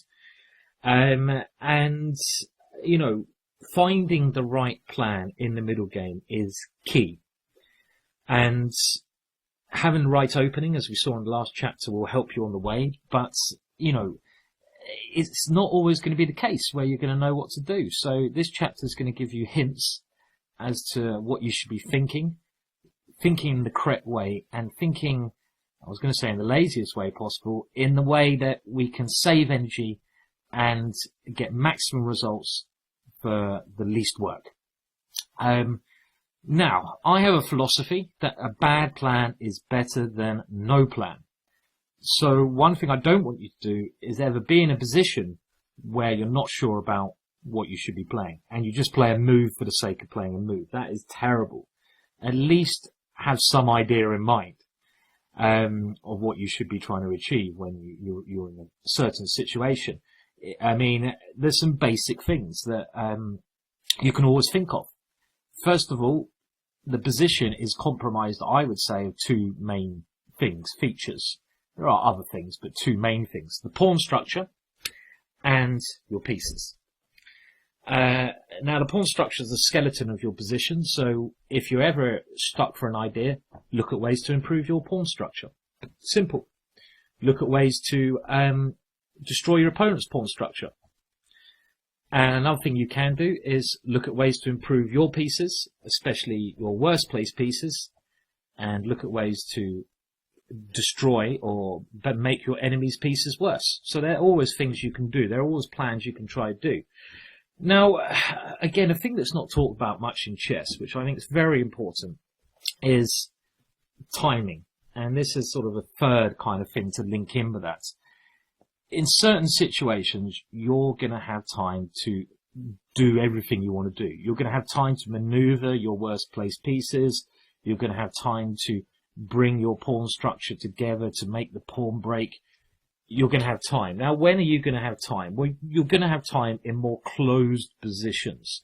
So if the position is open and incredibly tactical, then you don't have time to do delicate maneuvers because you'll be checkmated. There's no point flapping about with your knight and spending 10 moves to get it into an outpost if you get checkmated on move 3. So you have to be a good judge of time. A couple of little key points to help you along the way here, and we're going to see all this in action in the examples I've got, is, well, it's key to know what your opponent's up to. Does your opponent have a look at his plans? And this will come with experience. And really, you've got to always think about what your opponent is threatening.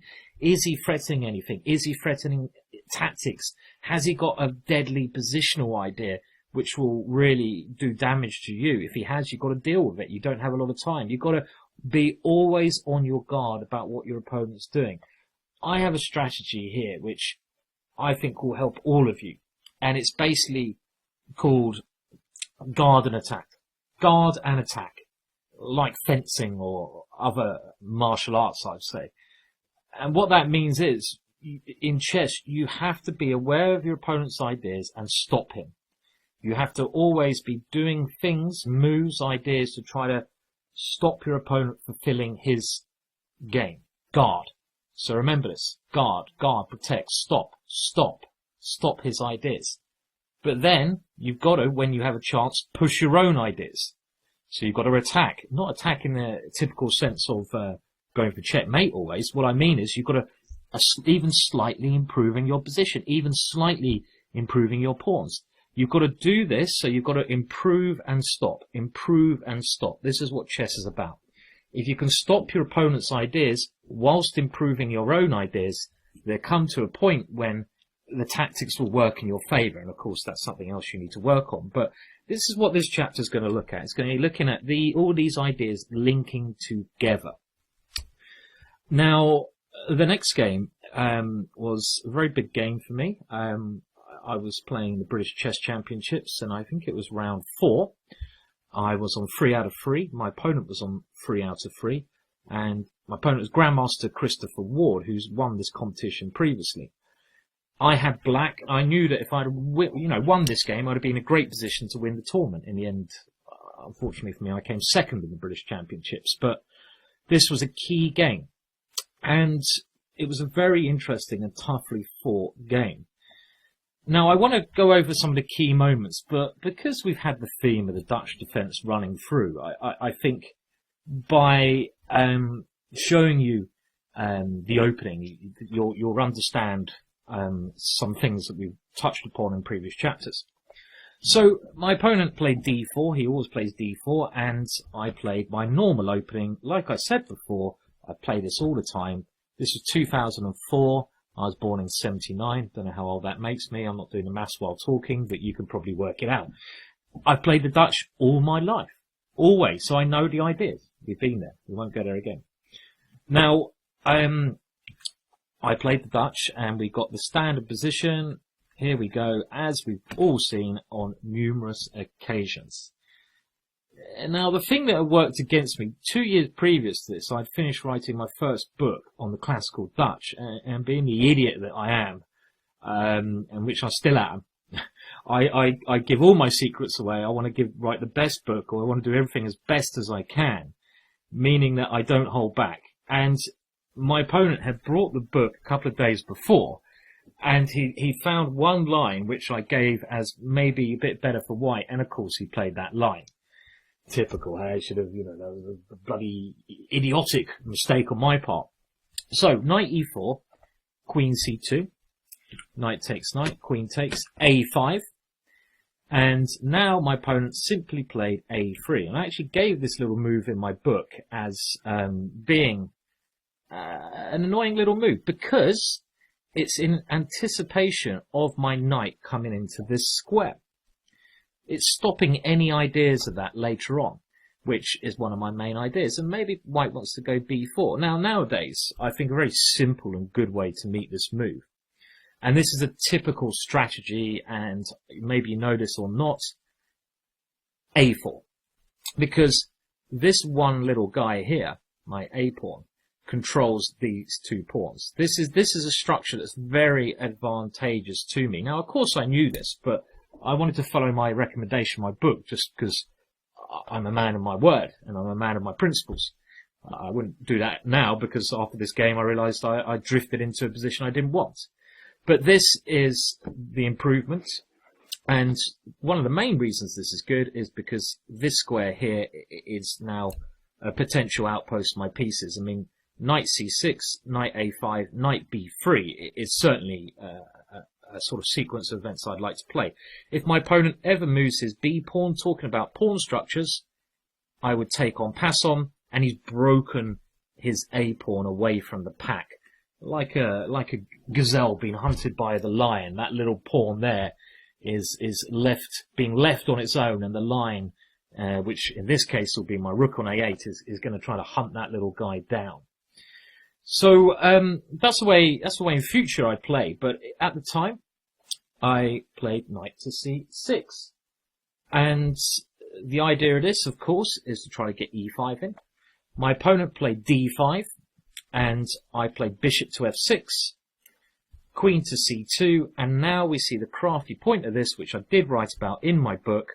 I'd love to play in this position knight to b4 and e5. Oh yeah, would I just? But I can't.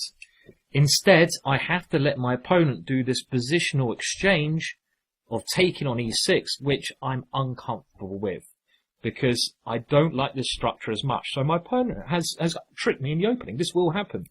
You'll have occasions where you get into a situation you don't like. It's natural. You can't have everything your own way always. We will work towards that. So what do you do in these situations? What was I doing? Well, you've got to make the best of it. You can't give up without a fight. You've got to look at the positives. You've got to stay positive. And the positives here, my bishops are quite nice. It's not the end of the world. It's just slightly worse for me, I'd say. That's all. I mean, let's have a look. My opponent played knight g5, attacking my bishop and attacking the pawn on b2. So I'm going to try to say why I played each move. Now, why did I not take the knight? Well, I didn't take the knight. We'll go on to this in a chapter very soon. When you have the opportunity to exchange piece for piece, you always ask yourself which piece is better. Very simple. Is my bishop better or is the knight better? I think my bishop is better, because look at my bishop. It has free reign across the board. My opponent's knight is annoying. Yes, it is, but sometimes we have to deal with it. We have to deal with these annoying pieces. What is the future at that knight? Not so great at the moment. It's only it's just a little one move threat. It's not really going anywhere that's going to particularly scare me. But I have to deal with these two threats. So bishop c8. My opponent played very logically. Rook d1, lining up. I try to get my queen out of the way. This is a typical idea, trying to put my queen into action. And now my opponent plays c5. And this is the first critical point of me finding the right plan in the position. Now, what you've got to do in these situations, a couple of things. You've got to weigh up as many possibilities as you can, and through experience and through your judgment as an improving player, you'll come to the right assessment.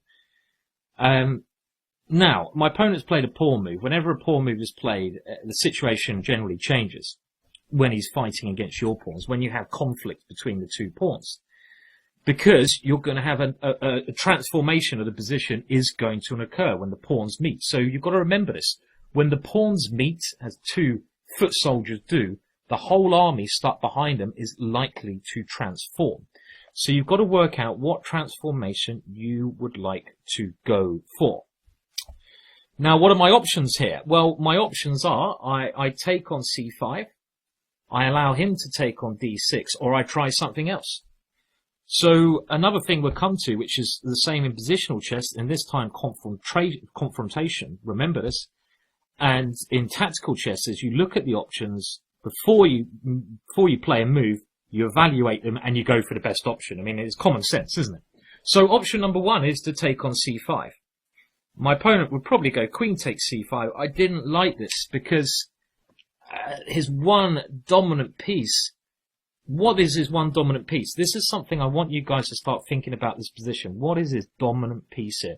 Well, of course, his queen is quite dominant, his rook's dominant, but generally when we talk about dominant pieces in the middle game, we're talking about knights or bishops. But yeah, I mean, his rook and his queen are very nasty. They're attacking my queen side. My pieces are a little bit cramped. It's uncomfortable for me.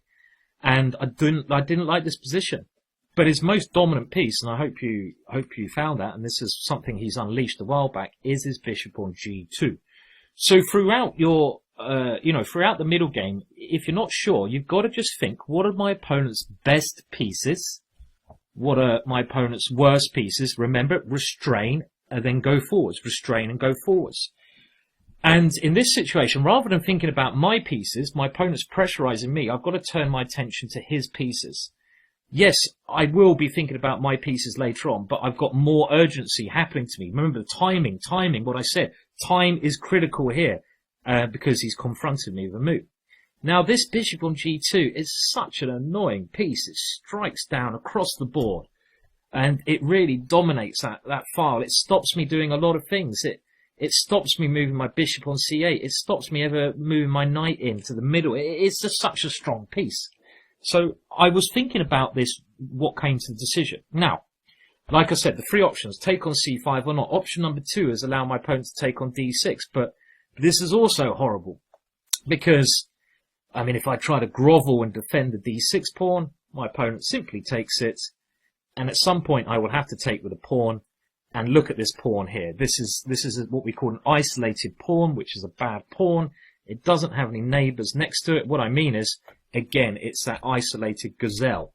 It hasn't got any gazelles being able to defend it. Remember, if there was a gazelle, maybe it's mum or dad on c7 or e7, it would be defended. But here, it's a long-term strategic weakness. And against someone as strong as Chris Ward, you can't allow this to happen. So I had to, therefore, I realized here, I've got to look for something out of the box. Now, if the situation is going against you in the middle game, it's worth looking at drastic measures to change that. And I suddenly came to the conclusion of playing d5. Now, this was a very good decision. The other decisions were bad, so, through necessity I came to this. But what am I trying to do here? Well, first of all, I'm offering my pawn on d5. But if my opponent decides to capture that one, let's say he goes bishop takes d5 check, I get rid of his best piece, and I do sacrifice a pawn. I've done something drastic, but because things were really going against me, that's when you have to look and you have to be willing to take risks. You should only really be looking at take risks when things are going your opponent's way and not your way. But what have I got in return here? Well, look at his king. His king now, it has these light squares around it. We're not going to even look at variations. We can think about principles. So if I'm ever able to get my bishop to somewhere like here, I might be able to get some nasty attack going. Because my queen is also maybe going to come in h5 on the light squares. Maybe later on it can come to e4. This position now changes. Rather than me being right on the back foot, I have potential here to start an attack later on. So I think this was a very clever sacrificial idea. And my opponent did not take that. He wanted to keep control. And also, if we look at the pawn structure, the other options I had before were worse than me. At least now I've got a pawn in the center. I've blocked out his bishop a little bit. So I'm quite happy. This was a good decision. So this was the first key moment. And another thing you should do in your games of chess, I just want to talk about this as well. I'm trying to talk about as many things which are critical to your improvement as I can think of. There's a lot to take in, I know. I talk very quickly, hopefully not too quick. You know, one thing you could do throughout this course, probably should have said this at the start, hey ho, that's the way life goes. Get a pen, get a piece of paper, get a computer next to you, watch this on one computer, get another computer next to you. If there's certain things that really resonate with you that I'm saying, write them down. Because there's no better way to remember something than writing it down yourself, put it in your own words. Get a list of things. Go back to the other chapters if you're just doing this now. Get a list going of the things which you really think could help you personally. Write them down. Once you've got that list, if you can't remember them, write the time code. What chapter did you see it in? Go back to that chapter again. Maybe watch this a couple of times, 3, 4, 5 times. You know, write those things down. Put them into play in your own games. And of course, by saying that, I've gone off track what I was going to say before. But, you know, we can't all be perfect, can we? Okay, but anyway, I think I was talking about timing. And this is why I played this move. It was the timing of the situation. And talking about timing, that's what I was going to mention. When you're playing a competitive game of chess, and this is not the same when you're playing Blitz online, and don't play too much of that if you want to improve. It's not a great idea. Try to play as many long play tournaments as you can. That's where you're going to get most experience. One thing you have to do is work out time management. Now, I haven't gone into a separate chapter about that. I think loads of people cover it. Very simple. Generally, work out how much time you've got per move on average, and don't necessarily stick to that because that'd be stupid, but what you need to do, and this is the simple bit of advice, when you have an obvious move, play it quickly. So if you know the opening, play it reasonably quickly, not at the speed of light, but play it, you know, quicker than your average time. And when things are starting to heat up, at a critical moment, every game has critical moments, that's where you need to sit down and spend that extra time. That's when you need to spend that energy. So you will, on the critical moments. And as time goes by, you'll realize when these were. For example, this move D5, critical moment number 1. Okay, the game now develops. Bishop F4, C6. I stopped that plan. Knight to F3. And now knight to G6, bishop D6. And I swap off some pieces. Quite happy to do this. E3. And we have another critical moment. And this, I think, my next move is one of the best moves I've ever played in my entire life. It really is one of the best moves of my entire life. Now, why is it one of the best moves? Because here I've got to think of a plan, and I've got to consider my opponent's plans. So, how do I come to getting this move? Let's talk it through. First of all, let's think about what our opponent's doing. We need to do this all the time. Well, my opponent, I thought here, has great control of all my pawn breaks. I can't go D4. I can't go F4. H5, H4 is not as good here. It hasn't got the punch it had in the last examples. It doesn't really do much. I don't have a pawn on E5 to back it up, or a pawn on E4. So all my pawn breaks are looking pretty rubbish here. My opponent has that under control, so he has time. Do I have any weaknesses? Then I suddenly saw I have this guy on A5. My opponent can just go rook D4, rook A4, queen C3, and he can just get every single piece attacking this little weak guy. This little weak guy cannot be supported by B6 because my opponent will take it. So there's a positional threat here. If I don't do something, I'm going to lose a pawn. If you lose a pawn, you lose the game generally without any compensation. So it's realizing here what my opponent's trying to do. He's trying to potentially gang up on my weakness. It's realizing I do have a weakness that got me to do the next thing. It's also realizing that I need to have a plan here. I mean, my opponent's got a plan. I've just realized, but more importantly, what is my plan? Having a bad plan is better than no plan. I mean, let's say I play bishop e6. Why would I want to develop a piece there? This is the kind of move, again, a player would play who hasn't watched this course. You're playing a move for the sake of playing a move. Why has the bishop gone there? Why? Is the bishop better there than c8? It's probably even worse because it blocks the queen in. It looks like you're developing a piece, but it's not going anywhere. You put it from one dungeon to another dungeon. It's moving from one jail to another jail. It's a waste of time. This has no plan. This has no purpose. I mean, let's say I went king h8. Why? Why am I doing that? I'm getting out the way for this. It doesn't do anything. I mean, there's a lot of moves that I can play here which might look okay, but actually they're nothing moves. They're nothing. So what is the real thing going on here? How do I create counterplay? Well, I need to do something. I need to get this bishop out of its cage. How can I do that? Well, I need to move one of my pawns blocking it. What is a main move in the Dutch opening? A main move is f4. Now, I did consider playing f4 here, which is a rather desperate pawn sacrifice, but after pawn takes f4, I do get my bishop in the game. But do I really have enough compensation here for a pawn? No, it's a pawn. My opponent's king is well protected. I mean, it's a whole pawn. But this is the right idea. But how on earth am I going to be able to play f4? Well, I need to have a pawn supporting it. This is the way my brain was working. How can I do that? I need to get a pawn to g5. How do I do that? I need to get the knight out of the way.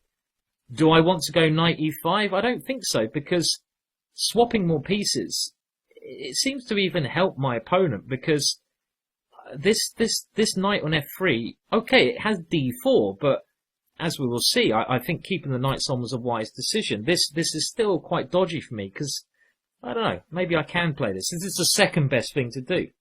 But then I came up with a quite amazing idea of knight to h8. And this, like I said, is probably one of the best moves I've played ever. And the point is I want to go g5 and f4. I've created a plan. I've found a way to create counterplay. I'm not letting my opponent have all the fun. You can't just sit there and let him smack you about. You have to defend yourself. This is what I'm doing. And look how things turn out now. Queen c3, g5. I can play g5 because the position is reasonably closed. You wouldn't be able to play this when you're getting attacked. But I can play this. I'm getting ready to play f4. h4, a mistake. My opponent is playing on the area of the board. He's weakest. Because I've got my pawn majority here, he shouldn't be pushing pawns on the area of the board he's weakest. It'd be a major mistake for me to go g4 here. Why? Well, my bishop remains dead. I can't play the main break, which is f4, and I give up control of the f4 square. It's a horrible error, positional error, that. Horrible. So I just play h6. My opponent takes on g5. He goes rook d4. He continues with his plan. The knight comes back to g6. But I'm getting ready for f4. Rook a4. f4. I've created my counterplay. My opponent took on f4. Rook e1. And now I even can swap off queens. Queen g7. He hasn't had time to win this pawn. He drifted. And now the queens come off. And look, my bishop's ready to fly in. My knight might come in. My rook is ready to open up.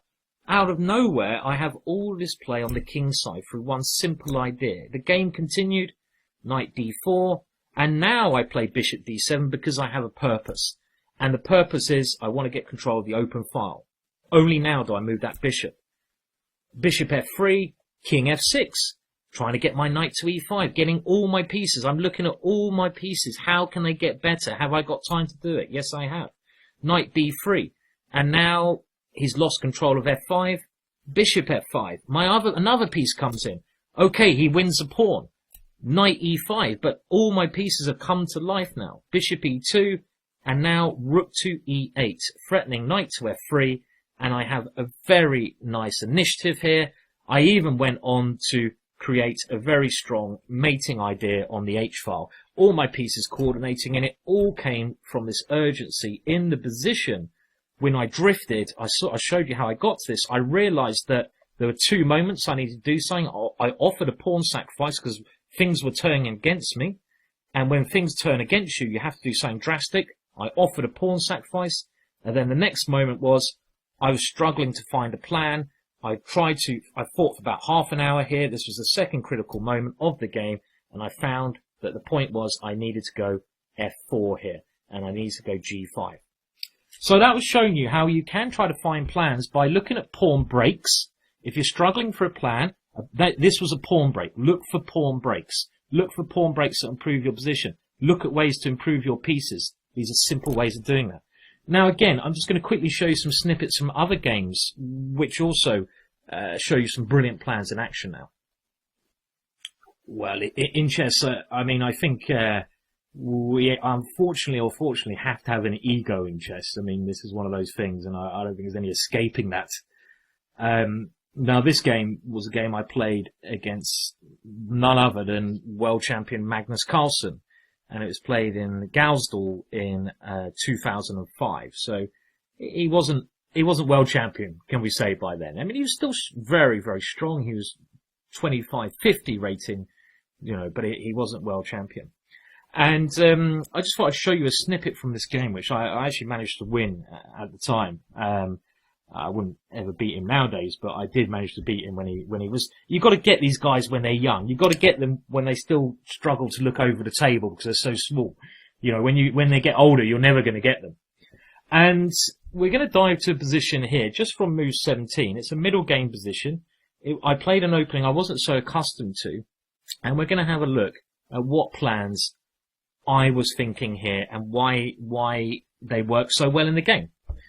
Now, first of all, we're diving to this position and we have a pawn structure. We should always evaluate a position from the pawn structure first before we look at the pieces. I always go pawn structure, pieces, plans.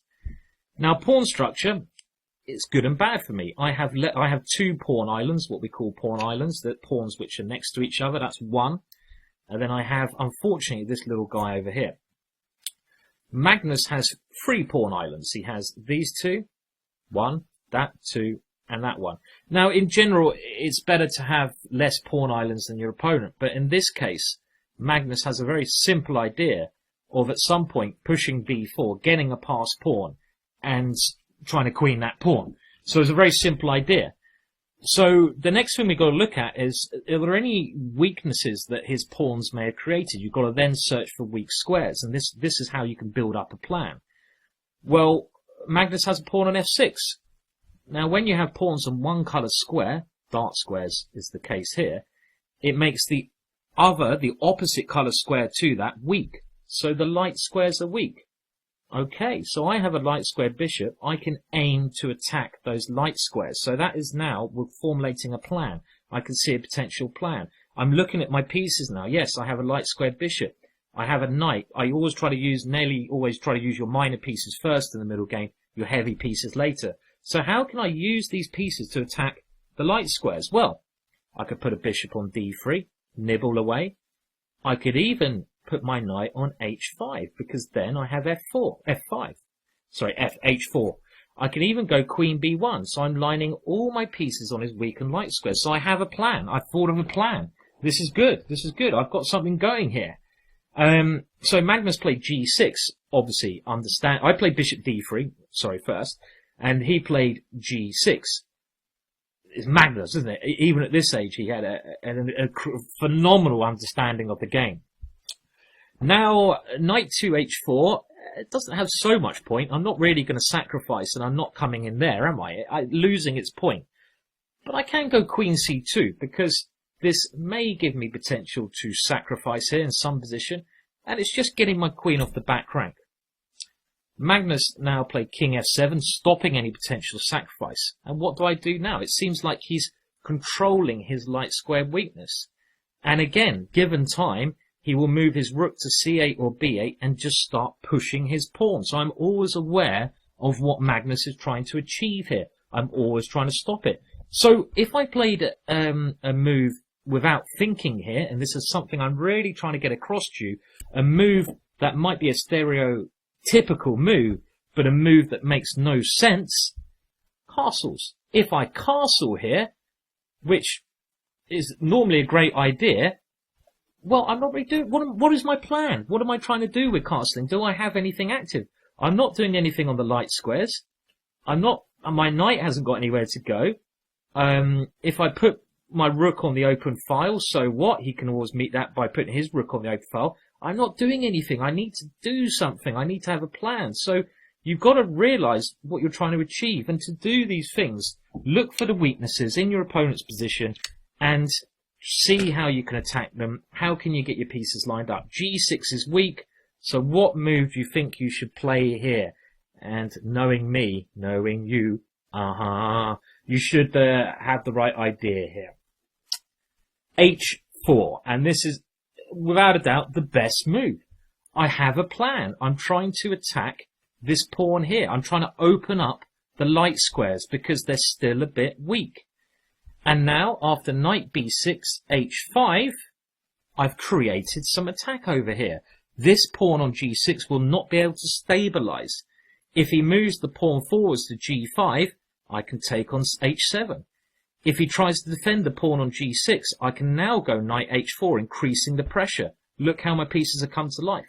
Magnus played knight c4, and now this was a very interesting sacrifice. At this point, I realized just how talented this kid is, and this is the kind of thing that shows great understanding. Rather than defending, he goes for his queenside play, and I think this keeps the game balanced. I took on g6, and now bishop takes g6, and after king to e7, knight to h4, because now I'm thinking about my pieces. I went on to win the game, but it's very messy at this point. And okay, that is basically all I want to show of that game. It's just how I formulated that simple plan, and from having maybe a position where it wasn't sure what I was doing, I'm now a pawn up, and I've now got my knight coming in, I've got my bishop active, and I've created some play. It's not clear if I'm better here. That's not the point. You've just got to find the best moves in the position. And that was really a demonstration of pawns and pieces. Now, let's have a look at a game, or a couple of games now, where we're going to look at pieces, and particularly bishops. I think knights have been talked about a lot in chess, finding an outpost for a knight. Let's think about finding a plan now for the bishops. Then we'll finish off the chapter with an example of a pawn, another pawn break. Things you should look at when you're struggling for a plan: pawn breaks, piece maneuvers, your standard things. And all these examples I'm giving are showing you how I and certain other people have found these correct plans. Well, this next example is a very famous case of improving the pieces. I did say bishops. I got a little bit carried away. It's actually another piece here, but I wanted to sort of throw you off guard, so that you can think about this position in a particular way. And this game was played as long back as 1907, and it was played between Janowski and Rubinstein. And Rubinstein is the player who we're going to side with here, the black pieces. And I love this example because it really, I'd say really is what the right way we should think about chess, and it really puts everything together and demonstrates just how we should think in certain positions. Now, in this position, we're picking it up on move 29, and things look fairly even. They probably are fairly even. So we're going to look at how we can outplay our opponent by finding the right plan in positions where things are roughly even. And here, let's go over what we should do. So let's look at the pawns. Let's look at the pawn structure. Now, both sides have two pawn islands. You can look at that and work that out yourself. What pawn breaks? That's another thing we have to look at, and we've got to be aware of our opponent's pawn breaks and our own pawn breaks. We've got to work out if our opponent's pawn breaks are good. If so, we need to always be aware of them and stop them. And remember, restrain and push.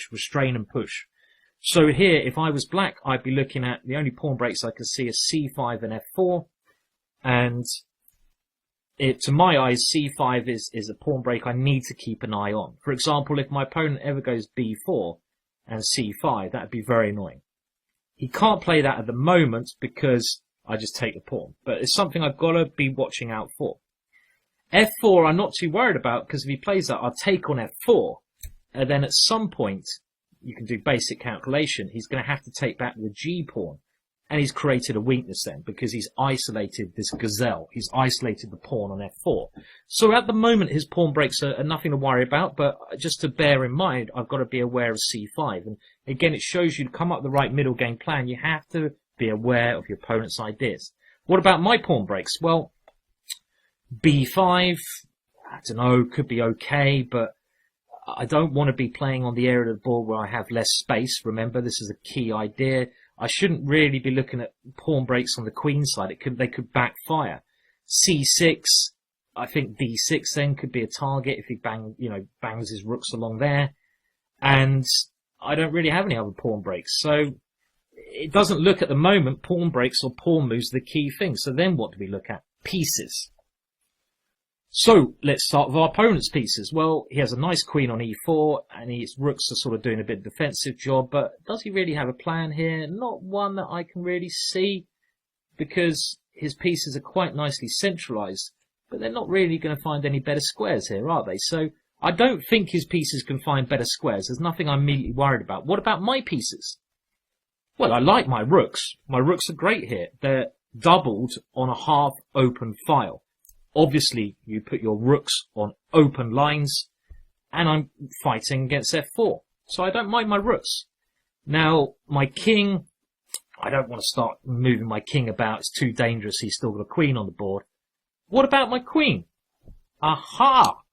Well, now we've come to the real crux. By going through everything we should go through, we've gone through pawns, pawn breaks, pieces.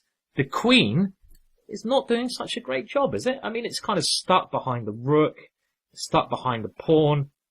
Now, one thing I always try to do in my games is the little trick. And it's the same with any piece. Once I've located a piece I don't like, I've got to work out, do I have time? And we've discussed that I do have time. I imaginarily take that piece off the board, so I'm moving it around now. And I think, well, if I had a magic wand and I could put it on any square, where would I put it? And I'm thinking now, well, what if I put it on c5? Suddenly it's on the other side of the pawns. Suddenly I'm pinning the rook. Suddenly I might have a pawn break that gains in strength because I have more pressure. So then what I do, I work back from c5 and I think, how can I get my queen there? And here, lovely, queen d8. And the queen is coming to that powerful diagonal via a8. We're working backwards.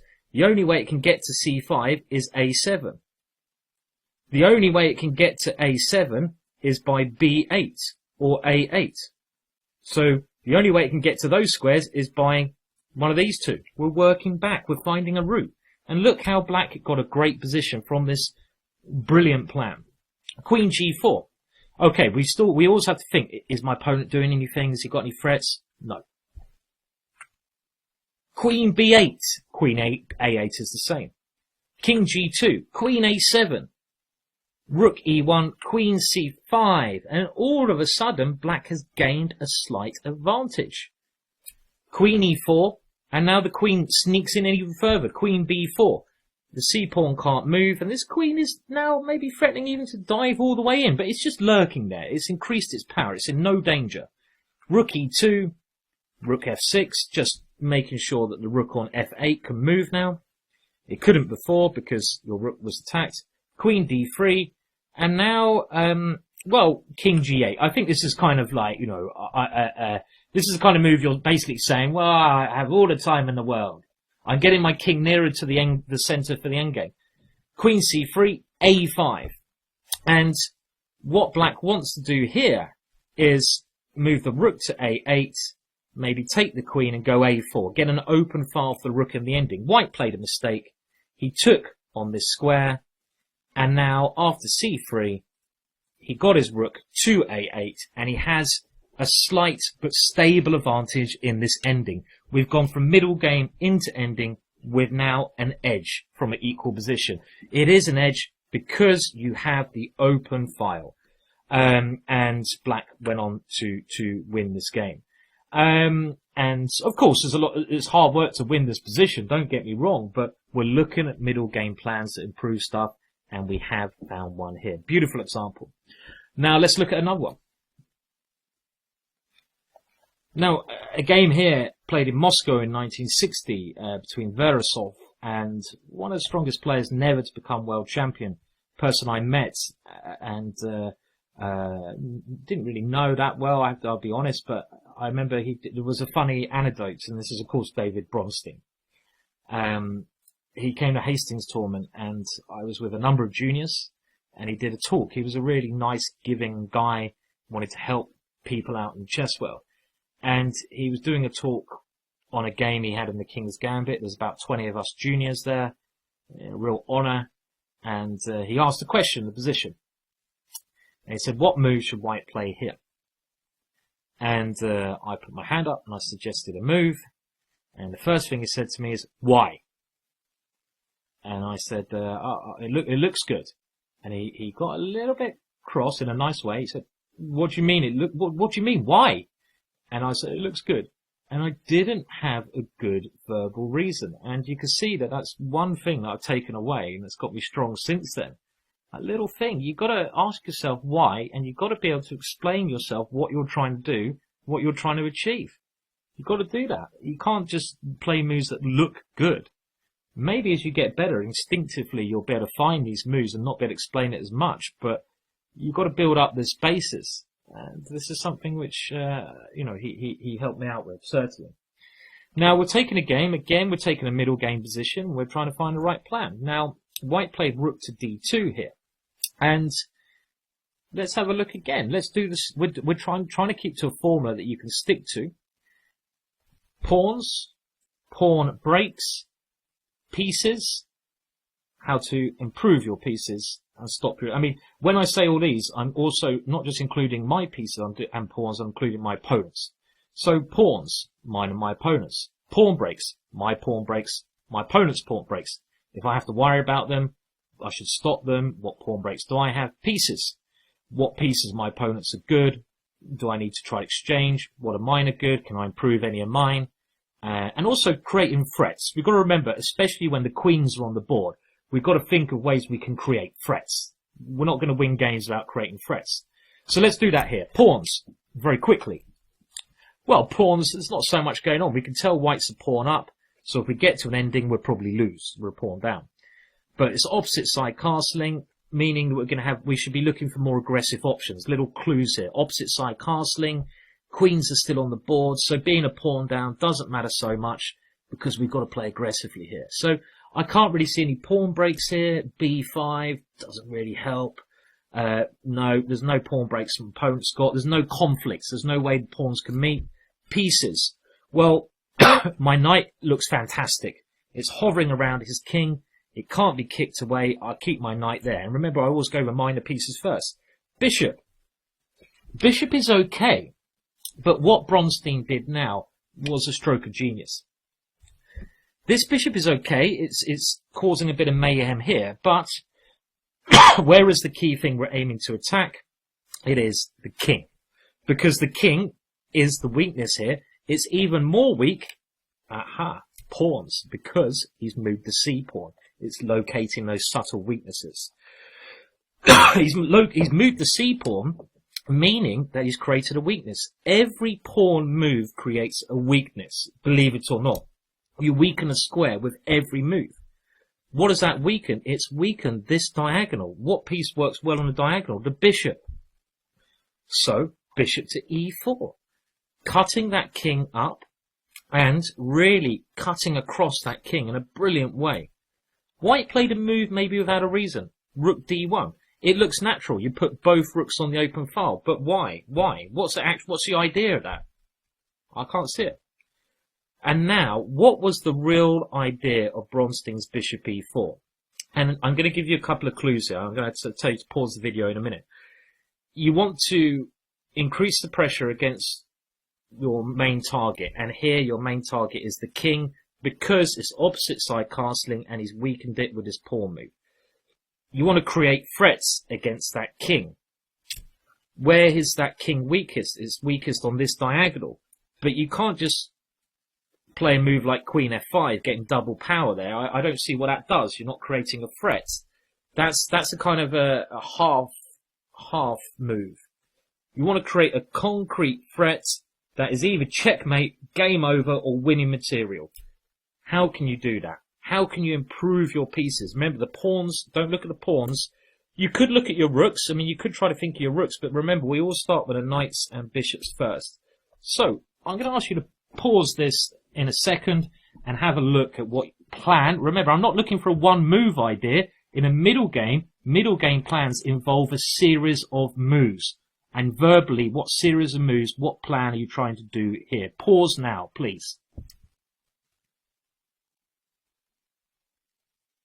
Well, Bronstein now played a seemingly nothing move, which was absolutely brilliant. If you found this move, you are a genius. h6. Now you might be thinking, Simon, why on earth is that move such a brilliant move? The reason is what is behind it. What is behind the surface? What the plan is. Can you see the plan now? Well, the plan now is to play bishop to h7 and then queen to f5 and then queen to b1 checkmate. Now, why is this plan so good? This plan is so strong because we've got to consider, as I said before, do we have time? Is white fretting anything? That's the first question we need to ask ourselves. Is there any threat against white here? Again, white's threatening us. Well, not really, is there? I mean, the rook is not coming in anywhere.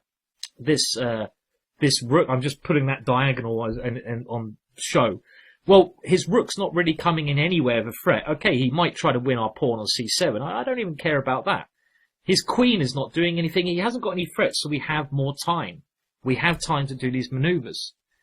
And it's just a beautiful idea. It's a beautiful middle game idea that won the game. Now, if you thought of bishop to g6 here, I'm also going to say well done. I'm also going to say that is a similar idea.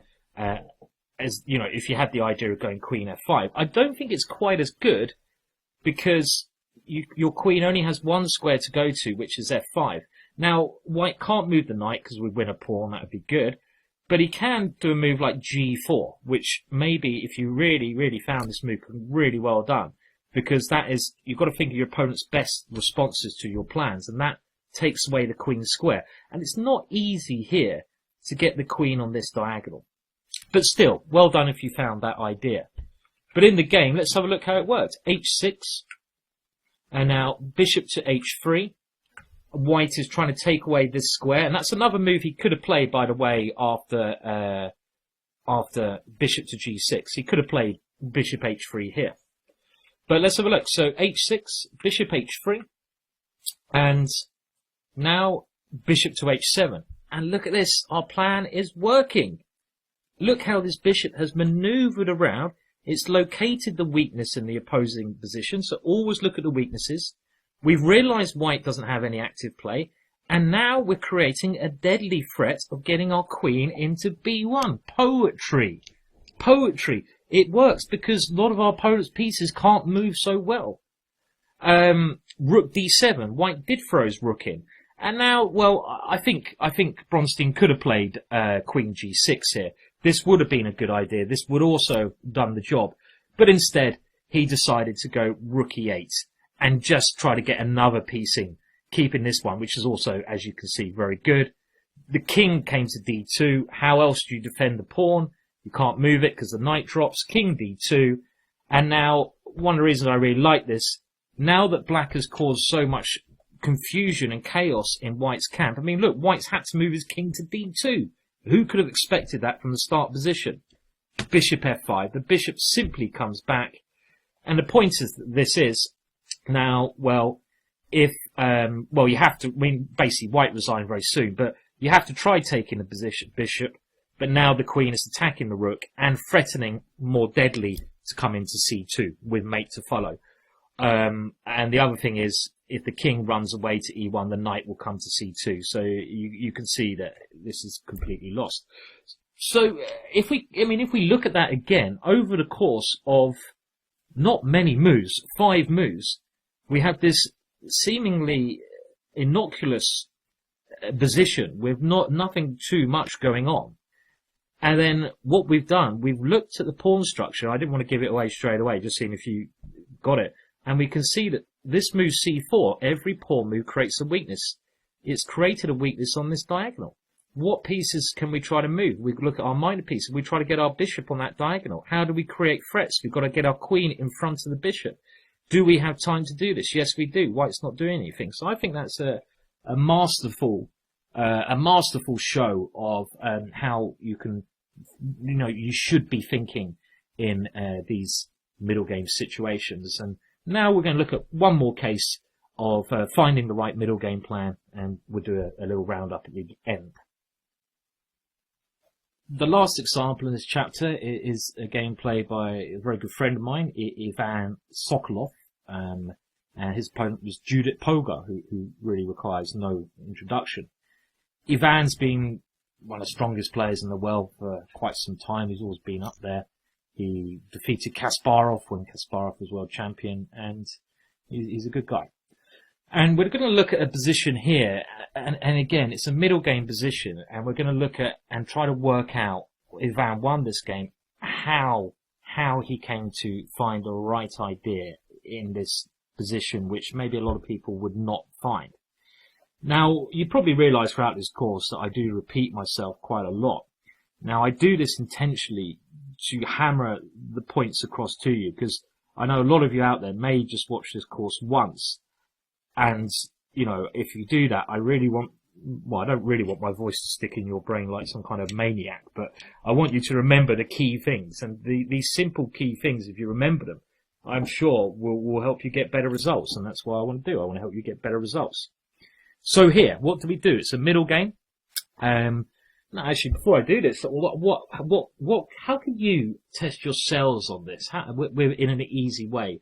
Not using your own games. Well, I'll give you a little exercise now. What you can do is you could, if you've got to get a chess magazine or you know, look at, okay, well, this is what I did. I used to get chess monthly. It was only about £4 a month. And I would open up the page. I didn't even do this with a board. Make sure the magazine has diagrams in. You can do this with a book, chess book, a DVD, loads of things. And just pause the video, and look at the diagram. Look at a middle game diagram. Don't look at the annotation below. Look at the diagram, and then do the things that I'm suggesting you do here. Pawn structure, pieces in the middle game. And then when you've done that, you should be able to work out what the weaknesses in the position, the positives, and you should be able to work out what the right plans are. And then before you look at what the top players have played, and they should be top players' games, work out what you do, and then compare it to them. If you're wrong, you're wrong. See what they did and try to learn. If you're right, then, you know, you've got to, this way you're looking at many different positions and you're training yourself up to think like the top players. You're trying to guess their thought. You're trying to get in their brain. So get a magazine, get a video, do it in some videos. There's loads of stuff out there that you can do it with. Get a book with games in, whatever, make sure it's got decent annotation by a good guy. Anyway, pawn structure here. Okay. Well, very quickly, 2 pawn islands each. White has a good centre, these 2 pawns here. When you have an extra pawn in the centre, you should look at pawn breaks with them. But also, where are the weaknesses? We've got to also think about weaknesses. E6 is certainly a weakness, because black has moved a pawn to the dark square. You've made the light square weak. So E6 is a weakness. We want to attack that weakness, get through to that weakness. F6 has certainly been a mistake. This H pawn is going to be useful for starting an attack. Maybe we can go H6, something like this. So pawns are looking good. Pieces, we have both sides look quite solid. Is there any way we can maneuver our pieces here to better squares? Well, maybe the rook can come across, but not yet. I think we should be looking at pawns. So in this position, Ivan started with, well, you've got to be thinking D5 or E5. This is where you've got an extra pawn. Remember, always look at the pawn pushes, the pawn breaks, where you're going to have conflict in the area of the board where you have more pawns. This is general, because that's where you're strongest. So you should be looking at D5 and E5. So which one would you play? What are the pros and cons of each move? Well, D5 I think would be a pretty horrible move, because whenever you play a pawn move, you weaken squares. Remember that. Which squares do you weaken with this move? Well, the 2 squares you were controlling, C5 and E5, are no longer controlled. So black here could do something like knight C5. You'd have to move your rook E2, and worst case, black can now swap off the queen and get rid of his weakness by playing E5. And I think black is absolutely comfortable in this situation here. So this is the wrong break. So Ivan played the other break. And another reason he did this was pieces. It wasn't just pawns, it was pieces. The piece, the knight on D7, is a bad piece. Why, with the last move, we allowed that piece to come in. At the moment, it has no future. So we're trying to keep it that way. Now here, f5 was played, a mistake. And, well, the next break, d5, now came, but the difference now is we do give away one square, but we gain so much in return. I mean, we've got d6 coming. We're going to give up the exchange. Knight c5, d6 was a Van's idea. And if knight takes d3, rook takes, and we still keep this weakness, we've got knight d4 coming in, our pieces are rolling. And it's just showing you how these top players think. In the end, black took on d5. What would you play here, guys and gals? You're white, you've sacrificed a pawn. You can't take on d5 because you're pinned. How do you improve your pieces or your pawns? What square have you given yourself by moving this pawn? Well, knight d4 was played. We found this well done, a great move. And this knight is now trying to come in to the attack. Later on, the rook might swing. Let's have a look at a couple more moves. Rook f8 was played. Now, if knight c5, I think white's idea here, again, was just not to swap queens off, but to play knight takes f5. And after, you know, this leads to a massive attack with the queen coming in. So rook to f8 played by Judith, and now queen to f3. It was a normal move, getting out the pin. Knight c5, h6, so we're using this pawn to try and make weaknesses around the black side. We're not even taking here with check, we don't need to yet. g5, and now things got very tactical. We're not going to go to that because that's in the tactics section. Just to let you know that white now played bishop takes g5, giving up a piece, and queen h5. And the idea is to get the rook in here, and white went on to win this game. But again, I just wanted to show that because that was an example of a pawn break in a very complex situation. It was very hard to work out. But in this particular example, it's more like it's finding the right plan. But this was a combination of having a position where the time is a bit more urgent. As soon as you play this kind of move d5, you're changing the timing. In the other examples I've shown you, the time, you've had a lot of time to play these moves because black hasn't got any counterplay. But this is a sacrificial middle game plan.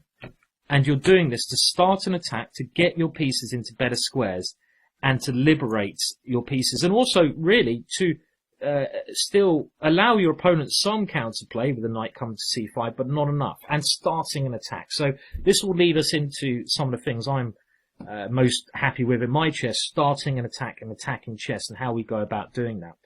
So what can we take away from this chapter? Well, basically, if you're lost for a plan, your games, hopefully shown you a way to avoid this, and that's one thing, so you'll never be stuck for a plan again, hopefully.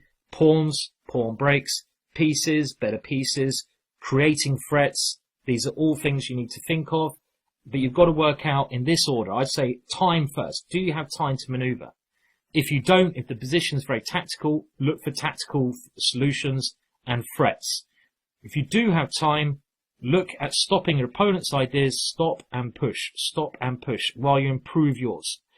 This is basically the key things to remember. It's really structure, pieces, timing. Stop and push. If you just have these things in mind throughout your middle game, I'm sure you will improve drastically. If you play a middle game which you lose because you went wrong, make sure you analyze it, make sure you look at your mistakes. Don't make the same mistake twice. But anyway, I hope that was of some use to you. And let's move on to the next chapter now.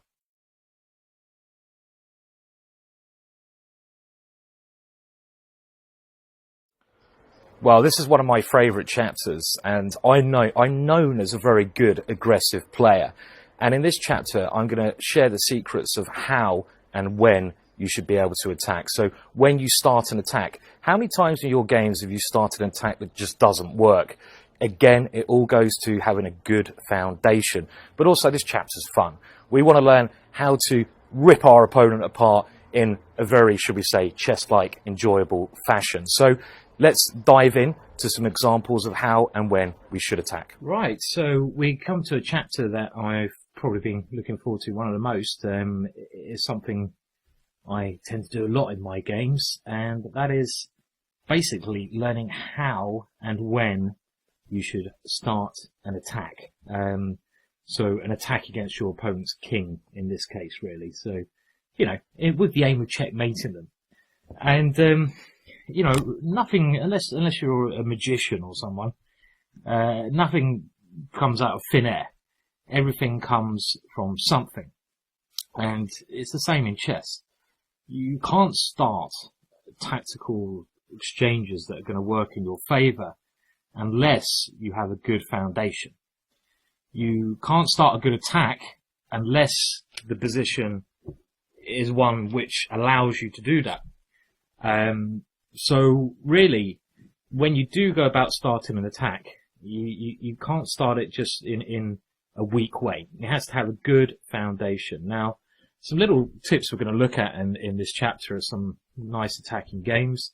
We're going to look at how these occurred and why the attacks worked, what factors made them work, with the idea that when you play, you can notice these ideas in your own game, notice these themes, notice these patterns, and you'll become a better attacking player.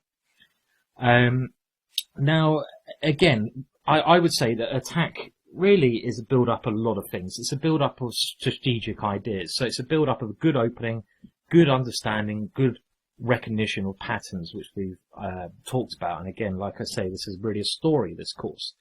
And going through the story, you should be able to now realize that if you pick the right openings and you want to attack, you can do that as long as you know the right patterns. And also, attacks, often come from bad play from your opponents. If your opponent plays in some bad way that you notice he does some weird mistakes, then you should punish him. If you notice your opponent is letting you get a good attack, you should punish him. The general rule is you should start an attack, really, a mating attack only works with 3 pieces. You should count the amount of attackers you have, the amount of defenders your opponent has. Obviously, if you have much greater a number of attackers than he has defending, it's more likely to succeed. If he has a lot of defenders around his king, as you remembered in my game against Peter Wells, it's not going to work. So there's a lot of factors you need to look at. Now, in the first game of this chapter, we're going to have a look at one of the best attackers ever. And it's a real pain to pronounce this name. Nesmedinov, I think. Nesmedinov. And again, apologies if I pronounce that wrong. He's playing black and he's playing against Polgieski. And we're going to see in this game factors that made this guy one of the most famous attackers of all time. And he was known as this. He was around the same time as Macau Tao, a bit pre-Macau Tao, from the same area, and even Macau Tao said he was one of the most impressive attackers ever. So he's playing black here. Now, obviously, you need to play the right openings. If you're going to play the Berlin opening, you're not going to get a good attack. So the Berlin opening is this line which a lot of top players play. But like I've said before, you don't need to copy top players. And it's this variation where things lead into basically an ending very quickly. The queens come off, like, do I have to show this? I guess I do. This kind of thing. And, I've done that wrong actually. But yeah, I mean, it just shows you that I hate this so much. And the queens come off. Was it D4? It's weird playing it from the black side. Sorry, it's D4 at the right moments, and then you have this kind of thing happening. That was the move. Takes knight F5. I'm just giving you an example. If you're going to pick an opening, and you can see I don't know much about it because I hate it. If you're going to pick an opening that leads into the ending straight away, obviously you're not going to get a good attack, so you have to pick the right openings. And what Razid, we'll call him Razid, it's a bit easier for me to explain. He plays a variation which allows him, it's a bit like a King's Indian defence, it allows him to play E5 soon. And he even offers his opponent the chance of going into an ending, which I find quite interesting, which his opponent undoubtedly should have done. And I wanted to pick this game because we're going to talk about that moment from both perspectives. Now, knight to c3 played, and I would say, if you really want to play this kind of setup that black does, you should go knight bd7 first, as we discussed earlier on, the black lion, which I've done a DVD on, and you can buy that to look at it. But e5 is the move that black plays now. Now, of course, playing such a move, I don't know if black should have been playing this, but you've got to be, even if you're a great attacking player, you won't be able to attack in every game. You've got to be willing to adjust to other games and other styles of play. You've got to become a master of all trades. You can't be scared to enter into endings. You can't force aggressive positions. You have to wait until they turn up. You can hire the factors of them occurring by playing certain openings will generally lead to attacking positions, but you've got to be willing to play other things, and I think that's what Black was showing here. But from Polgiewski's point of view, he should have been thinking, who am I playing? What is his weaknesses? What his weaknesses, I don't know, but his strengths are certainly his attacks. So he should have been keen to simply take on e5 and eliminate the queens here. I mean, this is something, if I was playing a great attacking player, I might even do. Instead, he played pawn to e4. Now, what did Black play here and why? And already we can see he's going about things the right way. What would you play as Black? Trying to guess the moves as we play along. Trying to guess what Black plays as we go along. Well, Black takes on d4. Why? Well, when trying to play aggressively, if you want to try and play aggressively, again, you can't just go willy-nilly, but if you get an opportunity here, every tempo you gain, every single tempo you gain is going to give you more chance of successful attack. And that goes back to the timing. We want to gain time. We want to open up the position. And this gains time because we're going to hit the queen and it opens up the position. So if you want a more attacking kind of position, open things up and gain time. So the queen captured, knight to c6, queen g2, queen d2. And again, we can't force an attack here because we need to develop our pieces. So what do we need to do? We need to think of the best squares for our bishops. And I think the next move shows good understanding. Bishop e7 would be a mistake because why have you placed the bishop on e7? We're going back to what we learned earlier on. Why is the bishop on e7? What is it doing there? By going g6, the bishop will be placed on a much more active diagonal. That has much more things to attack. Some white pieces to attack. It's a much longer diagonal. So always try to put your pieces on the best squares. You'll be a better attacking player then. b3, bishop g7, bishop b2, and of course, Black now castles. Simple stuff. And we can already see here some indicators that might be leading to possibilities for us to attack. As well as, Black playing sensible moves. Let's look at what White's done. What has White done, or what hasn't he done? Well, look at his king. His king is a number of moves away from castling because he has a traffic jam in the way. So if we had like the spider sense, should I say, we should be noticing that, hang on a minute, we were realizing where our opponent's weak. He's behind in development with his king. So we should therefore be targeting the things that we've located as his weaknesses. And in this case, it is actually his king. So bear that in mind. Bishop d3. And here, well, I did say we could consider developing this bishop earlier, but like in the Dutch games, there's no point developing a piece to a square that's maybe no better than the one it's on. I mean, I don't see a square that this bishop can move to that has a real point. The bishop on g7 has gained a great diagonal from going there, but where would we want to move the light square bishop to? I don't see anywhere good. d7, nowhere does anything. So I like the next move. White has placed his pawns on light squares. What kind of squares does that make weak? The dark squares. How can we take more control of them? Knight g4. A very nice aggressive move. It has two ideas. One, well, more than two. The main one, we open up the bishop for the dark squares. Our knight has more control of the dark squares. But the other one is, our knight that's just moved to g4 is improving its placement.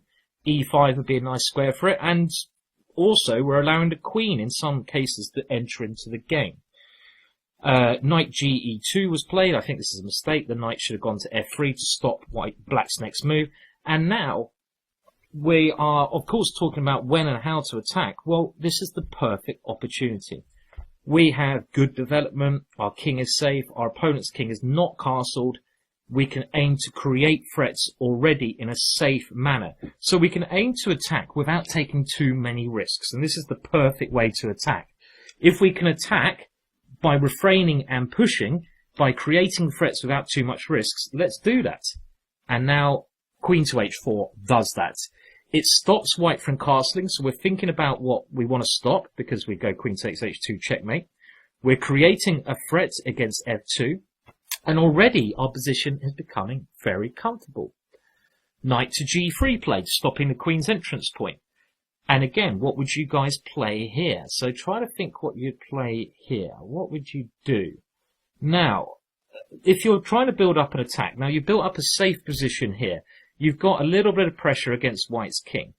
Not too much going on, it's just the first stages. What you've got to be thinking is, if you don't have an immediate way to do a tactic, and you don't here, you need to be thinking about bringing in more firepower to relevant squares. Now, a move like bishop h6 would just be silly, because yes, you do a one move threat, but the queen dodges the threat somehow quite easily. And is the bishop really good on h6? I don't think so. That's kind of an irrelevant move. If you are attacking your opponent's king, you need to open that king up if it's still in the middle. So even going back to the thing we saw in middle game plans, let's think at the pawn structure. Pawn breaks, pawn levers are great ways to open up your opponent's king. So here a very good plan would have been something like, let's create another threat first, bishop d4, creating another threat. This also forces our opponent to play a move like knight d1. And now we could use a very important pawn break. Look, we've stopped in castling queenside. This is why we've gone bishop d4 first. f5. Really levering open the center of the board. And this is a great way to now open up the e file, open up the f file, and already black is doing very well here. So, you know, this is probably what Razid should have done. Instead, he went knight to e5, which is also a good move because we have ideas of this, and maybe even a little tactic like bishop h3. White castles, and now he plays f5. This f-pawn, you need to use pawns a lot of time to open up ways in. This pawn is going to be a key attacking unit. f3, and now that white's moved a pawn to a light square, remember, whenever your opponent plays a move with a pawn, another thing you should be thinking is, what square did that weaken? So what did f3 weaken? Can you answer that? It weakens these dark squares, e3 and g3. So how can we take advantage of that? Well, now, bishop h6 makes a lot of sense, because rather than before, this bishop now has potential to come into e3. The queen goes back to d1, and maybe I would have thrown in a check here first, but f4 was played, and if you want to attack, let's do it. You have to move forwards. Knight e2, and again, what would you play here? And have a think about it. You've got a number of options. You've already moved your queen into a good square. Your knight's very good. Your pawn's very good. How do you increase the threats? Well, you need to open up your opponent's king. How can you open up your opponent's king? You can look at sacrifices, but remember, unless when you sacrifice anything, you really have to have worked out that you've got concrete compensation. If it's a bit like, oh, that move looks good, and you're guessing, no, don't play it. That's ridiculous. You've got to have a concrete reason to sacrifice. And I think every sacrifice here would lead to a losing position for you. I don't see it. You, of course, have got to keep considering positional considerations. For example, I wouldn't take on d3 here and move my other knight to e5. Why wouldn't I do that? Because even when we're attacking, we've got to think positionally. Which piece is better, that knight or that bishop? Whenever you make an exchange, ask yourself that simple question. That bishop is disgusting because, look at it, it's in a cage. It can't move. It's ugh. So, what move did black play? g5. Did you see that move? We use a pawn break. Remember, use your pawns to break. Your pawns are very important. But when you push pawns in front of your king, a little warning sign, you need to generally have control of the center of the board. So here, there's not many open lines. Pushing pawns in front of your king when there's open lines is dangerous, but here it's okay. Knight d5 played, attacking the pawn on c7, but do we defend that or not? Well, generally, you know, I said sacrifice unless a sacrifice of a concrete reason, and here g4 was played. And this does allow knight takes c7, but at this stage, black had calculated that it's completely irrelevant, the pawn on c7 and the rook on a8. Calculation needs to be used when attacking. And what is important for a successful attack? Speed is the key. if you want to be a great attacking player, sometimes you have to have this combination of knowing when it's right to turn the speed key. And checkmate is the end of the game, so this is correct. White got scared. He didn't take on c7. If he does, then I think taking on f3 is horrible for him. Taking here, and now we've even got a move like bishop h3. I mean, it's easy to see. It's a fantastic attack here. Even the rook coming around here. There's lots of ways to improve and probably win this game with ease. So White tried g3, but now he's opening up his own king. Pawn takes, king to h3. And White now tried to do a clever thing. He tried to lock down the squares in front of his king, keep things closed. But again, speed is of the essence. Okay, your knight is attacked. Now, do you want to move your knight here? Or do you want to do something else? Is a check good? Can you go knight to f3? That's the first move you should look at when you're attacking. Look at the most aggressive moves. Well, actually, this check, White would have to go king f2. But in actual fact, if you keep trying to attack queen h2, king e3, I think you're playing a little bit artificially. Because now there's a threat of rook to h1, and your queen is in trouble, and you don't have any threats. You've helped your opponent's king. Unless you've got a knockout blow, don't pull the trigger too soon. And that would be pulling the trigger too soon. So instead of that, bishop e6 was played. Again, offering a pawn here, but with and offering a piece. So let's have a look at both those options. And again, calculation key. What happens if you take here? Should be easy to see that we have bishop takes d5. Remember, this square was key, and our bishop will come into e3 with checkmate very shortly. For example, pawn takes, check, and checkmate. And what if knight takes here? Well, have a think about it, guys. What would you play in this position? That is an obvious move, but the knight has moved away from some key squares there. So what would you do here? Maybe I'll leave that one with you just to linger, because of course that's quite an obvious move, and there's some strong idea here. And okay, I'm going to give you a little challenge now and again, I think. But the game was beautiful. The game went bishop c2, and now rook c7. And again, this goes back. If there's not an immediate win, bring in the reinforcements. Bring in this guy. The king tried to run. Now it's time to check. We get rid of the knight. And I just want to get to the key position here.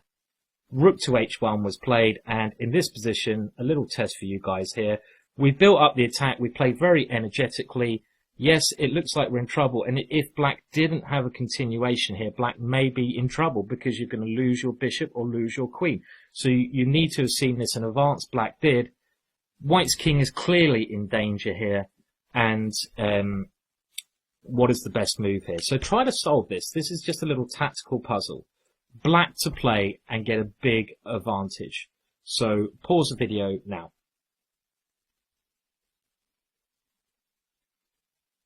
Well, the best move is to try and rip apart the defense of the white king.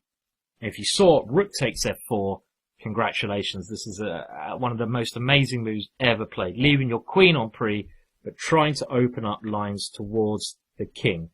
Now, when you look at combinations like this, when you've had your build-up of the attack, you need to start seeing in a different way. You need to look at every way. So how would you spot an idea like this? Well, you'd have to even see this in advance, and you'd have to look at your opponent's king, and you just have to look at brute force ways of opening up.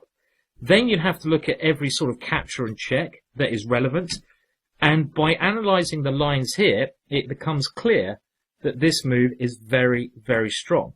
In the game, white took the queen. Let's just have a quick look at what happens with the other options. Well, if he goes, we can again use the process of elimination as key. We'll come to this later on.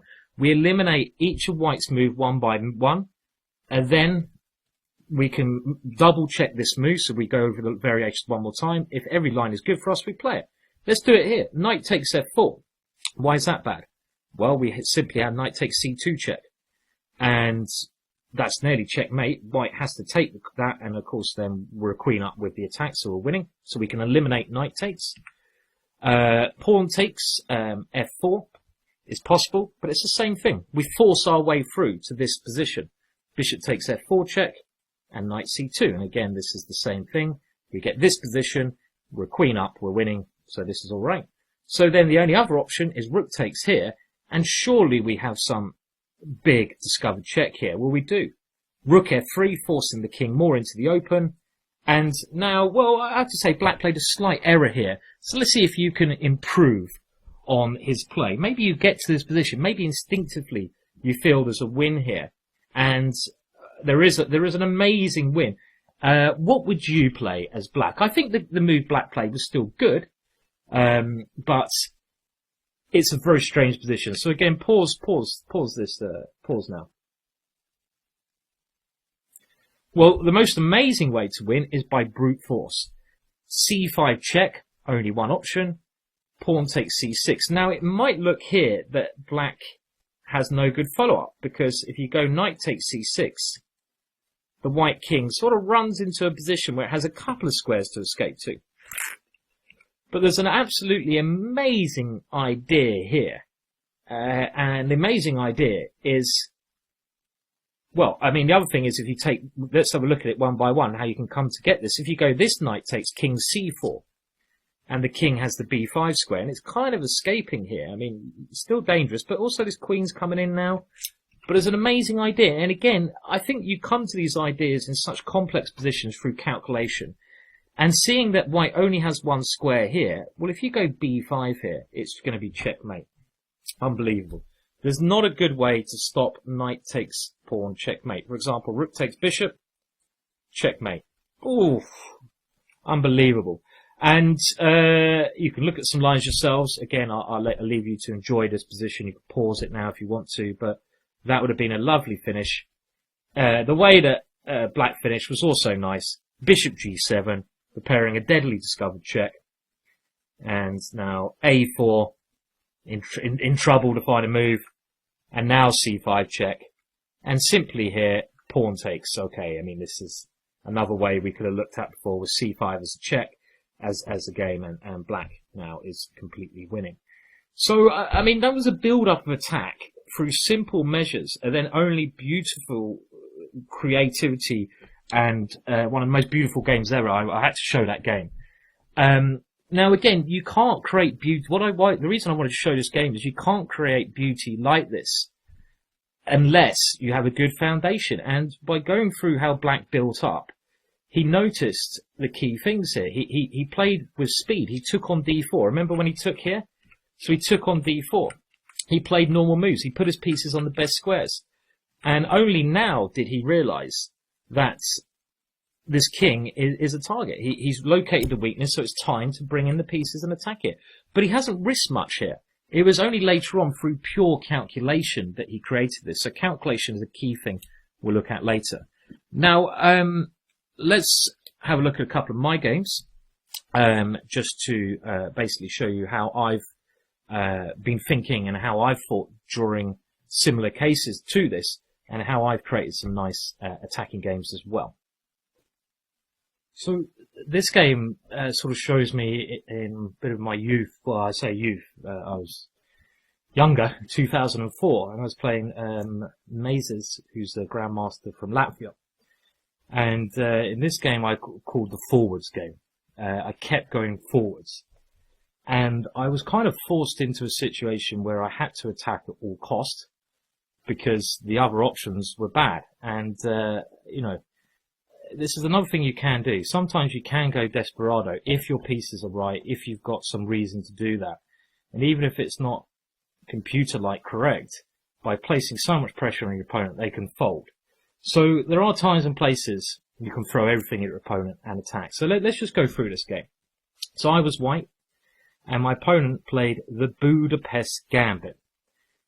Now, I generally don't like accepting gambits. I mean, I don't think the Budapest is very good, I'll be honest, but I don't like playing into my opponent's hands. And I said at the start of this course, I prefer to play secondary lines that my opponent might not know so well, and to play in a manner that suits my style. So I take on e5 first, and the Budapest is with knight g4. And here, holding on to the pawn with knight to f3 is not really my style. The line I play is e4 here, and this gives back the pawn straight away. But I picked this opening specifically because I can go f4, and I already get this two-pawn structure, and you know how much I really believe in having these two pawns in a number of games.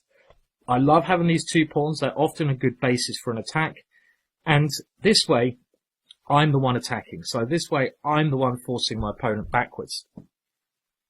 Knight g6 played, and now, of course, I can't just keep throwing them up the board. f5 would be a horrible blunder because of queen h4 check. g3, queen takes e4 check. You have to develop. You have to have a foundation, so I need to develop. Knight to f3. Got to bring the pieces out. Bishop b4 check, and knight to c3. d6, and here I made a decision which I might not do nowadays. If I played this position again, I would probably play in a bit more mature way. I'd go bishop d3, castles, and get my foundation first before I attack. Now here, again, you can tell I am in love with Harry. I played h4. Now this is not such a stupid move because I'm realizing where my opponent's weak. This knight is weak. I'm trying to take advantage of that by attacking it straight away, forcing it to a weak square, forcing it to move again, and I've got an h-pawn that might be able to open him up. So it's not crazy, but I don't know if I play this again. But this is like the forward full frontal, so all my aggressive moves have a good intention. And I'm not really in danger, so I can play like this. If I was in danger, I wouldn't have time to play h4. Queen f6 played, and now he is going to meet at h5 when knight takes here, and he's also threatening this knight. So I'm kind of forced into playing extremely aggressively now. I haven't got time to play slowly with something like g3. It's just not going to be good. So I have to keep going forwards. f5. Positionally, what did I say? Every pawn move creates a hole. Now I have a big hole on e5. I mean, if he goes bishop takes c3 check, he can't grab this pawn, bishop d2, and I win a piece. So he went knight to e5. And again, I have to go forwards. Bishop g5. There's no backing down now. Knight takes here, queen takes, and now he doubles my pawns. It'd be a horrible error to exchange queens now, because strategically, if you look at the pawn structure, and this is one way that we assess the position, I've got a horrible pawn structure. My pawns are all dislocated. I've got lots of weak squares. This square, this square. I'm going to lose this without a fight. So I need to keep the queens on to try to generate an attack. Queen e5. And again, now, I'm kind of forced to play aggressively here. So sometimes you will have to keep throwing things at your opponent because the other options, playing slowly, is not an option. If I play like bishop e2, castles kingside, I'm going to get ground down because I've got this horrible structure. He's got some great squares. He can put a knight on c5, e4, he'll probably win later on. He can push my pieces back. It's disgusting. So I need to play with energy. So sometimes you have to. So I castle queenside. And this at least gives me ideas of going forwards. Rook d5. My opponent tried to force my bishop back, f6. Now I have to keep going forwards. Rook d5 was my idea, so I play it. Queen e7. And this was the only time in the game, maybe, I haven't checked this, where I had to go backwards because, you know, this bishop needs to move. So where do you move? Well, bishop f4. Knight d7. And again, this is a key moment now. And it's interesting to see what I play here because I'm in positional danger. He's going to put his knight either on c5, his knight here. If he's able to get a lockdown on the position, positionally, strategically, he's winning. Look at his pawn structure. He's got 2 pawn islands. How many have I got? I can't even count that high. No, okay, I've got 3. But they're all ugly. I've got squares. I've got outposts that I can't control. He's got maybe a weak e6 square, but unless I can get a knight there, I don't have a knight, it doesn't matter. So again, in certain positions, you need to play extra risky, and that's why I wanted to include this game, but only when you're kind of forced to, because the other options are so bad. So what do I think here? Well, I thought, well, look, if I play normally, I'm going to lose. I need to open up the position because his king is still here. I need to get my bishop in the game, and I need to open up lines. So I need to play something drastic. Can you think of the move I played here? What would you do? Remember, pawn breaks. Always look at pawn breaks to open positions up. If you need to transform a position, look at pawn breaks. Because if things are going bad, look at pawn breaks. C5 is the right pawn break. And this now gives my bishop some extra squares. Knight takes c5. I think my opponent was quite shocked with the way I played. And now, well, in for a penny, we say in England, in for a pound. If my opponent is able to go b6, bishop b7, he's winning. I've got to keep his king stuck here. So rook takes c5, giving up more material because it allows my bishop now to stop him castling. And what is my plan here? Well, think, if you were white here, what would you be thinking of playing? I've got my bishops in the game. I've given up a lot of material. I've got to keep attacking. I've got to open up his king. I can't win this game by pieces. Maybe I could go check, but I don't think that's really going to work. What move I'm going to rely on? And I hope you see that e5 is the key move. Because I don't have an immediate win, and if you don't have an immediate win, you need to look at bringing in reinforcements and opening it up. This is the main piece I need to bring in. It needs to come here and open up here. My opponent made a mistake with b5 now. He's getting a little bit scared. And the thing is, if you play in this manner, your opponents will freak out. They will do. It's happened to me loads of times. They won't find the best defense.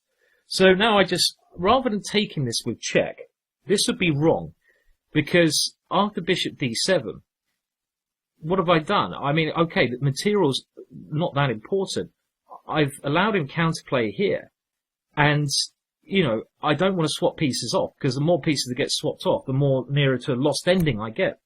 So a much better move, bishop d5. He has to go rook b8, and what move is the move to play here? And you should all know this one by now. e5, of course, opening up the centre of the board. And now things are very tricky for him. If he takes on e5, well, something like either bishop, well, I think rook e1 is probably best here. His king is going to be stuck here, and I'm getting my attack going. I'm getting through to his king. I'm not even analysing deep variations in this, because I don't think that's not the important thing. I'm just saying I'm forced to do this anyway.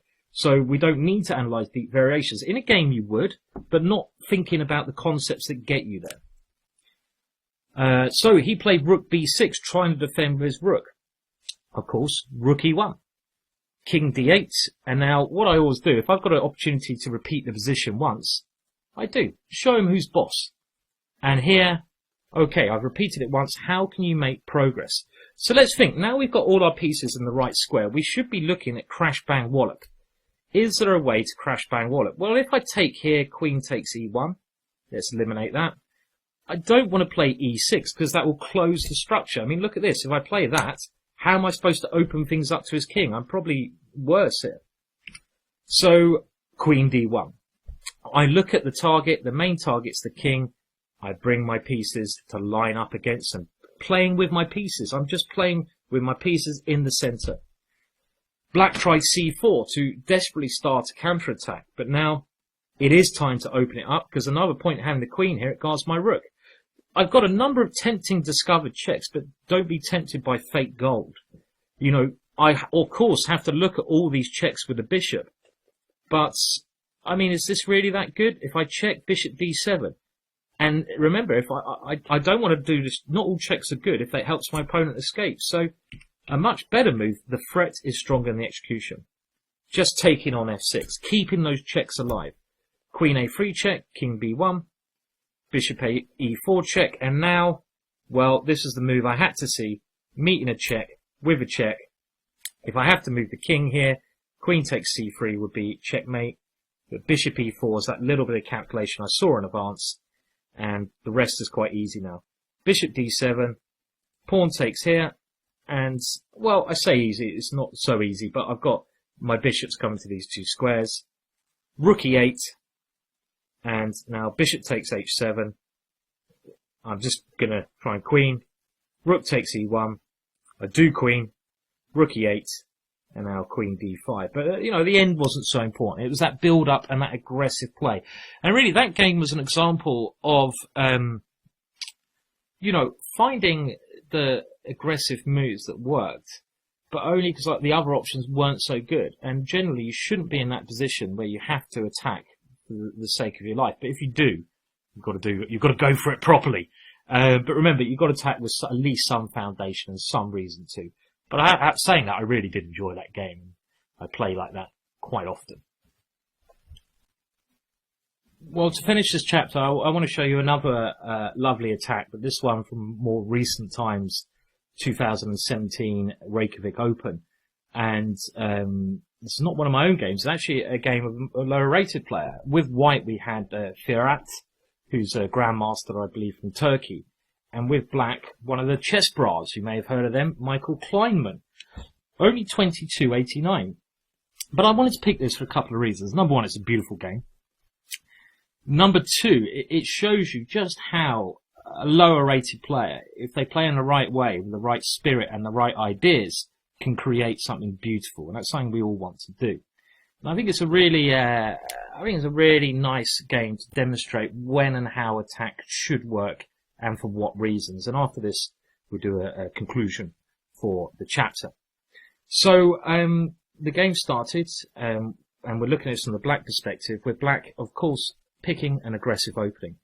And one of the most aggressive ways to play against d4 is to play a fianchetto system. So this is a little tip. If you want to play something aggressive, the fianchetto systems with g6, the King's Indian or the Grunfeld are a good place to start. Other options you could try if you want something very aggressive is the Benoni, which generally goes like this, e6, but you've got to pick openings that suit your style.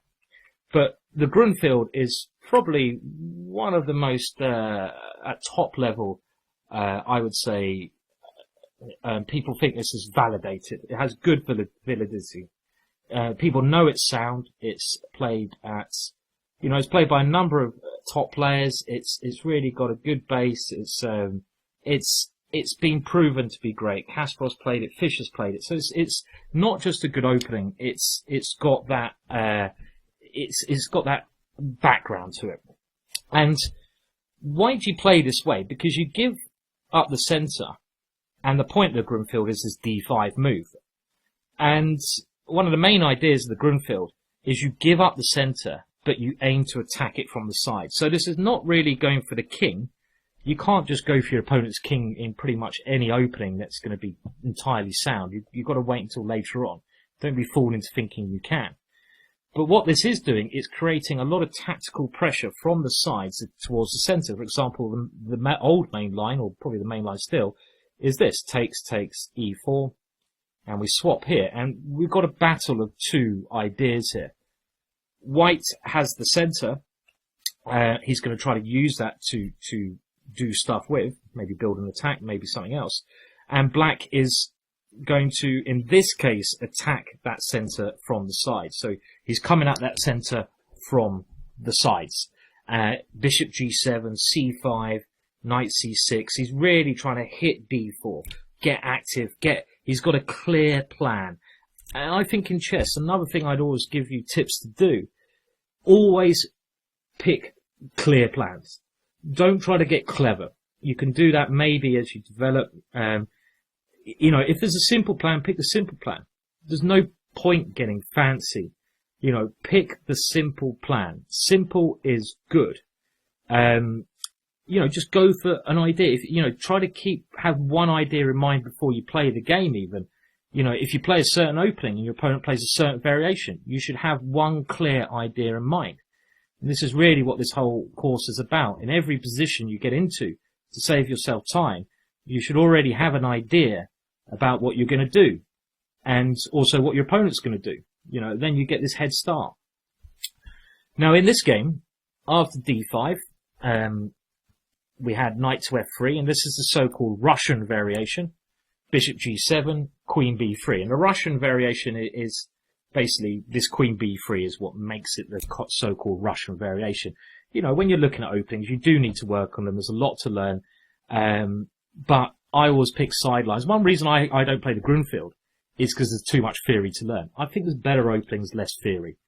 And, if you do play the Grunfeld, you could probably make it up as you go.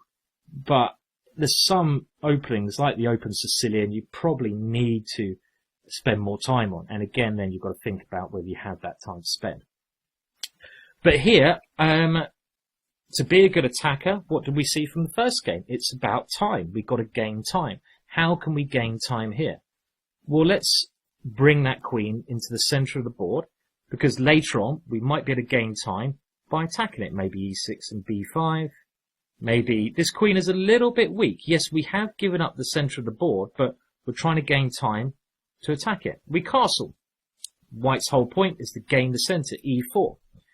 And now, well, positionally, White's probably doing well. He's got an extra pawn in the center, but we want to get active. How do we attack that queen? Well, a6, as we discussed, with ideas of going b5, b5, b4. White plays queen a4, trying to meet the threat tactically. If b5, bishop takes b5, and you can use the pin on the rook. So, okay, let's now, again, I suggest at home you try to guess Black's moves as we go along here. What should Black be playing? I think, there's a number of things you should consider here. Pawn structure, you should look at pawn breaks, but only if they help you. Next thing you should do is look at piece moves to try and attack the center, because the whole point of Grunfeld, as we discussed, is attacking that center. But you really need to get your foundation good before anything's going to be created. And there's another reason this game is great, because it doesn't look like this position is going to be a piece of art, but trust me, it is. So what would you play? And again, pause at every moment if you need that extra time. Bishop g4. And I really like this move because this is a normal Grunfeld move. The bishop doesn't really have any good other squares. If it goes to d7, you simply help White because his queen wants to run away. And this is one case where the bishop does do something here. You want to attack the center. What two pieces are defending the center mainly? The knights. So by swapping off, and we'll look at this in the next chapter, by swapping off one of your bad pieces, inactive pieces, for one of your opponent's good pieces, you're doing a good exchange. You don't need to force it. It's there in the air. It's there. Maybe you want exchange, maybe you don't. Bishop e2. Let's create a threat and develop. How can we do that? Well, this piece is not developed. How can we develop and create a threat? Knight c6. The threat is bishop takes knight and knight takes d4. So we've got this development now, and we're also, by moving these two pieces out of the way, threatening b5. White plays d5. And here, b5 does come. Queen d1. And now, knight to a5. And again, Black is trying to prove that the pawn on d5 is a weakness by going c6 soon. Here, White pushes a bit too much. I think Black is absolutely fine. He has a couple of ideas. These pawns, to me, look overextended. b4 and knight takes e4 is certainly one idea I've got up my sleeve here. So I think White's in a little bit of trouble, but he pushes. He goes e5. And now we get now the real fun starts. So what do? Well, the knight goes to d7. Hasn't really got anywhere else good to go. And now e6 is played. Oh, okay, well, let's take that one, see what the idea is. And now we get hit by knight g5. So we've got to think now. Right, okay, so we've got to what's happening here? Well, White's idea, what's White's tactical idea? White's tactical idea is to come into e6. Now, if we play a move, what do we do? We have pretty much force with our next move because our bishop's on pre. If we try to move it away, g4 will come. It will be trapped anyway.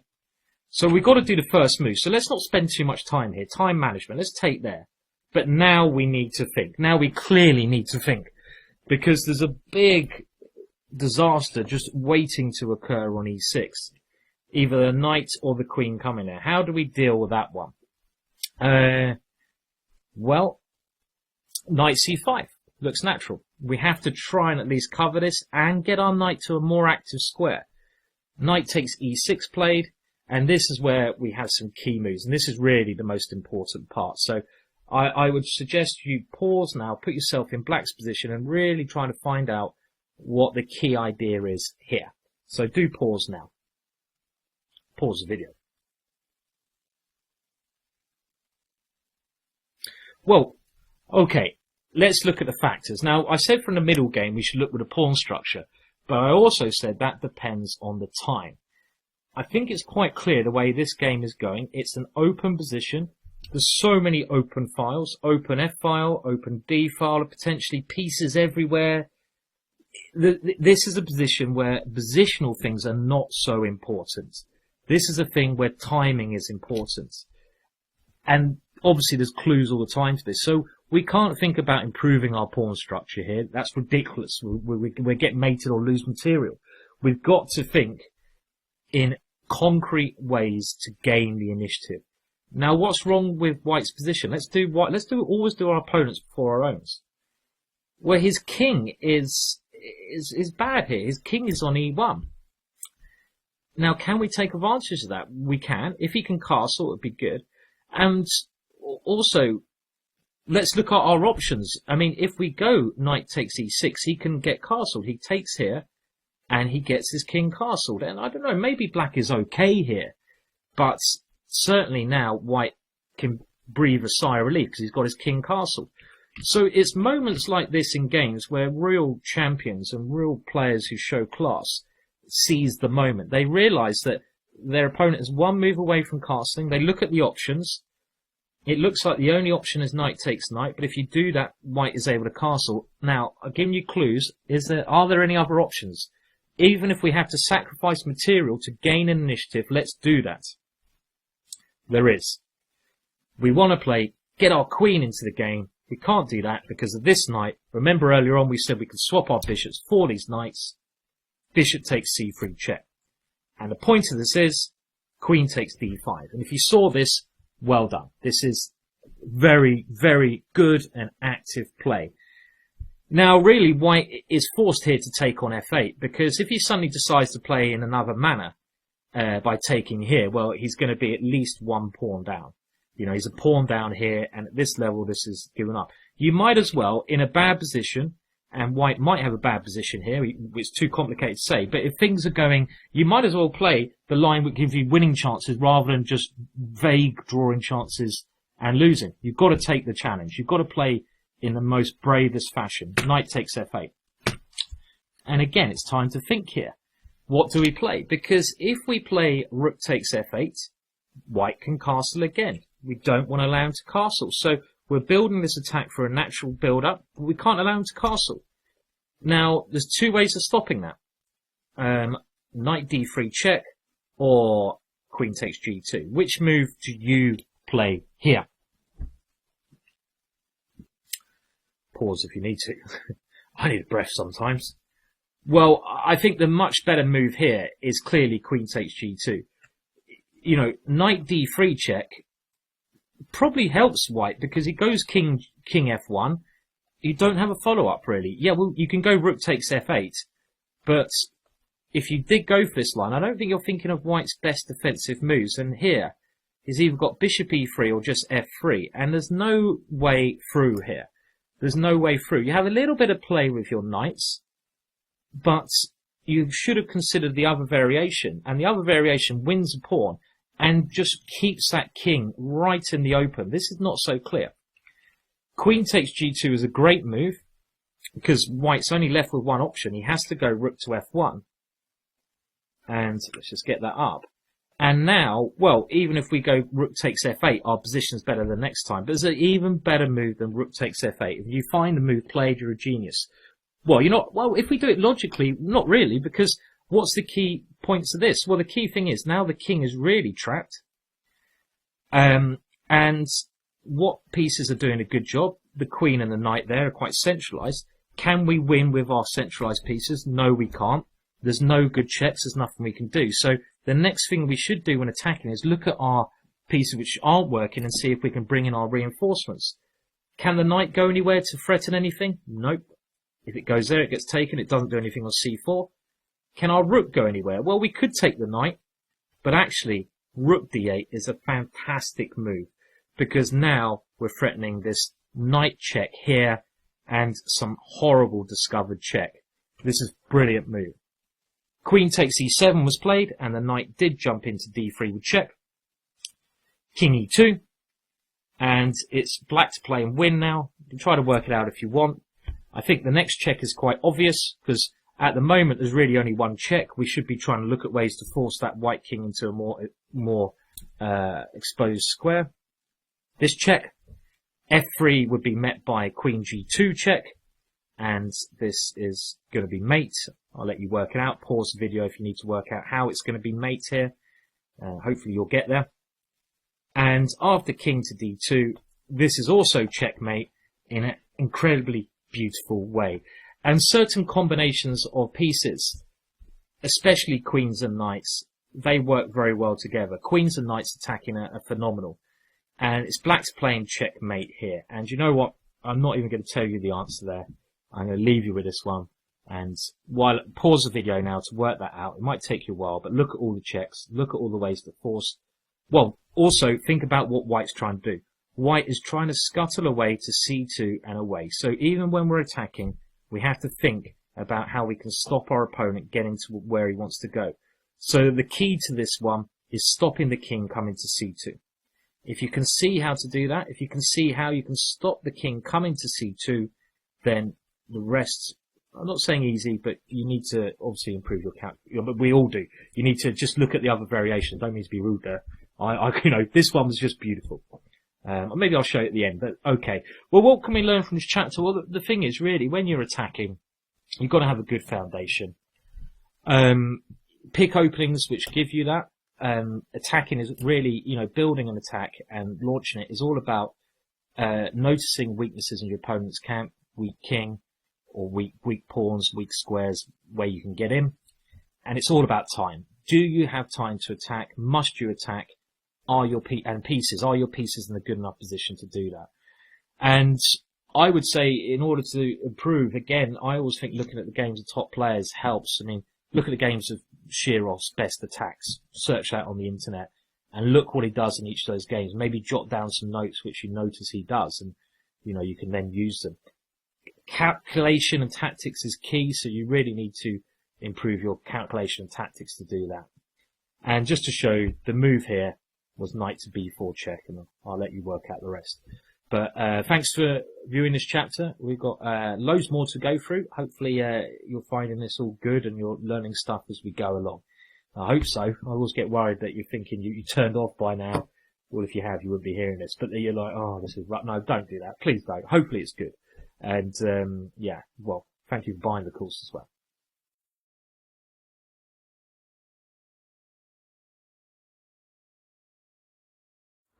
So in this chapter, we're going to have a look at something very important, and this is when you should exchange pieces. This is another thing which I've found a lot of players are not sure about what they should be doing, when they should be exchanging pieces, how they should be exchanging pieces. And of course, if you make good exchanges in chess, you're going to leave yourself in a superior position. So we're going to take some specific cases of when exchanges have helped one side, and we're going to look at how you can use this in your own games to give you a good position and a good chance of success. Welcome to chapter 7, and this chapter is going to be concentrating on a very important part of the game, and this can affect every part of the game, but mainly the middle game, and that is when and how you should exchange pieces. So we're generally talking for like exchanges, so exchanges of similar points. So a bishop for a knight, a bishop for a bishop, rook for a rook. And this is a really important thing. I mean, this is something, again, which I think is a bit neglected in traditional kind of, material out there. And it's so important because this is going to be a transformation, because you're making an exchange, so naturally you're transforming the position.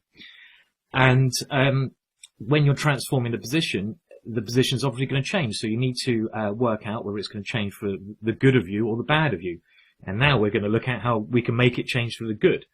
And I'm going to try to give you some tips, some shortcuts on what you should be thinking, mainly by using some examples. Now, really, before we dive into the examples, a lot of this is common sense, and this should improve with experience. But the simple thing to remember is, when you have a possible exchange, you've got to think, well, is the piece I'm exchanging better than my opponent's piece? For example, a very basic version of this would be in the opening.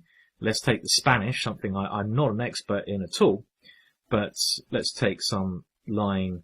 Well, let's not move the bishop there. Let's move the bishop to c5. And I'm not doing a theoretical line, but I'm just going to give an example here. Bishop g5, d6, for example, castles, and now something like h6. Now here, again, you're offered an exchange. You're offered an exchange, and you have the option of taking off the knight on f6. But I would consider the bishop to be a better piece than the knight. And if you go something like bishop to h4, you keep the pin, and now black either has to weaken his kingside with g5 to break that pin, or be in an eternal pin. So that's a very basic example of when an exchange is, you have to make a decision. Is the exchange good or bad? And I believe that taking on f6 would really help black's position. He's not in the pin anymore. You get rid of your bishop, and your bishop is superior to that knight, so you shouldn't be making that exchange. Now, there are other exchanges that you can do in chess, and one of them is when you're trying to exchange off to get a specific aim. So you might be exchanging off to go, so you get rid of some defenders that your opponent has that's defending a weak point. We'll have a look at that a bit later on. So if you notice your opponent has a weak pawn, like a backwards pawn, like an isolated pawn, a double pawn, and he's defending that with one piece, then obviously you might want to work out a way to eliminate that defender so you can win a pawn. So try to always have a specific idea in mind, or the general idea of which piece is better. And then exchanges, you'll find you'll enjoy exchanges. And actually, it's one of the joys of positional chess is exchanging off the correct pieces. And then dominating your opponent with a good bishop versus bad knight, a good knight versus a bad bishop. So now let's go over to Magnus Carlsen himself, Magnus the Great. And he's improved a bit since I played him in the last chapter, or a couple of chapters ago. And here is one of the best games, I personally think, from the year 2016. He's played in the Tata Steel tournament, and his opponent is Tomaszewski, a Russian Grandmaster, 27-28. Very strong player, and we're going to see how Magnus takes him down in a quite brilliant game, in my opinion. So, the game now starts with the London system. So again, we're kind of linking in with something I mentioned earlier, and we're not going to spend too much time in the opening, but I will, as it's the London system, and it's one of the openings I recommend you play if you don't have a lot of time, I will spend a bit of time discussing it. So, knight to f3, and here, if you remember, stage 1, let's do things in stages, is to develop the knight to f3 and the bishop to f4. Magnus understands this. He moves the knight out, and then the bishop comes out. And then the next stage in the London system, let's keep it very simple. Remember the patterns you're going for, and remember why. You want to create this pyramid with e3 and c3. Why do you do that? Because you want to reinforce the pawn on d4. Now, you can, of course, all these stages you can change the mover around, the move order around with a little bit. Magnus goes e3 first, and the reason we put our bishop here is on the other side of the pyramid. We don't want it stuck inside the pyramid, in the esophagus. That wouldn't be good. Bishop b7, and now this just shows how this is a Magnus style move, and this is a move that really suits Magnus, and it's a good move. Now, there's nothing wrong with going c3 or knight bd2, but this one thing Magnus is exceptionally brilliant at, maybe better than anyone else ever. Karpov is another name that springs to mind, but it's prophylactic thinking. So we're going to have a chapter on this, but it's really important in chess, and it's something you can just improve your game straight away. He's so aware of his opponent's ideas, and he's so aware of this idea we mentioned of restrain and push. Stopping his opponent's ideas and then pushing his own ideas. This is how you win chess. And here, he wants to keep his bishop on f4. It is a good piece. And he's aware that knight to h5 at some moment will try to trap that bishop down. So he plays h3. And he just gives the bishop a bolt hold on h2. A very simple yet effective plan. Bishop to e7 is played. And now we continue with his stages. And of course, Stage 2 we know is creating the pyramid, but what's the next stage? It's moving the knight to d2 and the bishop to d3, completing development. So he switches it about a little bit. He goes bishop d3 first, black castled, and now Magnus decides to castle. There are other ways to play, but he's picking a very simple way of playing, and this suits his style. You can play the Londoner system in a more aggressive style, but Magnus is a positional player, and he does it to perfection here. So he castles, c5, and now that the top of his pyramid's under a little bit of pressure, he reinforces that top with c3. Knight c6, he completes his development, knight bd2, and now black goes in the center with d5. And I would say now this is kind of the end of the opening. And to be honest here, I would be thinking myself of playing knight to e5. But that's maybe not so effective, because if we do this, our knight is short-lived there.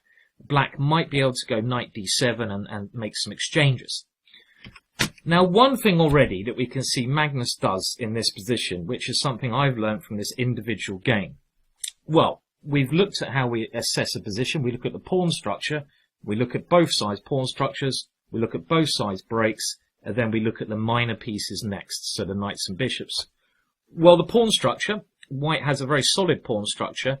There's not too many breaks with the London system that white does in the pawns. Sometimes you will go e4, and sometimes you might try a4, a5 to attack on the queen side, and on other occasions you may consider b4. But, you know, none of these Magnus likes the look of, and none of them seem that good here.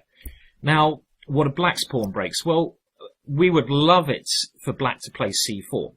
This is kind of a beginner's mistake. Let's just say I play a move. Well, we'll see what Magnus does. Magnus goes queen e2, connecting his rooks and maybe having an idea of e4.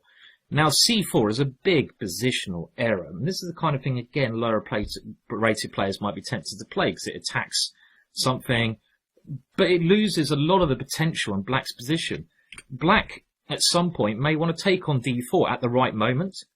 The move c4 closes down the position, and it means that black has less pawn breaks. The bishop here becomes even worse because there's more pawns in the way. Look at all this barrier. It doesn't have any potential. And also, now that there's not as much pressure on d4, this pawn here, white can certainly consider playing e4. And if we go back one move, well, I don't think e4 is as strong here, because black can take on d4 and create, you know, he has this pressure on that square. And as subtle as it is, it's still what am I trying to say? Significant pressure. So, but what Magnus does, we've looked at the pawns, look at the pieces. And what he does, he looks at his own pieces, so he does some very unique things here. Now, his bishop here is traditionally a good piece. This is, because it's on the opposite colour square to your pawns. If you have your pawns on dark squares, it means your light squares are normally free and easy. So that bishop is good. And he considers his bishop, I think I would consider the bishop on f4 to be a good piece, because he's kept it, he wants to put it here. His knights have potential to jump in. Maybe the worst piece is the knight on d2. So this is a very quick assessment. But what he really does here, he looks at his opponent's pieces and his opponent's minor pieces. So let's do that now. Well, black's knights are fine because the position is closed, meaning it's locked. So in closed positions, the knights are generally quite good, meaning they can jump around, jump in and out of the holes. They have a lot of potential later on. Now let's have a look at black's bishops. Well, the bishop on e7 is okay. It can always come to d6 and try to swap itself off. But what is the real problem piece? Well, we've logically come to that. It's this bishop on b7. Why is this a problem piece? Because the two central pawns, d4 and d5, are pretty much locked. If white doesn't want to, if white keeps his pyramid, then his pawn on d4 is never going to move.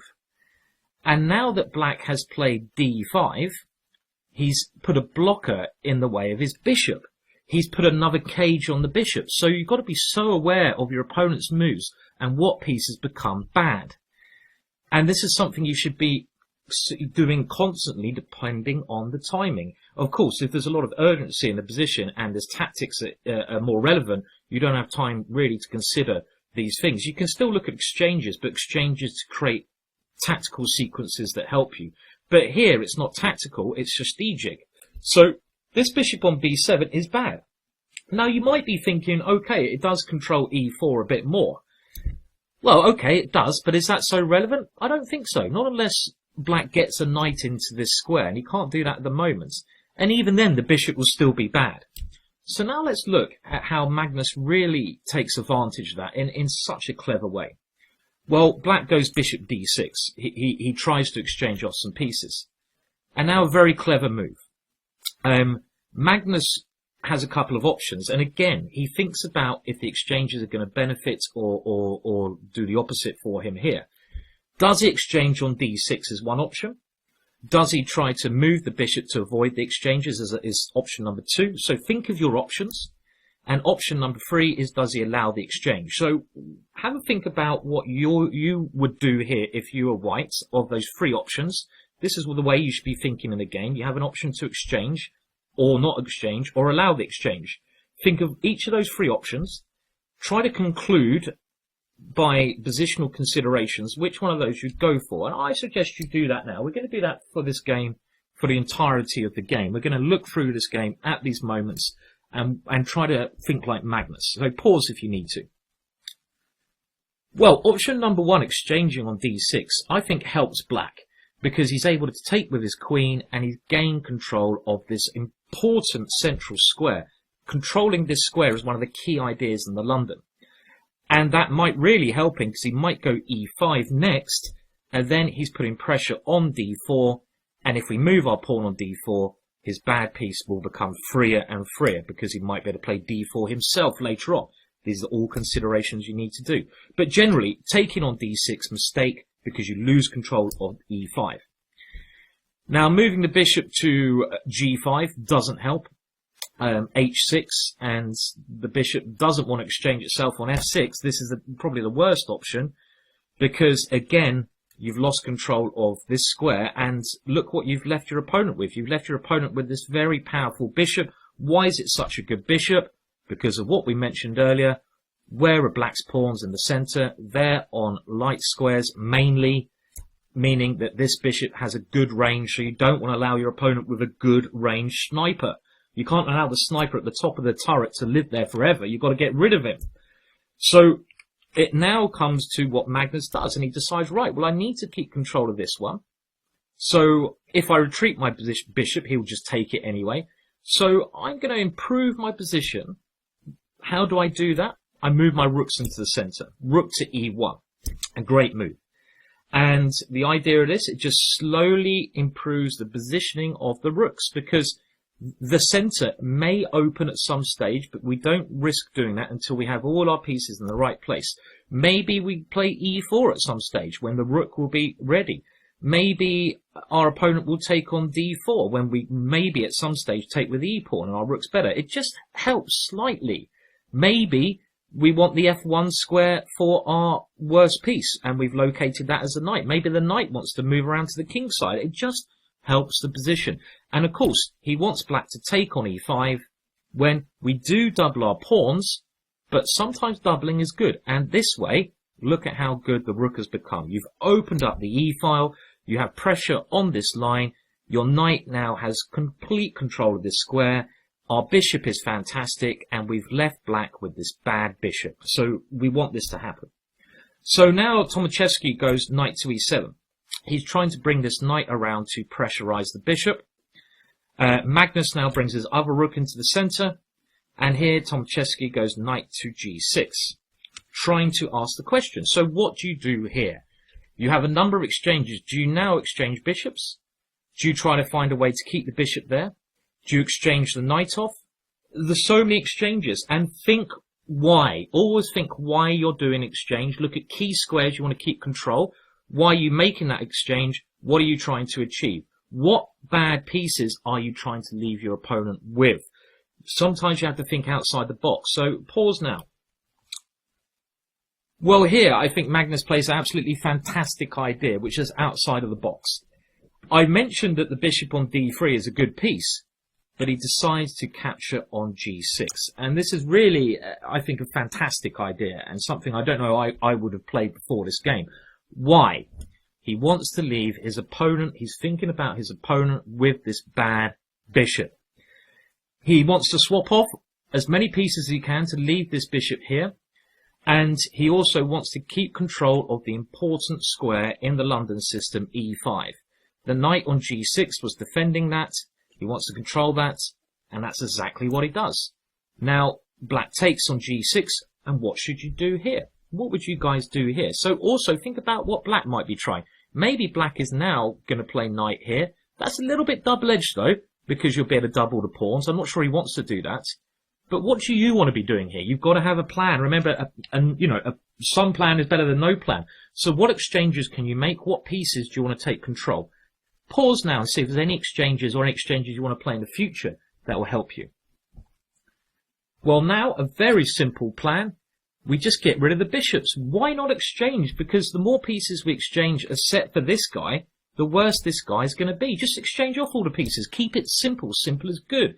Magnus does the most simple things, but they're actually incredibly complex. So he just takes off the bishop. And now, this square he moves into. And this gives him the option of moving his kingside pawns, f4 and g4. f4 and g4. His knights, he thinks, are going to be trickier than the bishop. Because this knight here can now come around. It can maybe come, it can come the other way. It has potential for the future. This bishop only has potential if it gets here. Maybe black should have gone a5 now, with the idea of going bishop a6. That's what I would have tried. Trying to at least get the bishop outside the pawn structure. But here, I think Magnus would have just continued with f4, bishop here, and then something like queen f3. And okay, black's got his bishop outside, but Magnus is now getting ready to push and attack over here. And his knight is fantastic in the centre. Tomaszewski goes g5, trying to stop f4. Magnus plays it anyway.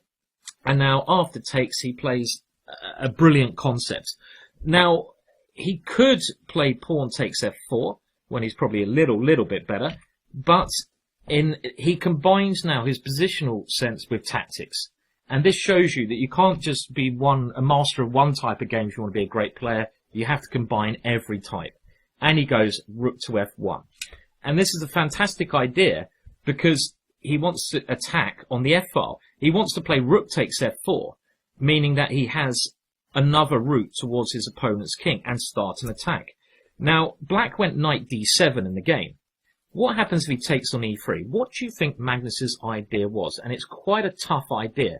I think that black should have gone for this because the positional route he picked was bad. So I think one lesson you've got to learn is if you can look at the choices and you can see that one route is just going to lead to bad positional or no counterplay, you might as well go for the most complex option. That's when you've got to roll the dice. Make things complicated when the position's not going your way, because then you give yourself basically a choice of 3 results. A win, loss or draw. But if you go down a position where you're just going to be a bit worse, you only give yourself 2 results, a loss or a draw. You might as well roll the dice. In the long run, it will come good for you. So here, did you see White's idea? Pause if you need to. Rook takes f6. It is his fantastic idea. And the point is that this is if pawn takes f6, the queen comes in, and we don't go for the draw now. Instead, we have this brilliant move. Pause if you need to here again. How do we increase the attack? Remember the rule from the last chapter. If you don't have an immediate win, look at bringing in reinforcements. And now, rook f1. And this is actually completely winning for White. It's quite unbelievable. The idea is to bring the rook to f4, and we're winning. For example, pawn takes knight, rook f4. And even though we're 1,000 pieces down, there's no way black can stop checkmate. White's 3 remaining pieces, and this is the magic number, are all coordinating perfectly together. And, for example, after something like pawn takes e5, let's show the checkmate. Well, I'll let you guys work it out. It's checkmate in 3. Pause again if you need to. A little training exercise drawing this. Checkmate in 3 moves. Every move is a check. So, this move, rook f1, we see how dangerous it was. Tomaszewski got scared and he went knight to d7.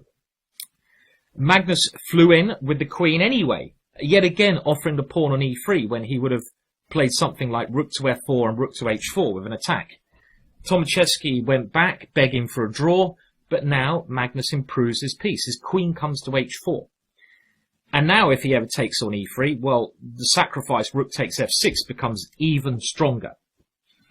So Tomaszewski doesn't do that. He tries queen d8 with the idea of thinking, well, if I exchange queens, I might be able to defend the position. But Magnus now goes back to positional play. And what's he doing? He's exchanged off the right pieces. He's left his opponent with this bad bishop. And he's combined tactics and positional play to do this. He simply goes rook takes f4. Tomaszewski goes knight to e4. And now again, you have an opportunity. Do you exchange knights? Do you exchange queens first? What should you do and why? And again, pause if you need to think of the best option. Well, I mean, I think it's quite clear here that this knight on e4 cannot stay there. It's on an outpost. We can't kick it away with a pawn. And of course, we want to leave our opponent with this bishop. So let's keep it simple. Let's just exchange off that piece. Knight takes e4. Tomaszewski exchanged queens. And now he took here. And now we have a key moment. So we got this kind of maybe position which you might think is a bit innocuous. Not binoculous. I mean, it's not dangerous for black. There's not much going on. But in actual fact, this position is completely winning for white because he's exchanged off the right pieces and he's left himself with this knight versus this bishop. This bishop cannot attack any of white's pawns, really, because they're all on dark squares, not with any good use. I mean, if it ever comes to d5, we can go c4. And our knight is very, very annoying. If you ever try to kick it away with f6, it comes into g6. Our knight dominates. It's a fantastic piece. So we've done the correct exchanges. But now a key thing. How do you improve your position here? So white to play. You have a good position. What is the next stage in this positional masterpiece? Pause now. Well, the next piece is clearly to try to activate your pieces and get them into the best squares. Is there a pawn break? No. Is there a pawn exchange? Yes, there is. Take on c5, because this allows your rook into d7. A rook on the 7th rank, clearly a good idea, and we've done that just from a pawn exchange this time. Black has to defend with rook to b8, and now another absolutely fantastic move from Magnus. Now, again, what you should be doing here is a combination of two things, restrain and attack, restrain and attack. So constantly, you should be thinking, what is Black's idea? What is Black's idea? Black's idea here is to move his bishop and then try to get counterplay with rook takes b2. Now, another thing you should be thinking is, what else is Black trying to do here? Does Black have any other moves I'm scared of? Well, if he moves his rook on f8, we just take on f7, and that will destroy his position. So he can't move that rook. He can't move the rook on b8, so the only piece he can move is the bishop on b7. He can't move his pawn on f6 because of knight g6 and rook h8 mate. So by understanding what our opponent's intentions are, we can win the game. We don't even have to look at our own plans here. We don't even have to do a plan here. We just have to stop our opponent. And his plan is moving the bishop and take on b2. Don't even think about what you can do here. You don't need to. By looking at our opponent's ideas first, we know what to do. So what should you play here? How can you stop that idea? And again, don't allow your opponent active counterplay. Stop everything. Think now. Pause. Well, simply be free. Because now, if the bishop moves, we just take on a7 and we stop our opponent's rook getting active. Beautiful stuff. Tomaszewski's running out of moves. He goes a5. And now Magnus says, well, I'm going to now just pick up your weak pawns. Rook c7. He can't move this rook. You can't move this rook still. Moving the bishop is irrelevant. We're just going to pick those pawns up. So we are going to do something now. a4. Magnus just takes that. Bishop a8. This is his last chance to try and get active. But now Magnus just goes a5. And if rook to b2, well, we're going to just take on c5, be a pawn up, and Magnus will clearly win that position. Rook b7, he takes anyway. Rook a7, and now knight c4. And, well, Tomaszewski resigned because this knight is going to either come to d6 or b6. Black's is completely passive and a couple of pawns down to boot, so no chance. And a brilliant masterpiece positionally and a brilliant example of what pieces should be exchanged there. I learned a lot from that game, and I hope you did. I suggest you play through that again, just to understand these exchanges and why Magnus did them. Mainly, it was to leave black with this bad piece. Well, now we're going to look at an example from my own game, and this is a game played in the British Championships 2015. My opponent was a young player, a very talented player, Matthew Wadsworth, but in this game, he went a little bit wrong. He went a little bit off track, and it was all to do with the exchanging of pieces. And we're going to see what I did that maybe was good and what my opponent did that was bad. Now, we're going to dive to the position on move 13. Now, the pawn structure is symmetrical. There's not so many pawn breaks, but my opponent has played well in the opening, and he's gained pressure on the c-file, and his knight has potential to jump into two particularly good squares. So I'm under a little bit of pressure here, and I have to be careful because I have to come up with a plan. And remember, any plan is better than no plan. Think what I can do here. I don't want to be drifting in a nothing position. I mean, really, think if you're white, what would you do? I mean, if you go rook c1, knight b3, hits your rook. If you go b4, then knight c4 comes, and that knight will never be budged from there because I can no longer play the important move b3. Remember, every pawn move makes a weakness. So we've got to think here, how can I come up with a plan? And I think I played a very clever idea. Bishop g5. Now, my bishop may have looked good there, but what I'm trying to do is twofold. First of all, I'm trying to make it at least half my opponent's castle, because if he does, I take on f6 and take on h7 with check. Another thing I'm trying to do is maybe eliminate on f6 to gain some counterplay with this knight on e2. So think where that might come. So my opponent played the best move, logical move, h6. I took on f6. So I've done an exchange, and now the point of my idea is I can at least create some play on the area of the board where I would say I'm strongest. It's certainly not the queen side. I shouldn't be looking at playing on the queen side because, as we know, my opponent is dominating that. So I've got to look at the other side of the board. Very simple. If an area of the board you're struggling in, obviously try to contain that area, but concentrate on the area of the board you're strongest. I'm not really that strong on the king side, but here I've got to get my pieces to the best squares. Knight to f4. And the idea of this is to put my knight on h5 and at least just annoy my opponent over there. So my opponent castled. And now if I play knight to h5 straight away, he will just move his bishop. But I want to get more of my pieces on that area of the board. So how can I do that? How can I maybe just swing some pieces over to that area of the board? What would you play if you were white here? Just to increase a little bit of pressure there and improve my situation on the queen side. Pause if you need to. Queen e2. This removes the queen from the pin, and in a lot of situations my queen might be able to pop over to g4. Combined with knight h5, things are now starting to come together a bit better. Now, bishop g5 was a good move, and here I played g3.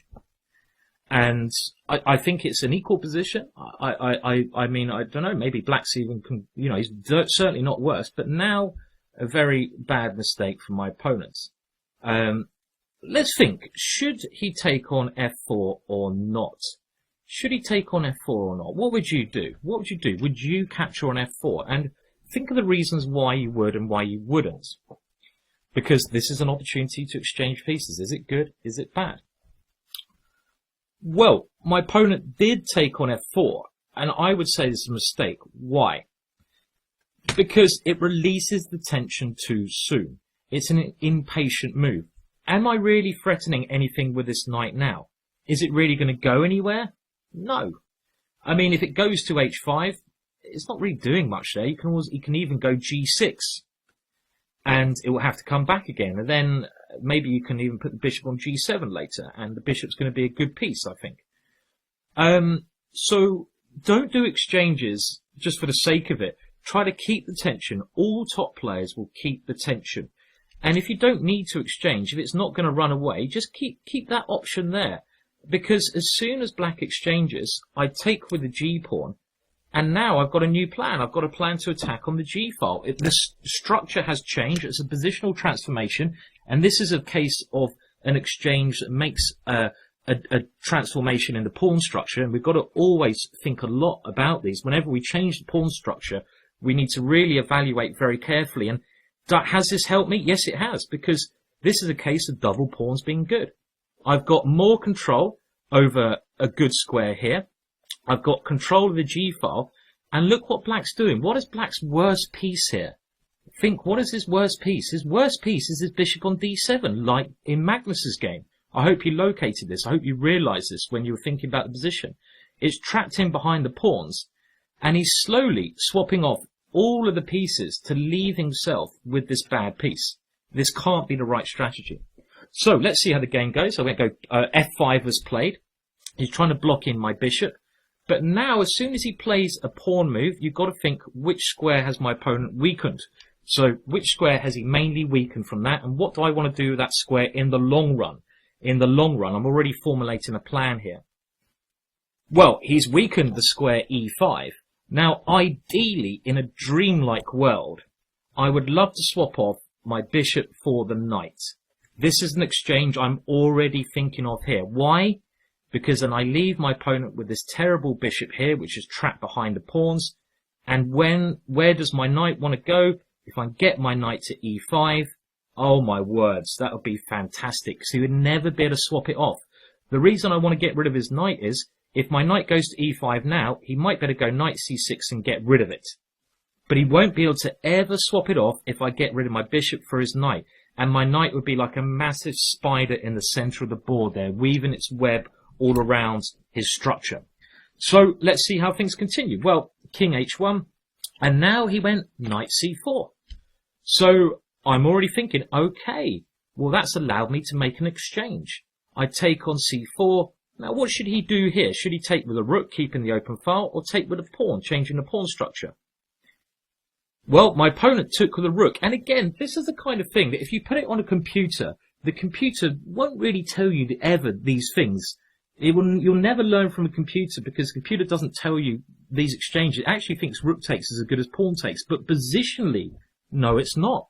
Because by going rook takes, yes, you keep control of the open file. But what about your poor bishop? There's nothing really going on in the open file. It might be okay, this, but your bishop is dying.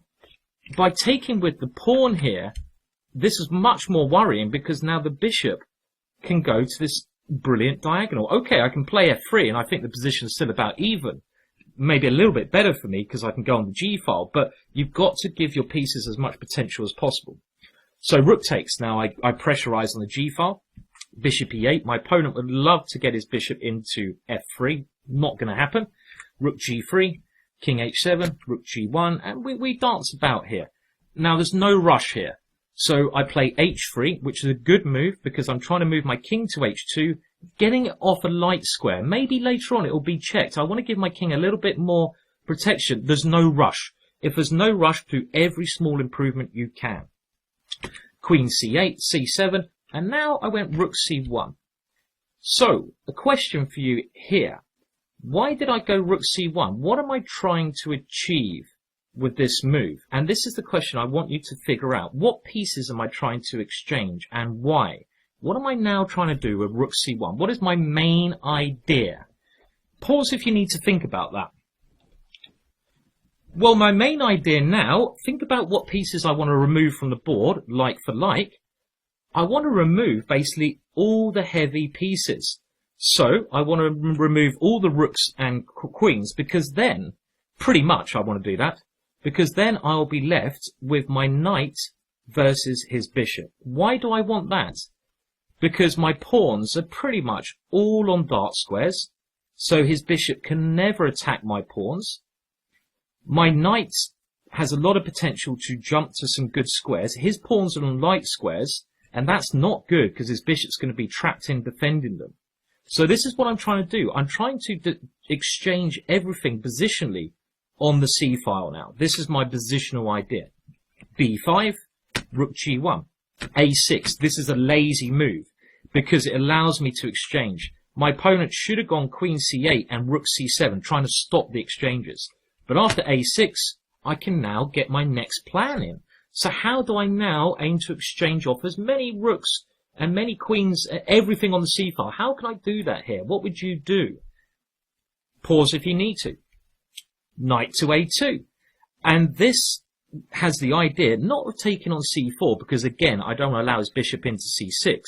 What I want to do is play b3 and force his rook to exchange. So queen c8, b3.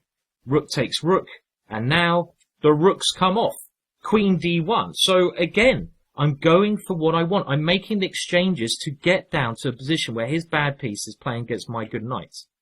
g5. My opponent tries to do something. I don't blame him. I go rook takes rook, and now I just take on g5, and rather than taking any risks here, I just go queen c1, trying to get my ending. My opponent decides that a queen exchange is bad. Maybe he should have gone for it, though. Maybe he should exchange queens and then gone, what would be a good move here? Have a think. What would be a good move here for black? You've got to try to defend in the best way possible. Have a think. Well, f4 would have been his best try. At least then, his bishop might be able to come on the other side of his pawns. We'll try to get your bishop on the other side. I'm still better here, though, because I can take and play, well, I can play a move like king g2 here, and after king f5, I can just go f3, and he can't get his king in. I've got a pass pawn. My knight is still better than his bishop. Bishop still chances to win. But the game went queen e7, and now all I need to do is try to exchange queens off at the right time. So knight b4 is a good move. This knight is also trying to improve its place, coming into this square. g4 was played, but I simply take on a6, king g8, queen c8, king f7, and now I exchange queens. And here, I just want to get to the position I had in mind right from maybe 20, 30 moves ago. This is exactly what I wanted to have in mind. I wanted to have a position where his king can't enter in, where my knight dominates his bishop, where my king will have potential to come in, and the ending is great, because I've left himself, should I say him, with the bad piece against my good piece. And after this, what is the only counterplay he might have? Maybe he can go e5. So let's just stop that. f4. Always thinking about my opponent's play. King e7. Now, let's just get my knight somewhere better. There's no rush to take this pawn. Bishop e8. And after king takes h3, my opponent actually resigned here. Complete domination. I'm a pawn up. His bishop is useless. It can't attack anything. My knight can jump around for the rest of its life. My king can try to come in either on the king's side or on the queen's side. So this is a completely winning ending. And all I've done, I had an idea earlier on. In symmetrical pawn structures, piece exchanges become very important. In all pawn structures they do. In closed positions where it's maneuvering, always think like this. Always think how and why you should exchange pieces. And this worked perfectly for me here. Well, we're now going to have a quick look at a game of Capablanca's, who was one of the, I don't know, I guess, historically best positional endgame players that we first came across in chess. And I think a lot of the modern masters have learnt from Capablanca. And we're only going to look at a very small segment of this game, because I think it relates to a lot of us. And that is when we had the opportunity to do mass exchanges of rooks.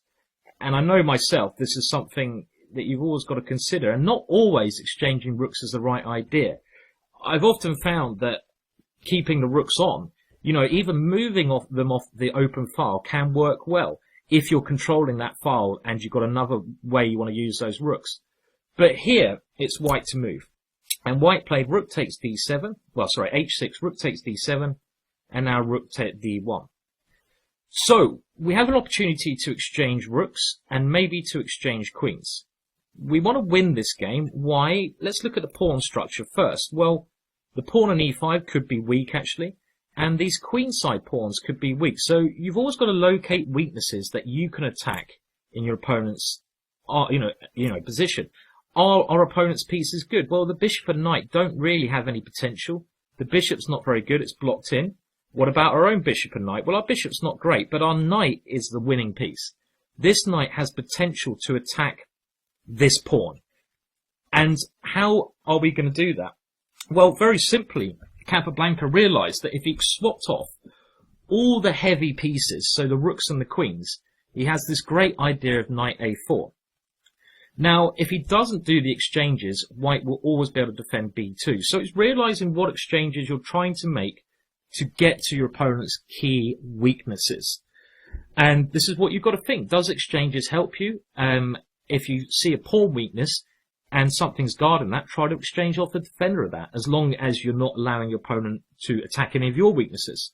And here, he took on d1. But what is the best way to continue here?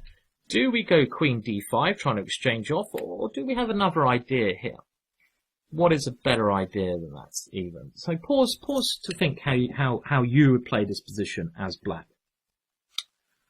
Well, queen d5 is kind of okay, but then we allow the opportunity, one opportunity that white has is to exchange queens. And our knight coming to d5, it might look good there, but that's artificial. Always ask why. What is my piece doing there? And it's not attacking the base of the pawn structure. When you look at a pawn structure, obviously the front of the pawn structure is going to be well defended. But if you look at the base of the pawn structure, that is the weakness. That's what you want to attack. So knight takes is no good. And if we go pawn takes, well, we now allow white the opportunity to go b3, stopping the knight coming in. So this has not really helped us. So a better move than that was queen to e4, gaining a tempo on the bishop. And after bishop g3, now queen to c4 check. And this is the key idea. Because the bishop of white's has become worse. It has no potential to come back now to c1. Remember, in the last position, it could defend on c1. If white moves the king, we're just going to take on a2. Because look, we've covered all of the queen's entrance points here. So we've got to make sure our opponent has no counterplay. Queen e2 is therefore forced. And now, do we exchange queens or don't we? Do we have something better? Have a think. Pause if you need to. Well, of course we exchange queens, because after we exchange queens, we now have the move knight to a4, and we're winning a pawn. The base of the pawn structure is attacked.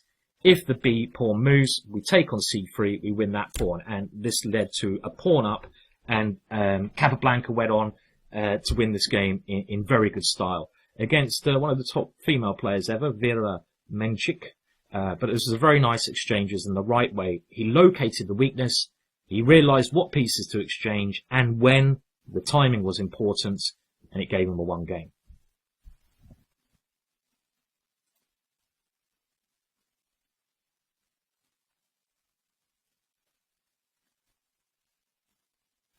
Another example for one of my own games, played against FIDE master Lawrence Webb in 2016. And again, we're going to dive to a position where I'm not going to look at the build up, because we're just getting a position where now exchanges are possible. And it's one of those pawn formations which you're going to basically get a lot in chess if you play 1d4. And if you've gone back to what I said earlier on in this course, knowing the pawn structures that you're going to get from the openings and knowing the plans is key. Now, why is white a bit better here? It's basically because this bishop is attacking the pawn in the center and black's bishop is defending it. So have a think now, and I'm going to ask you to pause in a second. Which of black's pieces are bad and which are good? Which of white pieces are bad and which are good? Because in a situation where exchanges are possible, you want, of course, want to be swapping off as many pieces you can that leave your opponent with his bad pieces. So just simply swap off all the other pieces and leave him with his worst piece, and work out ways you can do that. So pause now and think about what black's worst piece is. Well, I think it's clear to see, I gave you a bit of a hint there, that his worst piece is the bishop on b7. Because it's pretty useless. It's just doing a defensive job of defending the pawn here. It's blocked in. It's defending, it can't move, it hasn't got much hope. So if I can swap down and leave my opponent with this, I'm always going to be better. And I found a clever way to do this. Queen a4. This tries to tempt my opponent to move the bishop. Now what can he do here? He can either move back or he can take on d2. Now if he moves back to e7, rather than allowing my opponent this, to try to swap down to this, there's another positional thing I can try to do. And this is to do with weak squares. And it shows you that you also can't just think of one thing. You have to think of multiple different things when playing chess. What is my opponent's weakest squares here? Well, c6 is a horrible square. And by going knight to c6, if my opponent swaps off his bad bishop, I have a complete grip on the queen side. And this is horrible for him. Pressure on the c-file, pressure on the d-pawn, and my opponent is going to lose a pawn at least here. So this shows you still have to, keep option, but he didn't like that. My opponent didn't like that. So he exchanged on d2. Now, what should you play here? What should you play here? You either take on d2 or you take on d7. Think what you'd play and why. I don't know if one of them's, better than the other one, but one of them makes more sense to me. So pause if you need to. Well, I think what I played was good because it was the simplest and best and just simple option. I want to leave, positionally speaking, my opponent with this bishop on b7 against my good bishop because I'm going to have a small edge always with risk-free. So I could take on d2, but this is not the right move, I think, because it gives my opponent more options. He might now take on e5 and then play knight to e4, and he's kind of got his knight to an annoying square. You've got c5 coming. I've lost control of the pawn structure. It's not simple. Simple is good. And if I simply go knight takes d7, which I do, I'm just swapping down to a position where I'm leaving him with this piece. Now, if he takes on c1, it doesn't matter. I still take on f6, and I get exactly what I want. I swap down to this bishop versus this bishop. Lots of pressure. Nice, safe advantage for me. So my opponent instead played queen takes d7, but it's a similar thing. I took the queens off, took on d2, and again, I've left him with this bad piece. I have a small advantage, and I went on to win this I'm not going to say quite simply, but in a nice manner. I mean, look how bad this bishop is. The way I won this was by slowly advancing on the area of the board I'm strongest, and just making sure my opponent had no good breaks. If he plays c5, he weakens this square again, and he's lacking any counterplay. I just want to keep his pieces bad. And okay, but more importantly, we got to a position where I am better by doing good exchanges. That's the key thing to learn here. Okay, so I want to jump into another game of mine where the exchanges work very well in my favour. I'm going to go from the opening because it's an opening we've touched upon in other parts of this course. And again, this relates like a story to that part of the course when I knew from the opening what exchanges I want to be making. This is another thing you should know from the opening. It's a middle game plan. What exchanges of pawns and pieces do I want to make and why? And we're going to have a look at that. My opponent was one of the strongest players from Ireland, international master Sam Collins. And we start off with the Queen's Gambit and my Bishop F4 move. So my opponent castled, I went E3, Knight D7, and now here, I would say stick to your plans of Queen C2 and Knight G5, but I saw another plan from a game that I wanted to try at least once. Because sometimes you need to vary your variations. Stick with the same openings, but if you understand the ideas and the other variations, great. And that means it's harder for opponents in future to prepare against you. And now I played A3. I expected C5, and my whole point here was to go for what we call an isolated pawn position. And it's a very simple plan. I took on D5. I took on D5 again. I took everything, I took on c5, and this was the position I was aiming for. And I already knew that this should be a bit better for me because he's got this pawn here. This is what we call an isolated pawn. We discussed it a bit in the past. I won't go too much detail, except to say it's weak. It can't be defended by another pawn. My pawns all can. So the more pieces I exchange off here, the weaker this becomes. And again, this is a case of knowing that piece exchanges here are good. But not all pieces. Because if I swap off all pieces, I'll be left with nothing to attack this pawn. So I want to swap off, but I've got to leave myself with at least a rook. So bishop e5 was a clever move. Because his bishop wanted to go to this square. So I'm thinking about where my opponent wants to move his pieces. Bishop f6 would be a good square. So I offer an exchange of bishops. I'm happy to exchange that. And now, should I exchange queens or not? If I take on d5, well, that looks risky. He takes on b2. Do I exchange queens to queen d4 or not? Well, of course I do, because I want to get the queens off, because it follows my plan. I want to exchange most pieces off and attack this.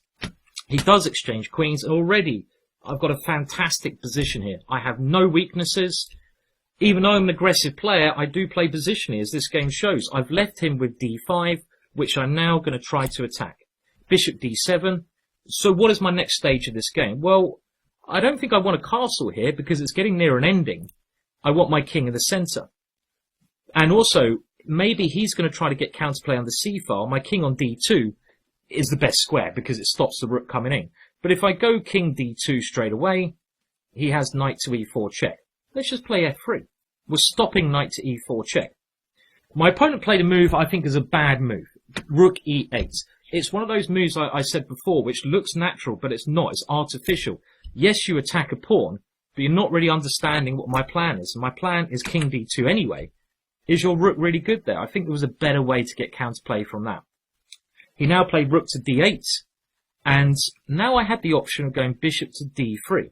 But you've got to think, if I go bishop to d3, he might take on d3. And again, is allowing that exchange of pieces good or bad? Is that going to help my position or hinder my position? Pause now and think if you want that exchange or not. Remember what you're going to leave yourself with. You're going to leave yourself with knight versus bishop then. Good or bad? It's, of course, you want black to take off. His one slightly active piece is this knight. And if he takes on d3, we now have this dominating knight in the centre of the board, completely controlling the bishop here. It was ex-world champion Spassky who said about the isolated pawn. He said it's not the isolated pawn that is weak, it's the square in front of the isolated pawn, this square here that's weak. Why did he say that? Because if you look at the knight, this knight can't be attacked by a pawn because it's isolated, that knight there. And it can't be attacked by a pawn. It will stay there for the rest of the game. This is a bit like that ending I showed you a while back. So Sam went for a good exchange. He tried to exchange the knight off. But even here, after he got rid of the knight, I'm better. Now, why do you think I'm better here? Why do I allow that exchange? It's a question you've got to ask yourselves. Why is white better here? Try to work out all these things to do with the position. Well, white's better because look at the pawn in the centre. My pawn's on dark square, his is on light square. My bishop has potential, therefore, to attack this pawn. I can maybe go to a2, so I can attack his pawn. He will then have to defend it. He can't attack my pawn in the centre, so this is one reason. Another reason is my king is more centralised, and another reason is I have control of a very useful file. After rook c8, what should you play here? And the next move is key, and after my next move, it's quite easily winning positionally for me. Rook c5. Now, I don't want to exchange everything off now, because if I exchange everything off now, I'm not going to leave myself with many opportunities to win this. Okay, he only has one weakness. To win a game of chess, you really need to have at least two weaknesses to attack, and he can defend this easily. Remember, you need to keep some pieces on the board. But rook c5 is a great move, because I'm threatening to double. It pretty much forces him to take. I've changed the pawn structure, and now, rather than him having, he still has an isolated pawn, I have a winning plan. What is the winning plan here? You guys think about the winning plan. How would you try to win this position? Pause again if you need to. Well, the way to try and win this is basically put the king on d4. That's a lovely square. But most importantly, go b4, b5, and at the right moment, get a pass pawn with c6. This is the simplest way to try to win. If you have a pawn majority in the ending on one part of the board, as I do here, I have a pawn majority on the queen side, 3 versus 2, then you need to use that pawn majority to create a passed pawn. Passed pawns win endings. My opponent tried rook d8 to stop king d3 because he has a tactic here, but then I just went b4, king f8. What does black want to do here? Well, he wants to bring his king to the centre. We always have to restrain and go forwards. Now, I don't really want to allow his king in the centre. How do I stop that? Rook e1. Stop the king coming across. h6, I have domination of the queen side. There's no rush here. Let's improve my pawns on the king side. f4. I move a pawn to a dark square, so later on it won't be attacked, and I give myself a chance to go f5, getting space over there. b6, and now rook c1. He's cracked. He's allowed me to get a passed pawn. He actually took here, and now what would you take with here? Would you take with the pawn or the rook? And again, you have a chance. What exchange do you make here? Pause if you need to. Well, in this case, pawn takes would actually be a big mistake, because it gives black some counterplay on the b file, and this pawn now is not so dangerous for him. He can block it with bishop c6. My pieces can't get in. This passed pawn is irrelevant. It's more important to go rook takes, because I'm just going to aim for this pawn on a7, aim for this pawn, and I stop his rook coming in anywhere. And let's see what happened. Bishop e8, I attack the pawn, he defends, my king comes in, like clockwork, it comes in, and now bishop f5, don't want to exchange bishops, and now after this, rook to c5. And my opponent now is either going to lose a very important pawn, or he went into this desperate ending, but of course he is lost here. I'm a piece up, and it just requires a little bit of technique to win this one. Okay, now for the final example of this chapter, we're going to have a look at one case when we shouldn't exchange pieces. And this is one of the most famous cases in chess. Well, this is a very famous game, probably one of Karpov's most famous games. We mentioned him before as being an expert in of restraining his opponent and knowing when to exchange and not to exchange. And this game demonstrates that in a fantastic way. He's playing a very strong player, Wolfgang Zicker. Okay, pronunciation. I'll just call him Wolfgang. Apologies to Wolfgang. That is my weakness. You might guess that. Being dyslexic doesn't help my pronunciations. I can't. Anyway, stop it, Simon. Okay, so here, he played bishop to b1. So let's assess the position very quickly. Who's better and why? Pawn structure. First thing we do. I think white's better because this pawn here gives him more space in the center of the board, meaning that the pawns are all locked, so there's not many pawn breaks at the moment. Who's got the most advanced pawns? White does. And white has more squares to maneuver his pieces. Now pieces, next thing we look at. White's pieces, again, as we said, have more maneuvering room. Black's pieces can't really move. This knight is really has nowhere because of the pawn. That knight is dead. The bishop on d7 is dead. And black's other pieces aren't great. White, on the other hand, has ideas of coming on the king's side, and as we're going to see, on the queen's side. Black played queen d8, and now one of the most brilliant moves, positional moves, ever played, and this is when not to exchange pieces. Now, because black is slightly cramped, we have one important factor in this position, the open A file. This is the most important factor. Now, if we try to exchange off on the A file here, and again, this is a bit like the Capablanca example we looked at. If we try to exchange off everything somehow, let's say queen b2, bishop c2, rook here, well, we can get some mass exchange. Let's just have a look. So, oh, I shouldn't be doing that. Okay, we get some. So let's have a look. Queen b2, rook takes here, rook a8, maybe rook here, bishop here, queen here. And everything comes off like this, even here, and now we have a big exchange. Well, now that all the pieces have come off, it's very hard to improve our position. These exchanges have helped black. He's got rid of the crampness in his position. So we want to avoid something like that from happening. So there's a fantastic move here. You may have seen me put it on the board. Bishop a7. And this is a case of avoiding exchanges. Absolutely brilliant move. It blocks the A file. To do this move, you have to realize that black has no active play, and our idea now is to slowly take control of the A file, maybe put all of our heavy pieces on that file, and then we can move our bishop back, because when that happens, we will have control. Let's just have a very quick look at what happened. Knight e8, bishop c2, knight c7. Knight's not really doing anything. Rook a1. And now, well, Karpov doesn't rush. He gives himself opportunities for the queen coming over. But a little bit of maneuvering. He just keeps his bishop there. And he opens up a second font on the other area of the board. And he goes on to win this game in great style. All because he's stopped these exchanges. He transfers his attack on this side, and he's always got an opportunity now moving this bishop away and gaining control of the open line. But he creates the second weakness first, and he goes on to win this game in a fantastic style. So I think that's a nice way to show when you shouldn't exchange pieces. Okay, well, thank you for watching this chapter. I hope it's been useful. Now, some quick tips at the end which we can see. What should you do when you exchange pieces? Try to think what you're trying to achieve in the position. So if you're in the middle game, what are you really trying to achieve? Make sure you think about your opponent's pieces and not just your own. So many people don't think about their opponent's pieces. What are good, what are bad. Leave him with the bad pieces, swap off his good pieces. Simple. We have more time to do delicate piece maneuvering. When we have time in tactical positions, we should be going only for tactical piece exchanges, which weaken our opponent's king, which allows to put a tactic into motion.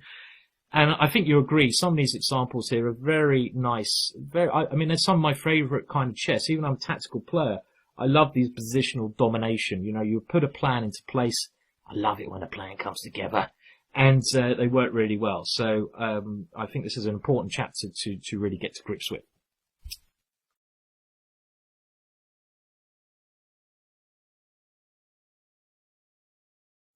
So now we're going to have a look at a very important area of the game, positional play. And I'm going to give you some short-fire ways of improving your positional play. So we're going to have a look at the most important concepts. So when you should be playing positionally, this is an important thing. You don't always play positionally in chess. So we're going to have a look at when you need to turn on the positional key.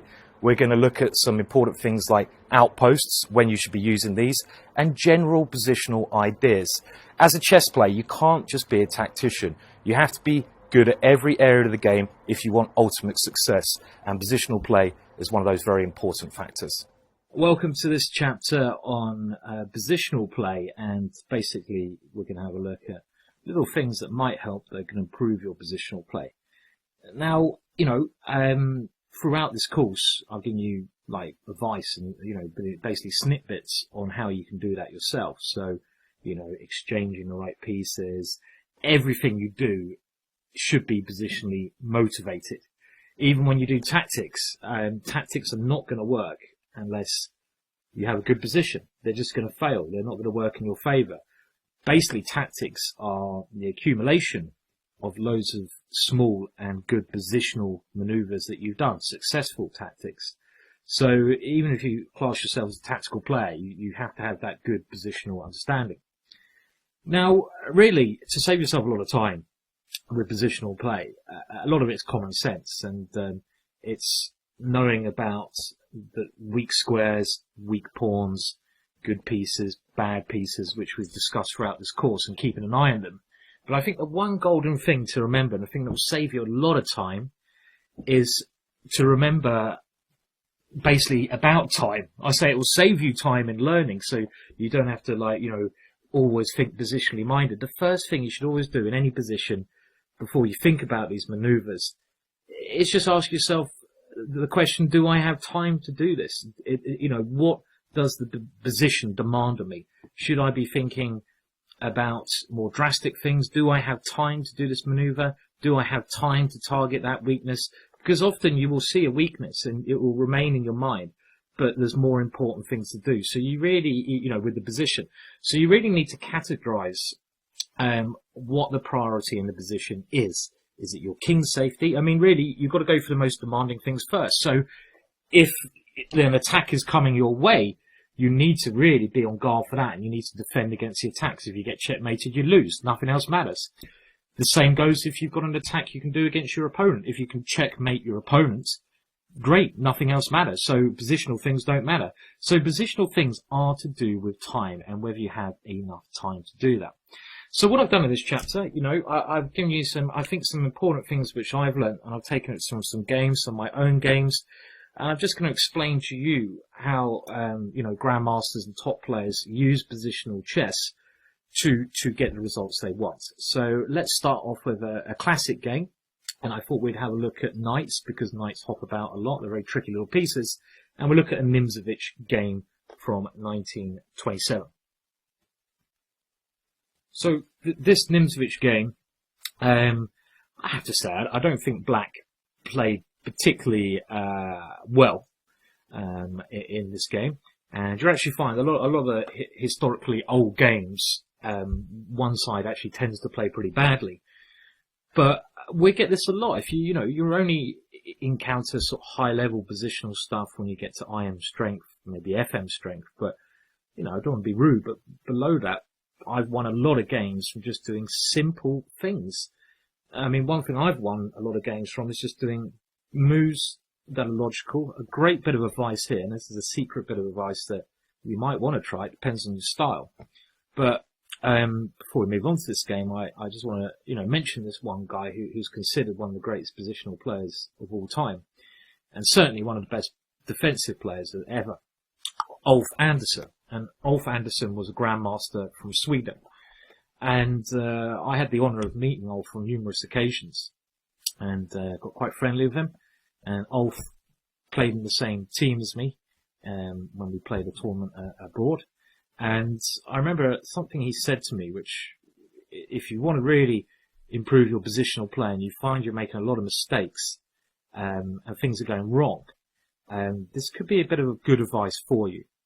And what he said to me was, Simon, he said, look, what I've always done throughout my life, rather than find the best move in the position, I've always found a move that doesn't weaken my position, that doesn't do anything wrong to my position. Each move that I find, each individual move that I find it doesn't weaken my position, and it's not a bad move. I don't always try to find the best moves, I just try to not find a bad move. And what that means is, if you're going to on each individual move, play a move that doesn't weaken your position, that doesn't, take risks too much, you're positionally not going to get in trouble, are you? I mean, how can you? It's very hard to. And I thought that was very interesting because, Bobby Fischer would say the opposite. He's always just trying to find the best move. I've always taken the opposite angle to that.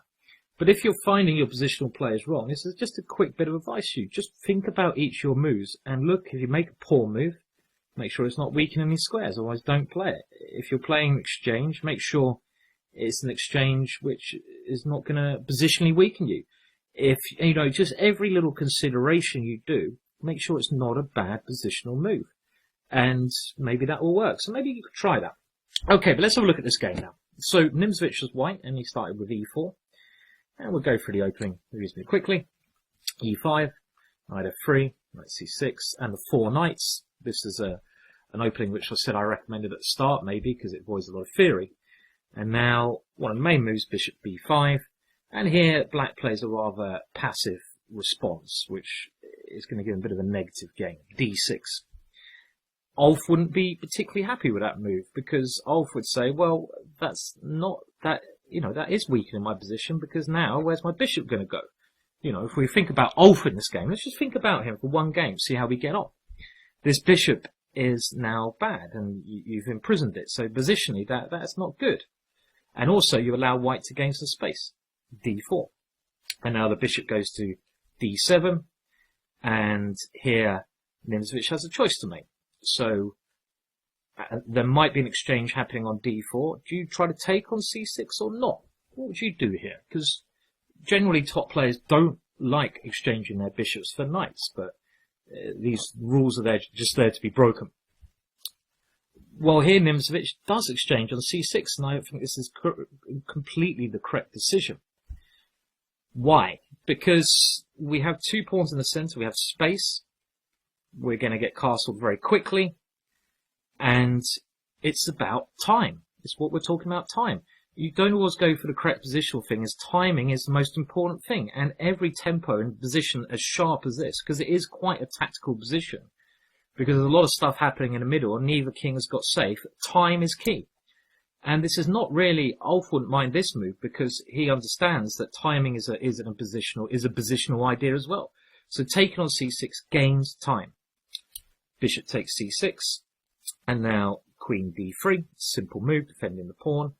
We're threatening now to win the pawn on e5, and black now goes knight d7. And again, I think around this point, this is okay, but it also, like, you're losing time as black. So black's not, he's been forced to play moves which he's still away from castling. He's still losing that time.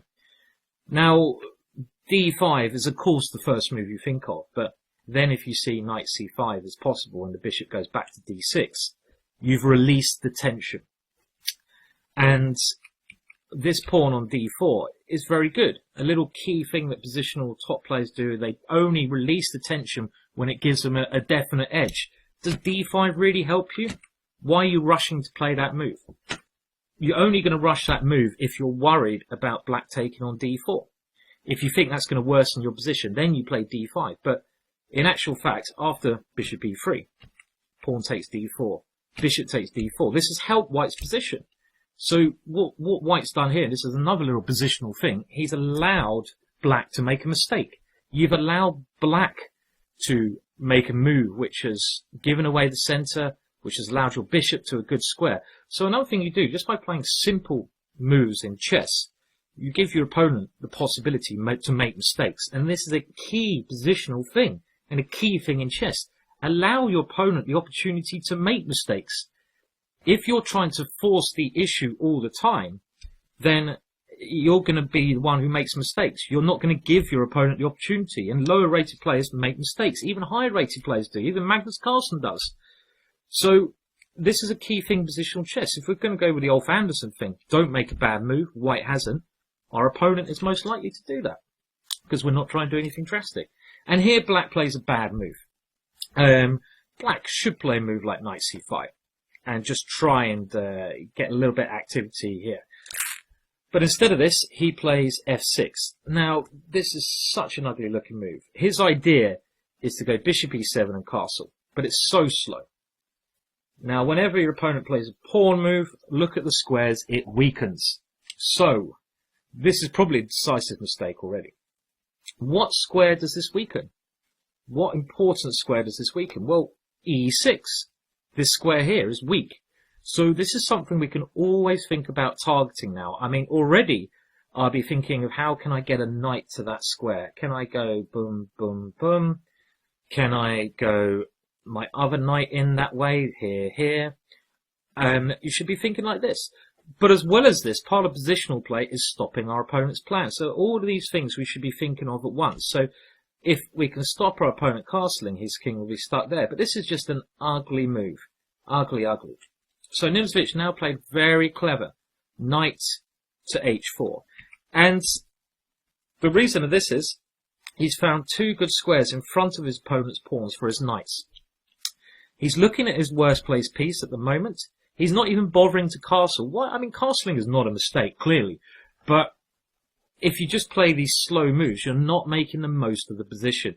You want to be always playing the most critical moves. Castling is okay, but knight to h4 is trying to create the most because you're trying to get the knight in and create threats straight away. Every tempo counts. Knight c5, should you take the knight or not? And remember, this goes to the last chapter. We will have a decision to make. Is your bishop better than a knight? You're transforming the pawn structure if you take on c5. Is the new pawn structure in your favour or in your opponent's favour? When you transform the position, which of your pieces become better? Which of your opponent's pieces become better? These are all the questions you ask yourself now. So think about that now. Pause again if you need to. Well, you certainly shouldn't take, because if you take on c5, this bishop is very good. It has a nice, good central position. And if you take on c5, you're changing the pawn structure to black's help. At the moment, his pawns here mean the bishop on f8 is entombed.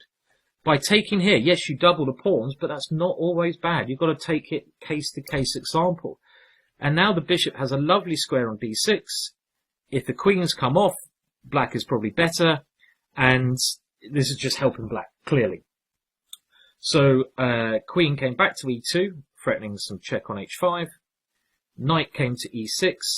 And now knight to f5. And this was really one of Nimzovich's main ideas. And what he's trying to do is stop his opponent from developing in a satisfactory way. Now, in this position, this is an example of the knights being better than bishops. So we're looking at cases here which are not always stereotyped. Bishops are not always better than knights. For example, if black took on d4 here, then we just go knight takes d4, and our knight is getting ready to come in, our other knight's coming here, our knights dominate the bishops. In what cases can we generalize that? Well, it's hard to generalize, but if our knights are in the center and they can't be attacked, that's good. If our opponent's bishops are cramped, which they are here, that will make our knights better. If our knights have squares they can happily move into, that's another good thing.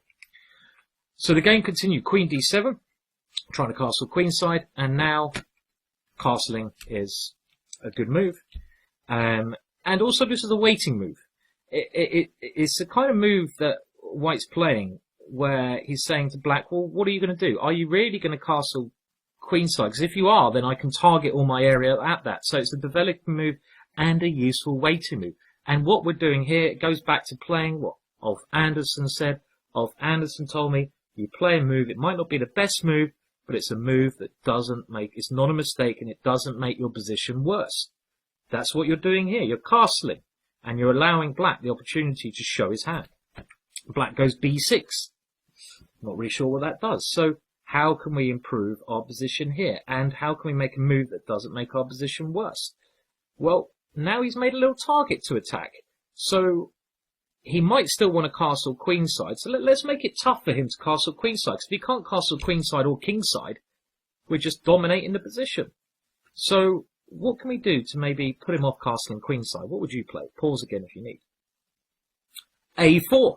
A nice move, because now if he decides to castle queenside, we go a5 and we have a ready-made attack on that area of the board. This improves our position, and if you're going to play small positional improvements, it's all about time. Yes, we have time here because Black can't do much. If he ever goes g6, worth pointing out that we can just go bishop takes f6. So Black goes a5, but now b6 is a little bit weak.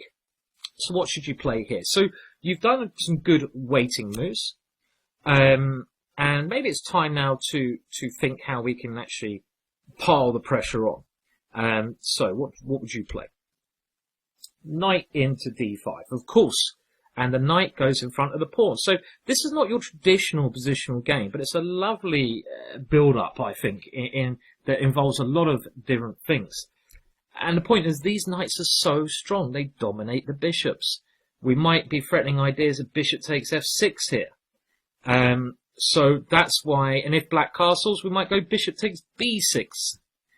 So that's why Black took on d4, and now we get two knights versus two bishops. And as we said, the knights are better because they have a number of holes they can go into. They are in the center of the board. They can't be attacked easily. Black's bishop on f8 is a stupid pawn. It's not really a bishop. And the bishop on c6 is simply horrible there. If it ever takes the knight, oh, look at those light squares. Look at those light squares. Absolutely horrible. The bishop remaining is dark square pawns. It can't escape. Positionally lost. So Black tried bishop b7. And now, what would you play here? Even when you're playing a brilliant positional game, most of the time you're going to need to involve tactics. So what can we do here? It's time to create some real threats here. Can you find a good move? And I like this move. It's a pretty move. Knight to e6. Using those knights. And we mentioned this f6 move made a weakness. The knight comes in. And, you know, Ulf Andersson would have played this. He's not going to play... If he sees a good move, he's going to play it. But what he means by his statement is he obviously wants to play the best move, but if you're not sure what it is and it's too much to find, just make sure you never play a move that it's going to make a weakness. And that was his philosophy. I don't know if I agree with this, but it's an interesting way to look if you want a simple way to try and get your positional chess better. Knight e6, lovely. The queen can't take the knight because the knight takes c7. You have to go rook c8, and now it's time to attack. So let's look at ways of getting in.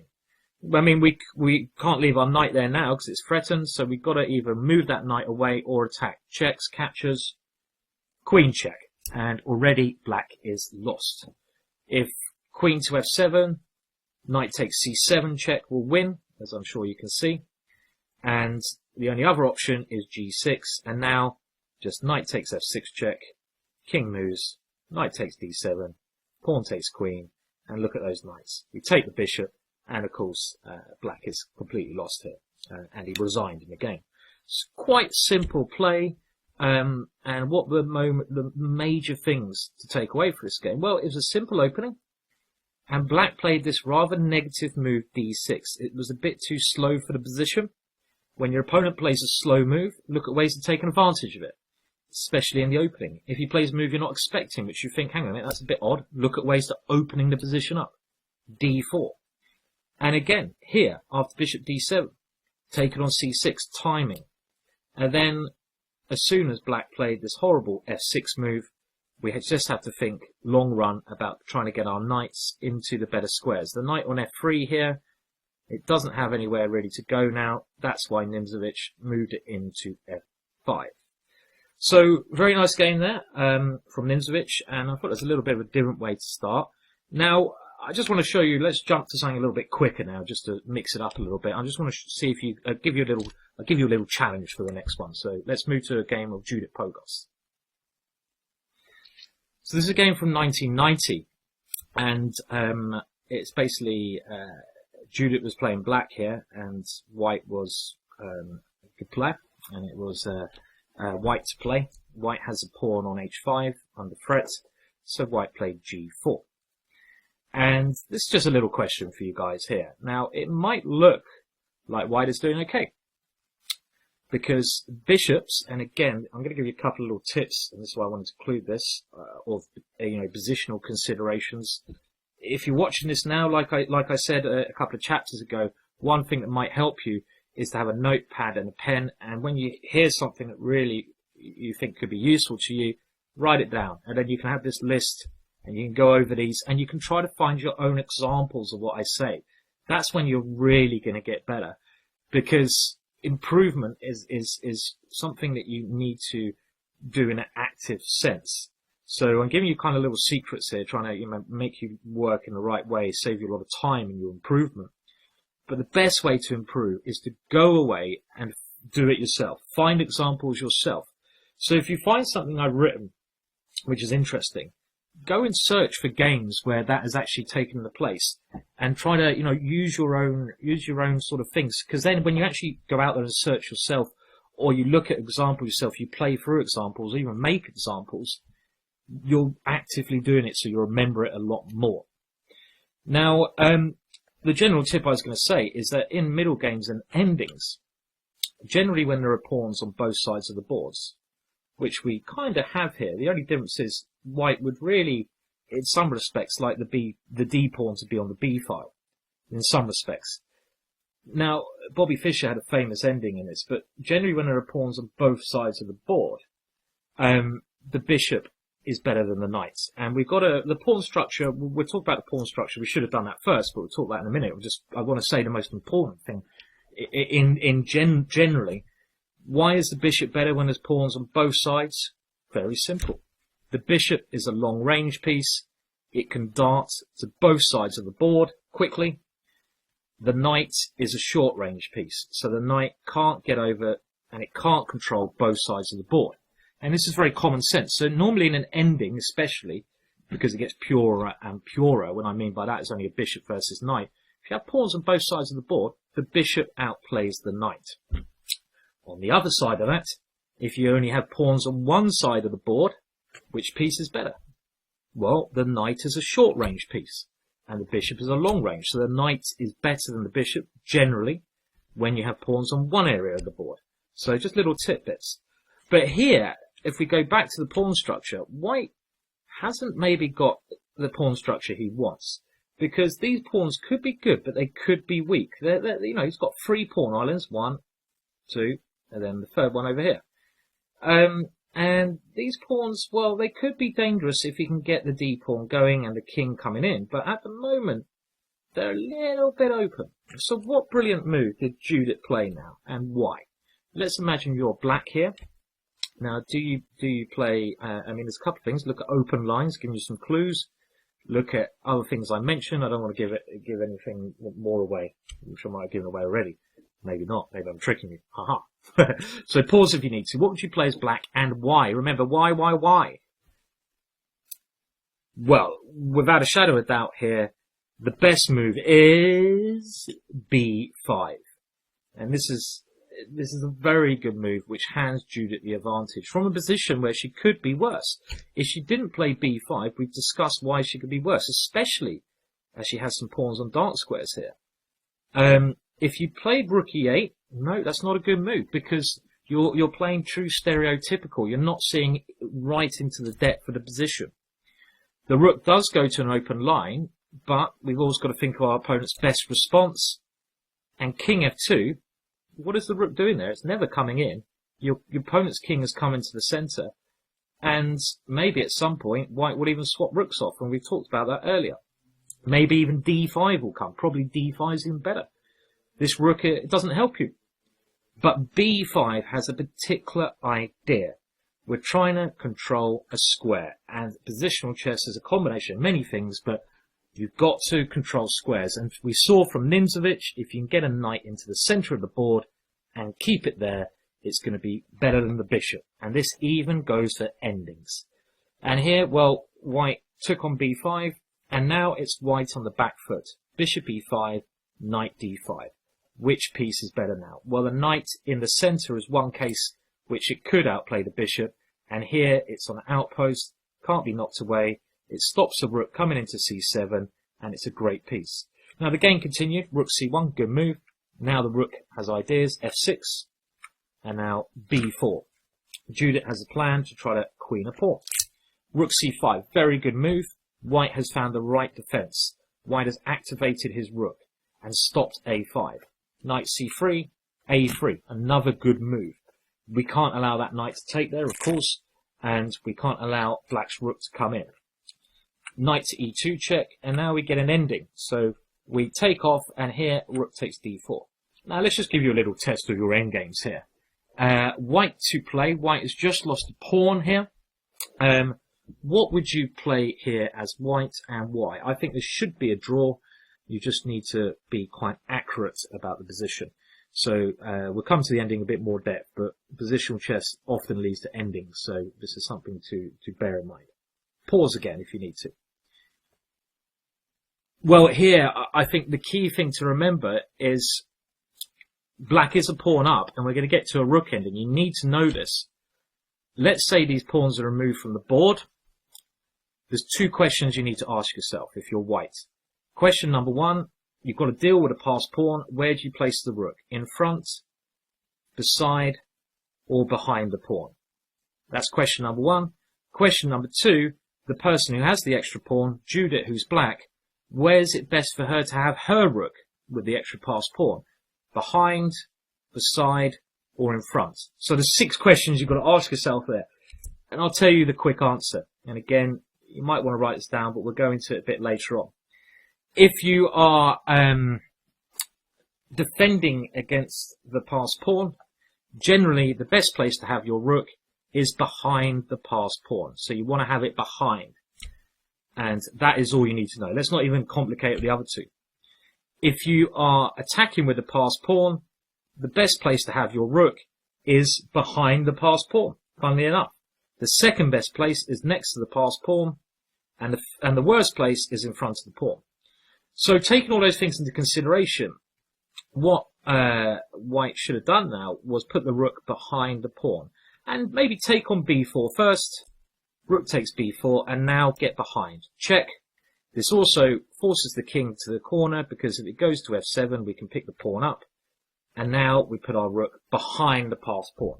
And I expect this is a technical draw for 2 reasons. We've got our rook in the best place, and the black king is is very weak. The only way you can get it out there is playing g6, and that is going to swap pawns. The more pawns you want to swap pawns off when you're trying to get a draw in the ending, because if you remove all the pawns, it's getting nearer a draw. Instead, I've got one more test for you. Rook to a5 was played, and now Judith played b3. Very good move. Rook takes a7, and another thing I wanted to point out, even in positional games, tactics are important. What move did white miss here? And after black's next move, white can resign. It looks like white didn't see this. It looks like white thought this was a draw, but Judith now played a move that changed that opinion quite drastically. So pause if you need to. Quite a simplish tactic. Rook b4. A lovely move, putting a rook here. behind your passed pawn. So you should be, if you're thinking in positional ideas, tactics become easier. Because generally, you're thinking, I've got the passed pawn, the best place for my rook is behind the passed pawn. And then the way your brain should work is, well, even if it looks ridiculous, what if I put it behind? And the great point of this is, after it's taken b2, white can't do anything to stop the b pawn from queening. So that's a nice little break up there. Okay, well, let's now go to one of my own games. And I want to look at the principle of two weaknesses, which was first written about by some great Russian authors, Doretsky, originally in his series of brilliant books. And we're going to now have a look at what he suggested, this principle of two weaknesses. I'm going to use one of my own games now. Occasionally I do play a positional game. So there's the thing to bear in mind, if things are going really well for you positionally, then normally a way you can try to win a game is the principle of two weaknesses. So you basically find one weakness in your opponent's camp, and if you have time, I keep coming back to this, but it's so important, you pressurize that weakness as much as you can with all your pieces and pawns, whatever you can. The idea of this is to force your opponent to defend that weakness with everything he's got. Then when he's tied down to defending that one weakness, you try to create a weakness somewhere else that he can't control. And normally, because he's in a defensive mode, it will be harder for him to defend like this. So, this was a game against a good friend of mine, Keith Arkell, who's known for his endgame play. I have white here. It's quite a symmetrical position. I have a very small edge here, and now he went wrong. He allowed look, this position, he's plays a mistake. He allows a transformation, a positional transformation. Whenever you do a positional transformation, and what I mean by that is whenever the pawns change formation, you really need to spend some extra time. Because every time a position transforms, you want to make it to your benefit. You don't want to make it worse and worse. And here Keith should play something along the lines of taking on b5. Because the option he played, knight d7, allows me to simplify by taking on g7, taking on c6. And now, why has this transformation helped me? If he had a pawn still on b7, he'd be okay. But what is wrong with his position? Well, this pawn on c6 is a major weakness. This is what we call a backwards pawn. The pawn on a7 can also be weak, but his major problem is the pawn on c6. Why? Because we say a backwards pawn is a pawn that can't be defended by another pawn. It can't be defended by a pawn on b7. It can't be defended by a pawn on d7. And to make matters worse, it's on a half-open file, so I can target it very easy. Now, if it was black's move, what would black want to play here? So let's just imagine it's black's move, because we should start thinking about this in all our games as well. We need to think about our opponent's options as well, because we need to stop. If we find a good option for him, let's stop it. So what would you play? Pause if you need to. I think it's quite simple. If black can get rid of his weakness by playing c5, then his position will be absolutely fine. If he can play c5, he's got nothing to worry about. That's just the kind of move he'd like to play, getting rid of his main weakness. Try to get rid of your main weaknesses. So how do we stop that? Well, I play queen a3, just controlling that square. Keith played a4, and now a good maneuver, typical for these positions, you try to move your knight often in front of the isolated pawn or backwards pawn. Knight to a4. And I'm getting ready to go rook c1 next and attack this pawn. So already this is good. I've got one weakness here, and now my opponent doesn't have much counterplay. I'm trying to stop any counterplay. And my one plan is to gang up everything on this one weakness, make him defend that with everything he's got, and then change to another area of the board. So that's what happened now. I basically attacked that pawn, and I'm very happy to swap queens, because he still keeps his weakness. I'm happy to simplify, as long as he keeps his weakness. And now I've got him defending this weakness. Okay, so now that he's defended this weakness, there's not much more I can do to attack that. A couple of things I want to ask you. Okay, which I want you to bear in mind now, because this is a critical position. should we go for an exchange of knights for knight c5? It's question number 1. Question number 2, well, is there any way to improve on the queen side and pressurize that more? Question number 3 is, what else can you do here? And what else may you do? So pause just to think about that. Well, number 1 is, should you exchange knights? And the answer is no. Exchanging queens was okay, but you don't want to exchange too many pieces. And my knight, I think, is clearly better than his knight, because his knight is passive, it's defending, it's not going to go in. My knight always has the potential to come to c5. The threat is stronger than the execution. Keep the tension. Why release the tension when I don't need to? And another problem here is, if I do go knight c5, Keith might be able to take, and now his a pawn is free, and he might be able to go a4 at some stage. And this is a move I want to stop, because that pawn's also a target. It's a little lone pawn. I don't want to let it run. So don't want to exchange knights. Question number 2, can I increase the pressure on the queen side? Well, not easily, I don't think. I don't see an easy way to increase the pressure on the queen side. I've got all my pieces on the best squares. So question number 3 now is, okay, maybe I need to look at another area. What area do I look at? I now go to the other area of the board, because he can't really move anything here. He has no active plan. I'm not too worried about him going e5. If he plays that, then he has to worry about tactics with pawn takes, knight c5, f4, this kind of thing. It doesn't really do much. So what I should do now, I should transfer to create a second weakness on the other area of the board, the king side. Now, there are a number of ways to do this. I can try h4, g4, but I thought the best way was to try and go for e4. So how do you do that? f3. And this is the correct way. e4 helps my position. I might be able to pressurize this pawn, or even just gain more space. My opponent, Keith, played king e7. e4 played. He tried to defend. He can't do much. He sat there, and now I've gained space. His king came back. And clearly it helps me having a pawn so far advanced, because his knight is now restricted more. I'm trying to restrict his pieces. But what should I do now? Well, I want to concentrate. My pieces are fine on the queen side. I want to gain space on the other area. g4. Good move. His pawn on g6 is a weakness, because his dart squares are weak. And this is another thing I picked up here. You've got to look at your opponent's pawns, realise where the weaknesses are, and already I was thinking about trying to get into the weaknesses, either with a rook or even with a king. So rook h8 played, king g2, and I'm not really worried about this move h5, because if he ever takes here, he opens up the f file. Rook b8, and now f4, just gaining space. Rook b4. Okay, I have to defend for the time being, but he's still... Okay, I've just got to make sure he can never play c5. Rook a8, and now let's kick that rook back. I don't like having it in my half. b3 is weakened a little bit, but it's not an issue because I can always defend it easily.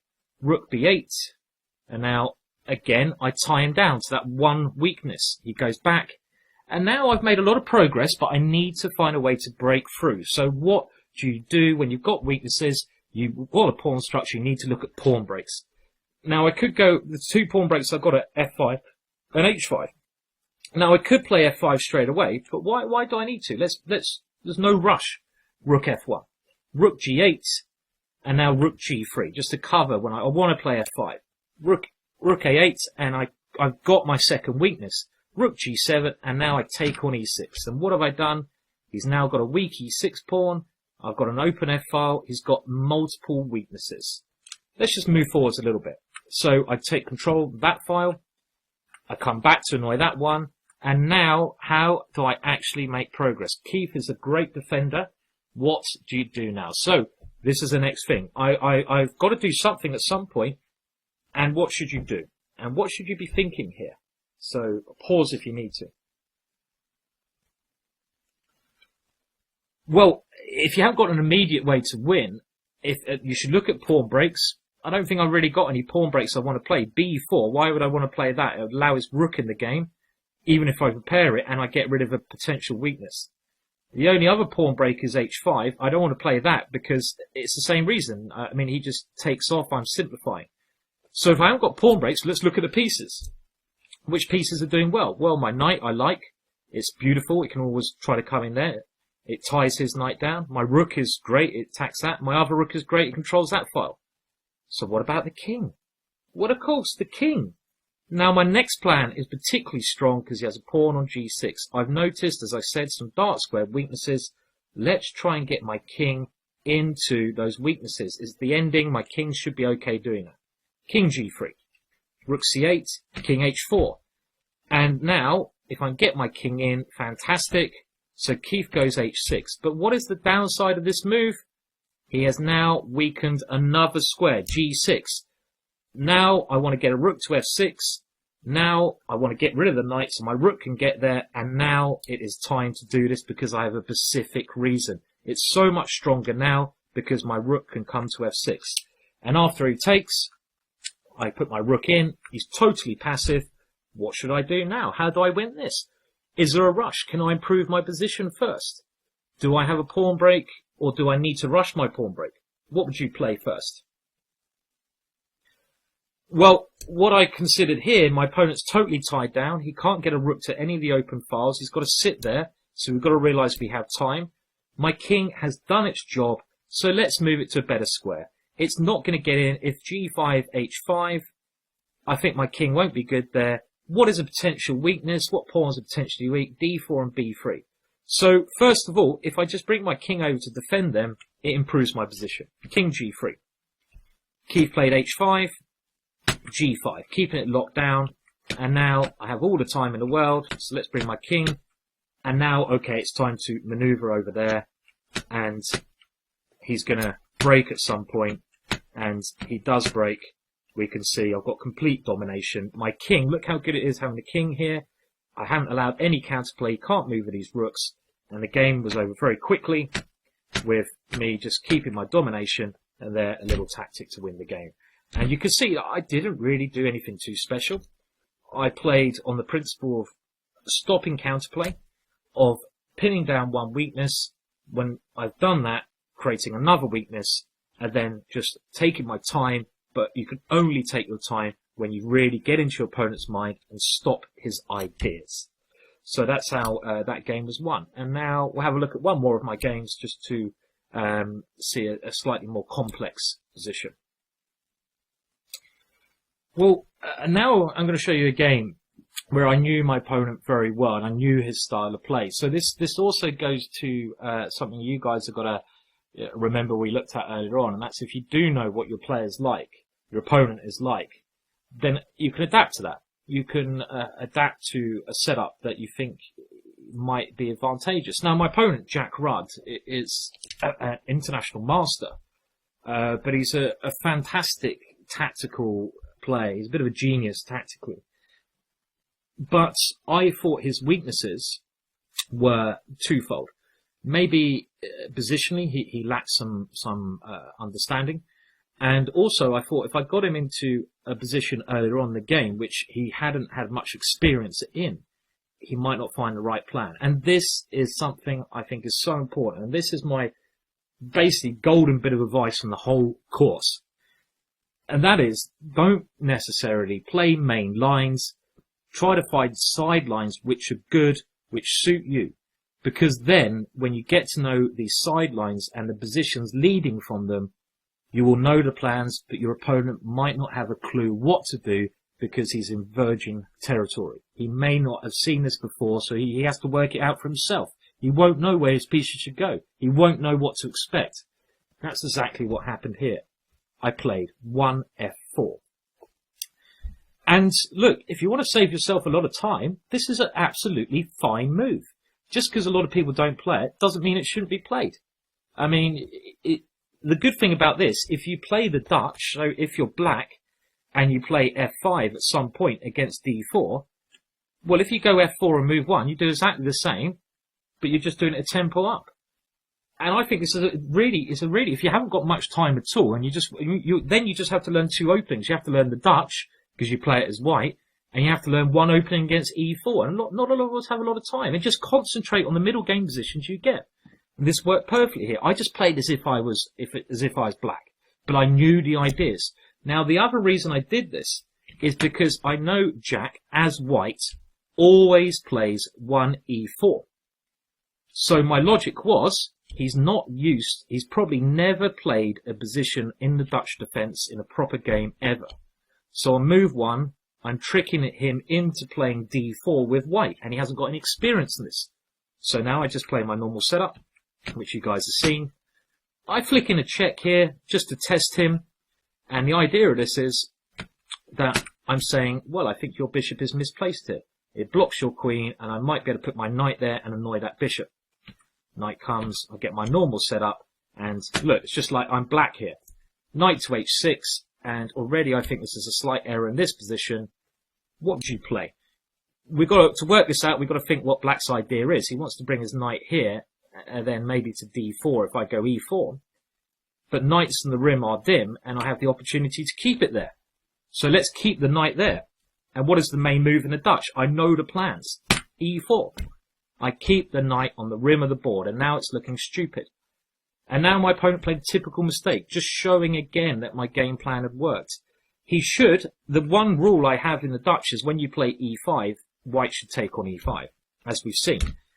And one thing you shouldn't do is close down the position, d4, because these two pawns always give white a nice initiative. And if you know the patterns from the Dutch, queen e1. Like clockwork, like what I talked about, the queen is coming over to h4. Castles, and now maybe I should have played this last move, h3. I just don't want that knight coming in. I don't want that knight coming in. I want to keep it there. He has to play f6. And now, remember what I said earlier on? You can see how everything's linking in now, hopefully like a story. Think about your pieces. Where does that bishop maybe want to go? And remember this from the Luke McShane-Cheparinov game. So I'm testing what you remembered. That bishop often wants to go to this diagonal. It wants to get on the other side of these pawns. So c3, giving myself the opportunity to maneuver that bishop to the most active diagonal. e5 played, I took on d4, I took on e5, I don't see any reason not to simplify things. And now I've got to think about my pieces. His knight is very bad, it can't come in. All I've done here by swapping the pawns, I've meant that there's less for me to calculate. He's a bit of a tactician. I don't want any pawn breaks. No pawn breaks in the centre because they're locked. There's no pawn breaks on the king side or queen side. So all we have to look at now is pieces. So let's think of all my pieces and watch how they come to life. You've got to think of each of your pieces, how they get in. My opponent's pieces are really bad. That knight, bad. I've made it bad. The bishop on g7, bad. The bishop on e6, the bishop on d7, not so great. The knight here, not so great.